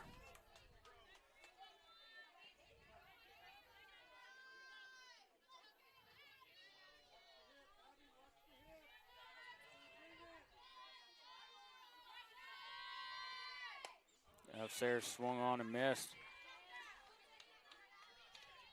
2 balls, 1 strike. Number 25. They had a switch here, I believe. Not sure who this is. Oh, I missed the announcement there on the umpire. Grounder over to DeShong. Over to one.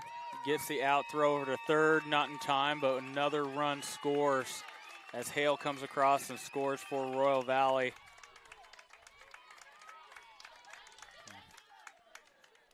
Lefford with a heads-up read there, moves on over to third base on the throw over to one. That will turn the order over. It will be Blackwood, the runner in scoring position.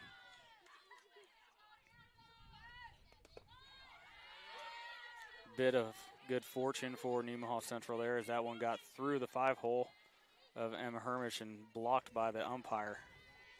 Didn't get all the way to the backstop. Thunder need to stem this right now and record this out to hold this to 2 runs. Snap throw back to third, under the tag. Good effort there by the girls.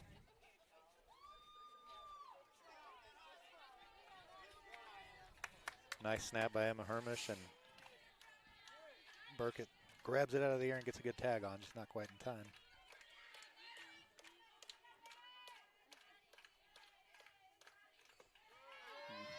Burkett,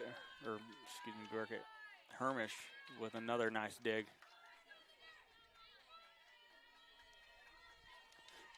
Three balls, no strikes to Blackwood.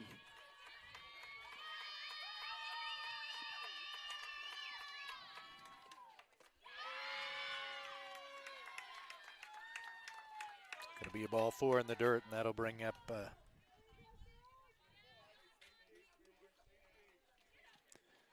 bring a mound visit out from Lindsay Howard before we get Liggett here for the. Yep, I think this one may be the hook. Yeah, Kennedy McKee here at 113 pitches on the night. Yep, see if they go with Alex or Caroline Nordis or roll with it. There hasn't been.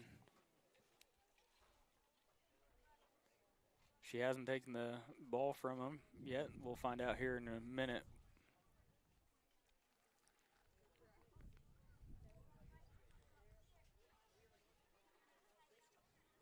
Looks like she's going to stick with McKee here.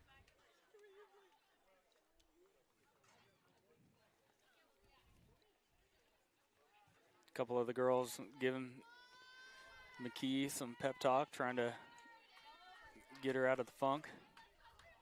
Sometimes that's what it takes, just a quick breather and a little bit of a smile. Sure. Hopefully that does the trick here. We got runners on the corners. In the dirt, good block once again by Hermish. I did learn something new recently. Normally I'd have scored the runner goes to second on that pitch, but that is still considered stolen base. I always thought it was defensive indifference, but if they're managing the running game by holding that runner at third, they still get credit for a stolen base going to two. So. Swung on and caught by Miss Bibi DeShong. What a play to end the inning. Get out of the jam. It is a huge out if the Thunder want to have any opportunity to come back and win this game. Absolutely. So we'll take a quick break and bring you action from the bottom of the seventh in just a second. You're watching SCTV. We'll be right back. Sailor Insurance has been serving our customers in the Midwest for over 90 years. At Sailor Insurance, we value every family story as we help protect their dreams and their future. Our goal is to make sure that you have the right insurance coverage to protect your family, home, farm, and business so you can focus on what truly matters. Learn more about what we can do for you at SailorInsurance.com.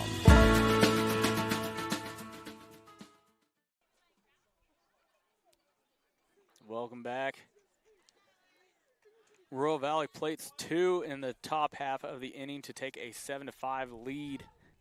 As we go into the bottom half of the seventh, Nemaha Central will have 3 outs to make it happen. It will be Hamas, Haverkamp, and then the lineup will turn over to Alex Burkett.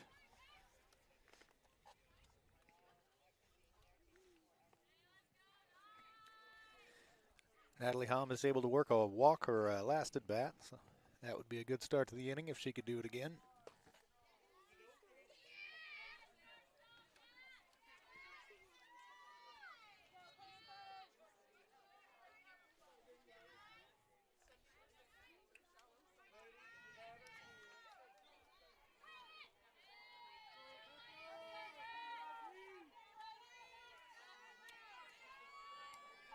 All right, Natalie, let's lead us off here.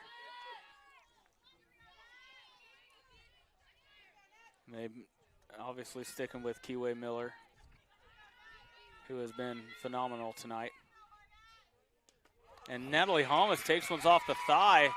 The leadoff runner is on. That's big. Absolutely. Thunder looking for a little bit of magic here to kickstart this season. Let's see if they can walk this one off and really get something going. Good start to the seventh inning there. Natalie Hamas, probably not great for her taking one off the thigh, but anything to get it going for the team, right? Yeah, that's not a bad place to take one if you're going to take one. That ball gets by. Hamas got a chance to go 3 here. Hamas is going to go 3.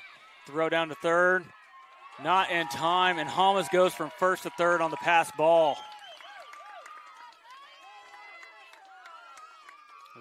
That ball was called a strike.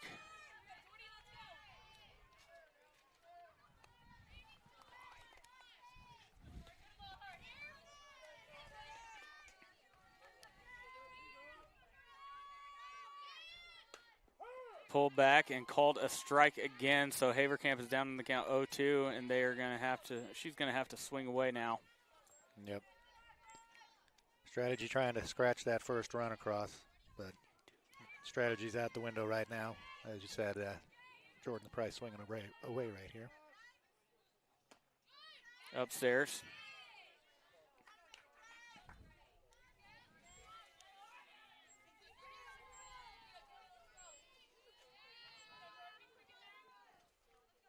One ball, 2 strikes to count now to Haverkamp.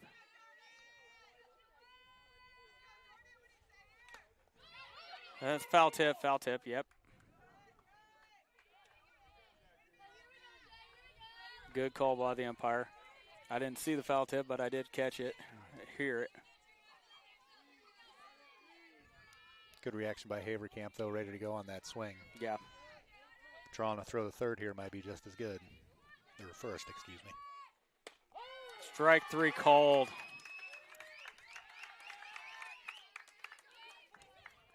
One down in the inning, and it will turn over and Burkett.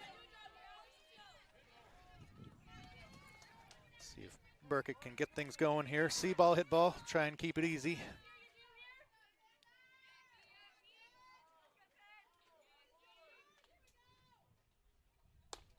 Low. Good take from Burkett.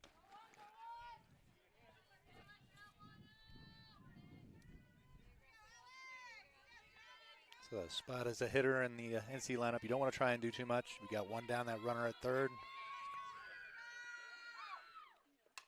Swung on, hit back into the fence. I'll even things out at 1 apiece.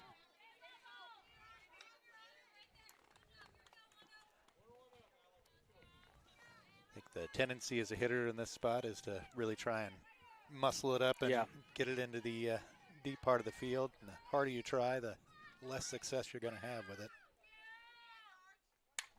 Swung on, foul back and out of play. Yep, keep that swing the same. Nice, easy swing. Kiwi Miller's going to put the energy into that ball. If you hit that ball square, it's going to go because she's got some power behind her pitches. Biggest thing is just don't overthink it. Get in there, see the pitch, let your bat do the work. We've got quality hitters, especially at the top of the lineup here. Do the work you know how to do. Yeah, left upstairs. 2-2.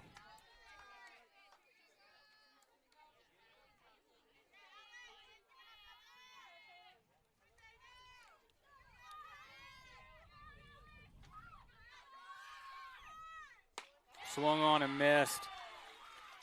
Nemaha Central is down to their last out. And it will be Marin Heinen.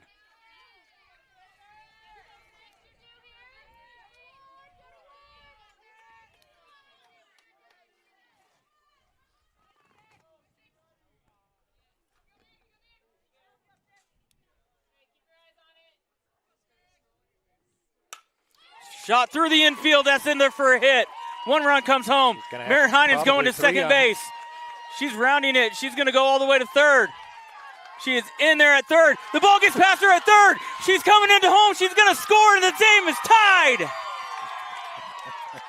I told you we'd need some magic. That was beautiful by Marin Heinen. She was taking 3 no matter what happened on that play, and when that ball went by, she was on her way home. Yeah, absolutely. Fantastic base running by Marin Heinen. Fantastic hit. Sent it to the wall, and this game is tied with Emma Hermish up to bat.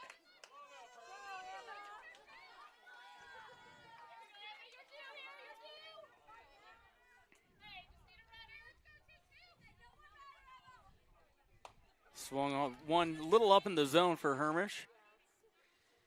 Yeah, and again, back to what we were talking about when Alex was at bat. You don't want to try and do too much as a hitter here, especially with the pop that Emma Hermish has.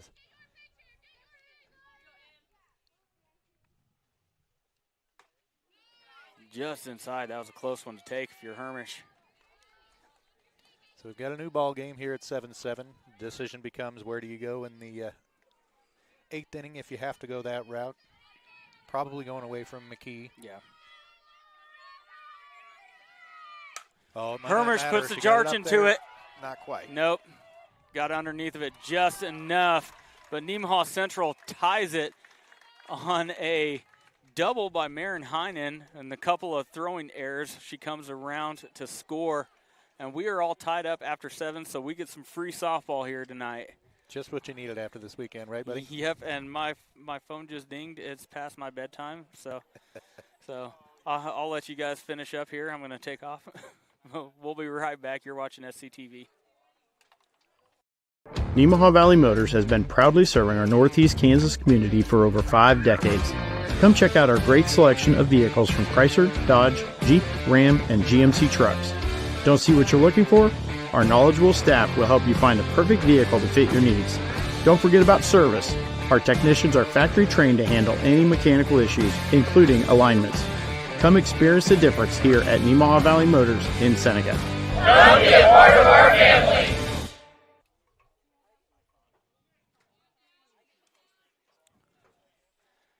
Welcome back. Top of the 8th inning now.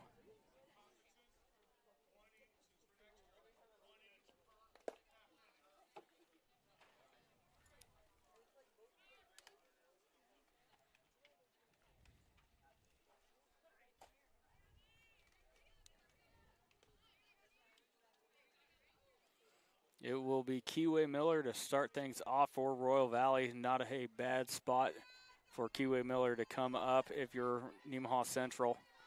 Definitely don't want her coming up with anybody on base. Yeah, for sure. She'll face Kennedy McKee as McKee comes back out to take the ball again for the Thunder here in the top of the 8th.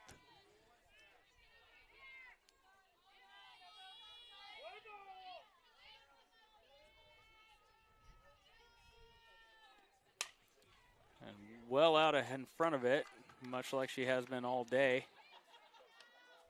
Sends that ball into orbit, but... And when I say that that ball got off the bat in a hurry, I don't like you could not see the ball leave the bat. Yeah. She smoked that thing.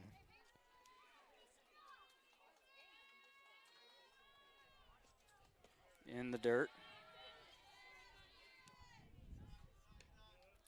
Yeah, I would love to I'd love to get some exit velocity stats off of some of the balls that she has turned on this evening. I mean, hats off to everybody that has to stand on the left side of the field when she comes up. Once again in the dirt. I believe that caught a little bit of the umpire. Yep.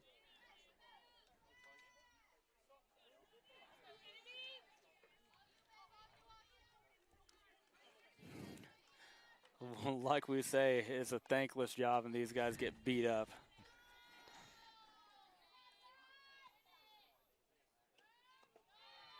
In the dirt once again, 3-1 to Miller. Yeah, Kennedy McKee really working here. 120 pitches. A little surprised to see her back out here in this 8th inning, but she's got to bear down and work through. And that's going to be ball 4, and there's the leadoff walk. And once again, leadoff runner on.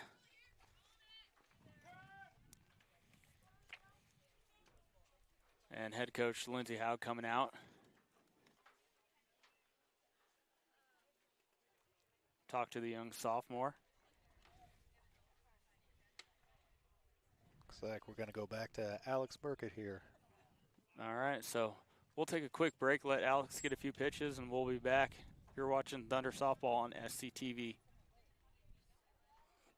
National Bank is truly a locally owned bank. It was started 40 years ago by a group of approximately 15 families in this Nemaha County area. Their desire was to have and to start a new banking institution, and they did. CNB is truly committed to the area and remains very locally owned. So stop by and give us a chance to be your financial partner.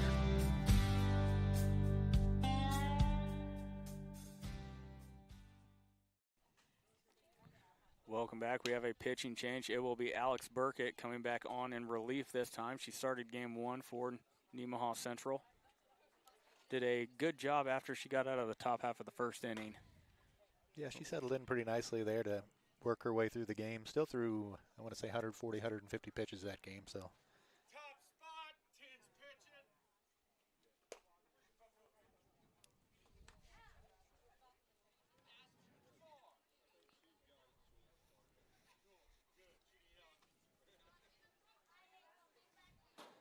It's not a situation she's too unfamiliar with. She came into the Riley County game in a similar, not necessarily a 7-7 game with the runner on already, but after having thrown the first game, came back in the second game and pitched 2 or 3 innings, I believe. Well, her first batter face will be Mills. And Miller on first base. We've talked about her athleticism all night. Smart player, fast, strong. Just outside for ball 1. It's going to be imperative to keep her at 1. Yep.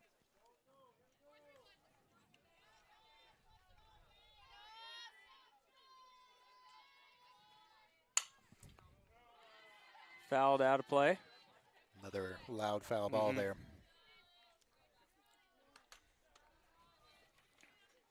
1-1 the count to Mills.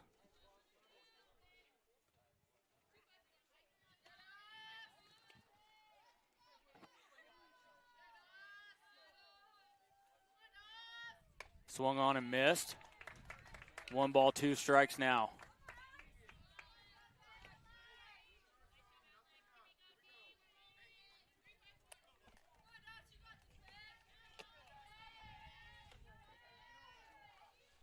Swung on and missed again. They're going to have first base was occupied, so Mills will not be able to go to first. Heads up play by Emma Hermish to make that throw down to second base with first base being occupied. I think your first inclination there as a catcher is to throw over to 1 to try and get that out, but she knew better. So either way, Miller will be sitting in scoring position. Mills is out, and it will be Moss now. Moss came around to score in the 7th inning after she got put on base on balls.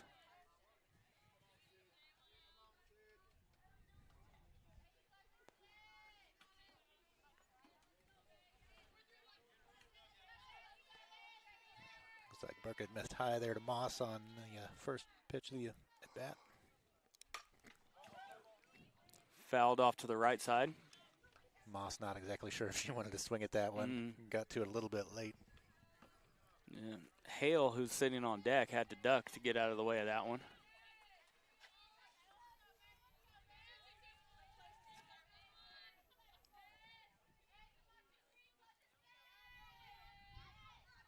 Upstairs, that one gets past Hermish. Miller's going to advance to third base. So Royal Valley has the lead runner, or the go-ahead runner. That's the word I was looking for. Thank you. And with only 1 out, like we've talked about, any ground ball should score that runner. Swung on and missed. 2-2 count.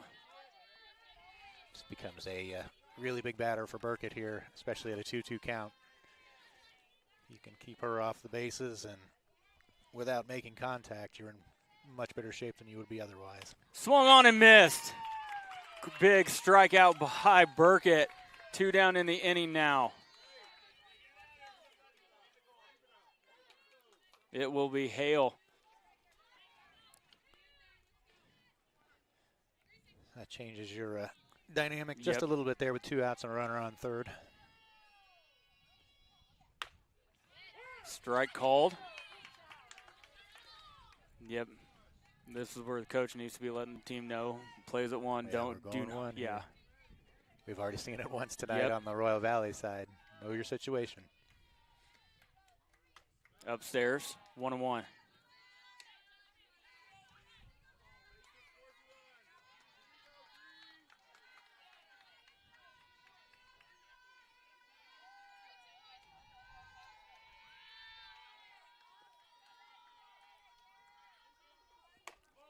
Ooh, just outside, 2-1. I have absolutely no idea where that pitch missed at. That was a really nice looking pitch. I thought so as well.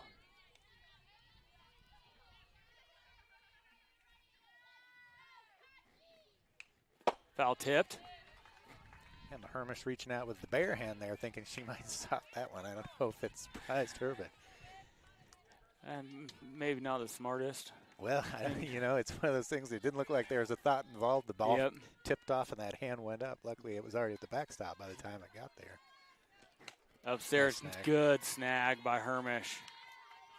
Yeah, you see pitchers do that a lot, instinctively using their pitching just reach hand. out with it. A big pitch coming here for Alex Burkett and Hale.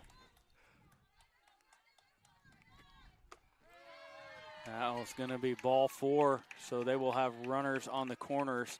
That will be Beanhoff.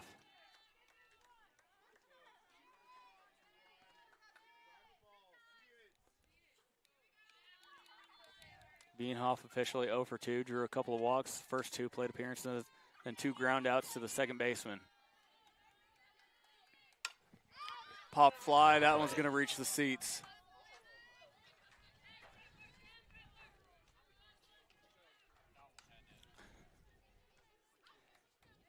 I think if you're Alex Burkett here, you take a ground ball to that second baseman again.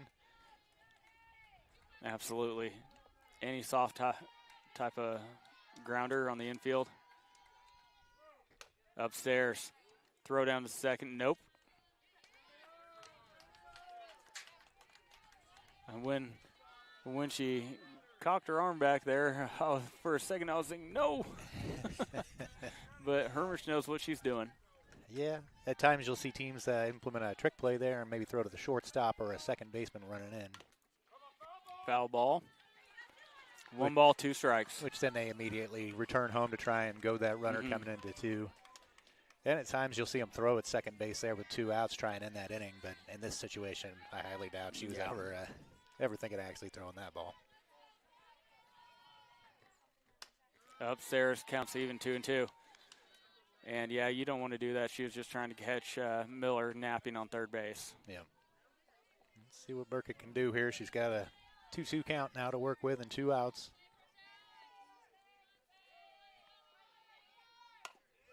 Soft grounder to third base. Throw over to 1 in time. So we go to the bottom of the 8th, all tied up.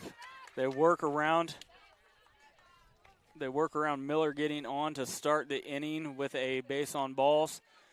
And Nemaha Central has their second opportunity to walk it off tonight. You're watching SCTV. We'll be right back.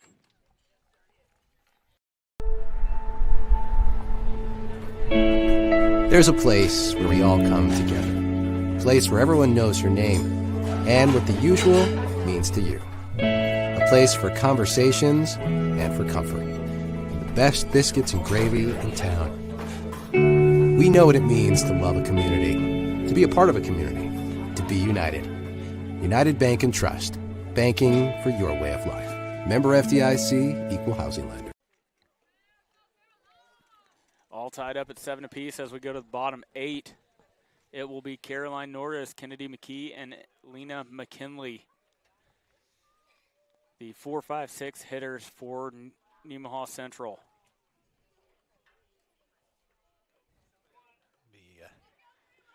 Miller to take the rubber again here.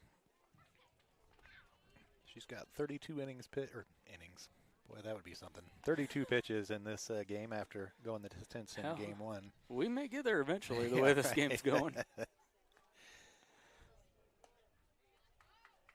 Well, the 2025 version of the Thunder softball team was no stranger to late games. Yeah. They went extras and at least 2 walked off. I want to say 3. So a lot of this crew has been here before. The biggest difference there is Sadie Haverkamp is not in this lineup, and you want to talk about a clutch hitter. She came in clutch with a couple of walk-offs. At least 2 walk-offs last year. One against Rossville, and I think she might have had one against Perry or Centralia. But Nordis with a hot shot over to second base, throw over to 1 in time. Dang it. Good contact, just that's an atom ball. Yep. Right at Madison Blackwood.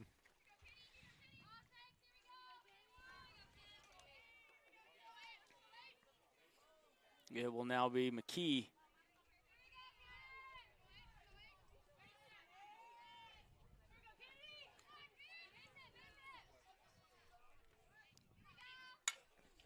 And that one's past the third baseman. McKee takes a long look at second base, decides to go back. Good job by Wheeler getting that ball in quickly, not allowing McKee to get to second. And here comes the broken record, but with that runner on, we're going to reference this catcher again. NC's had some pretty good success the last few innings, moving up on the bases. Let's see what they can do here with the game on the line.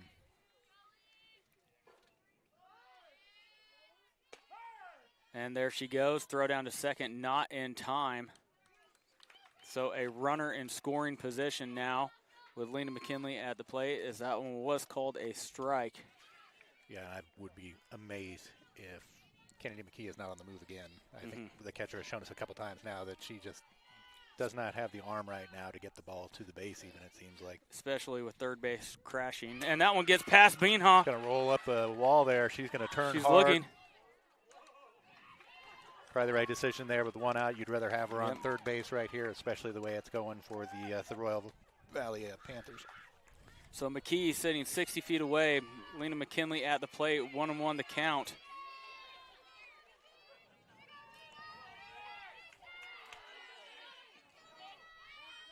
Bunt is laid down. Look back, throw over to one. She's crashing home. Not in time, she's in there! And Nemaha Central walks it off on a sacrifice bunt from Lena McKinley. Kennedy McKee comes home to walk it off for the Thunder for their first win of the season. Well, we needed some magic, and we got some magic. Maybe a little bit of help there by the fatigue of the Royal Valley catcher, but great job by the girls moving on the bases, given the opportunity to do it. They took advantage. Yeah, absolutely. That was back and forth. That was a great game to watch. You know, neither team gave in.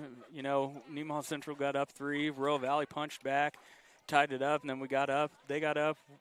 We punched back. And absolutely. And Kennedy McKee comes into game 2 here and gives you seven quality innings. I don't even know. She went 7 innings tonight, and then finally got some relief there in the 8th inning, but does the work herself there in the 8th inning, gets on base there with one out, and moves up 2 bases, and then all it is a sac bunt by Lena McKinley to bring her in. So. Yep, and how about that bunt by Lena McKinley, perfectly placed down the third base side. And we have the traditional cartwheel by head coach Lindsey Haug out in left field. And we got it on video as well. So fun way to start off the season for SCTV. Nemaha Central earns the split at least, and but the first win of the season, getting some things going the right way to turn this season around. So yep, absolutely. So I think we're going to sign off.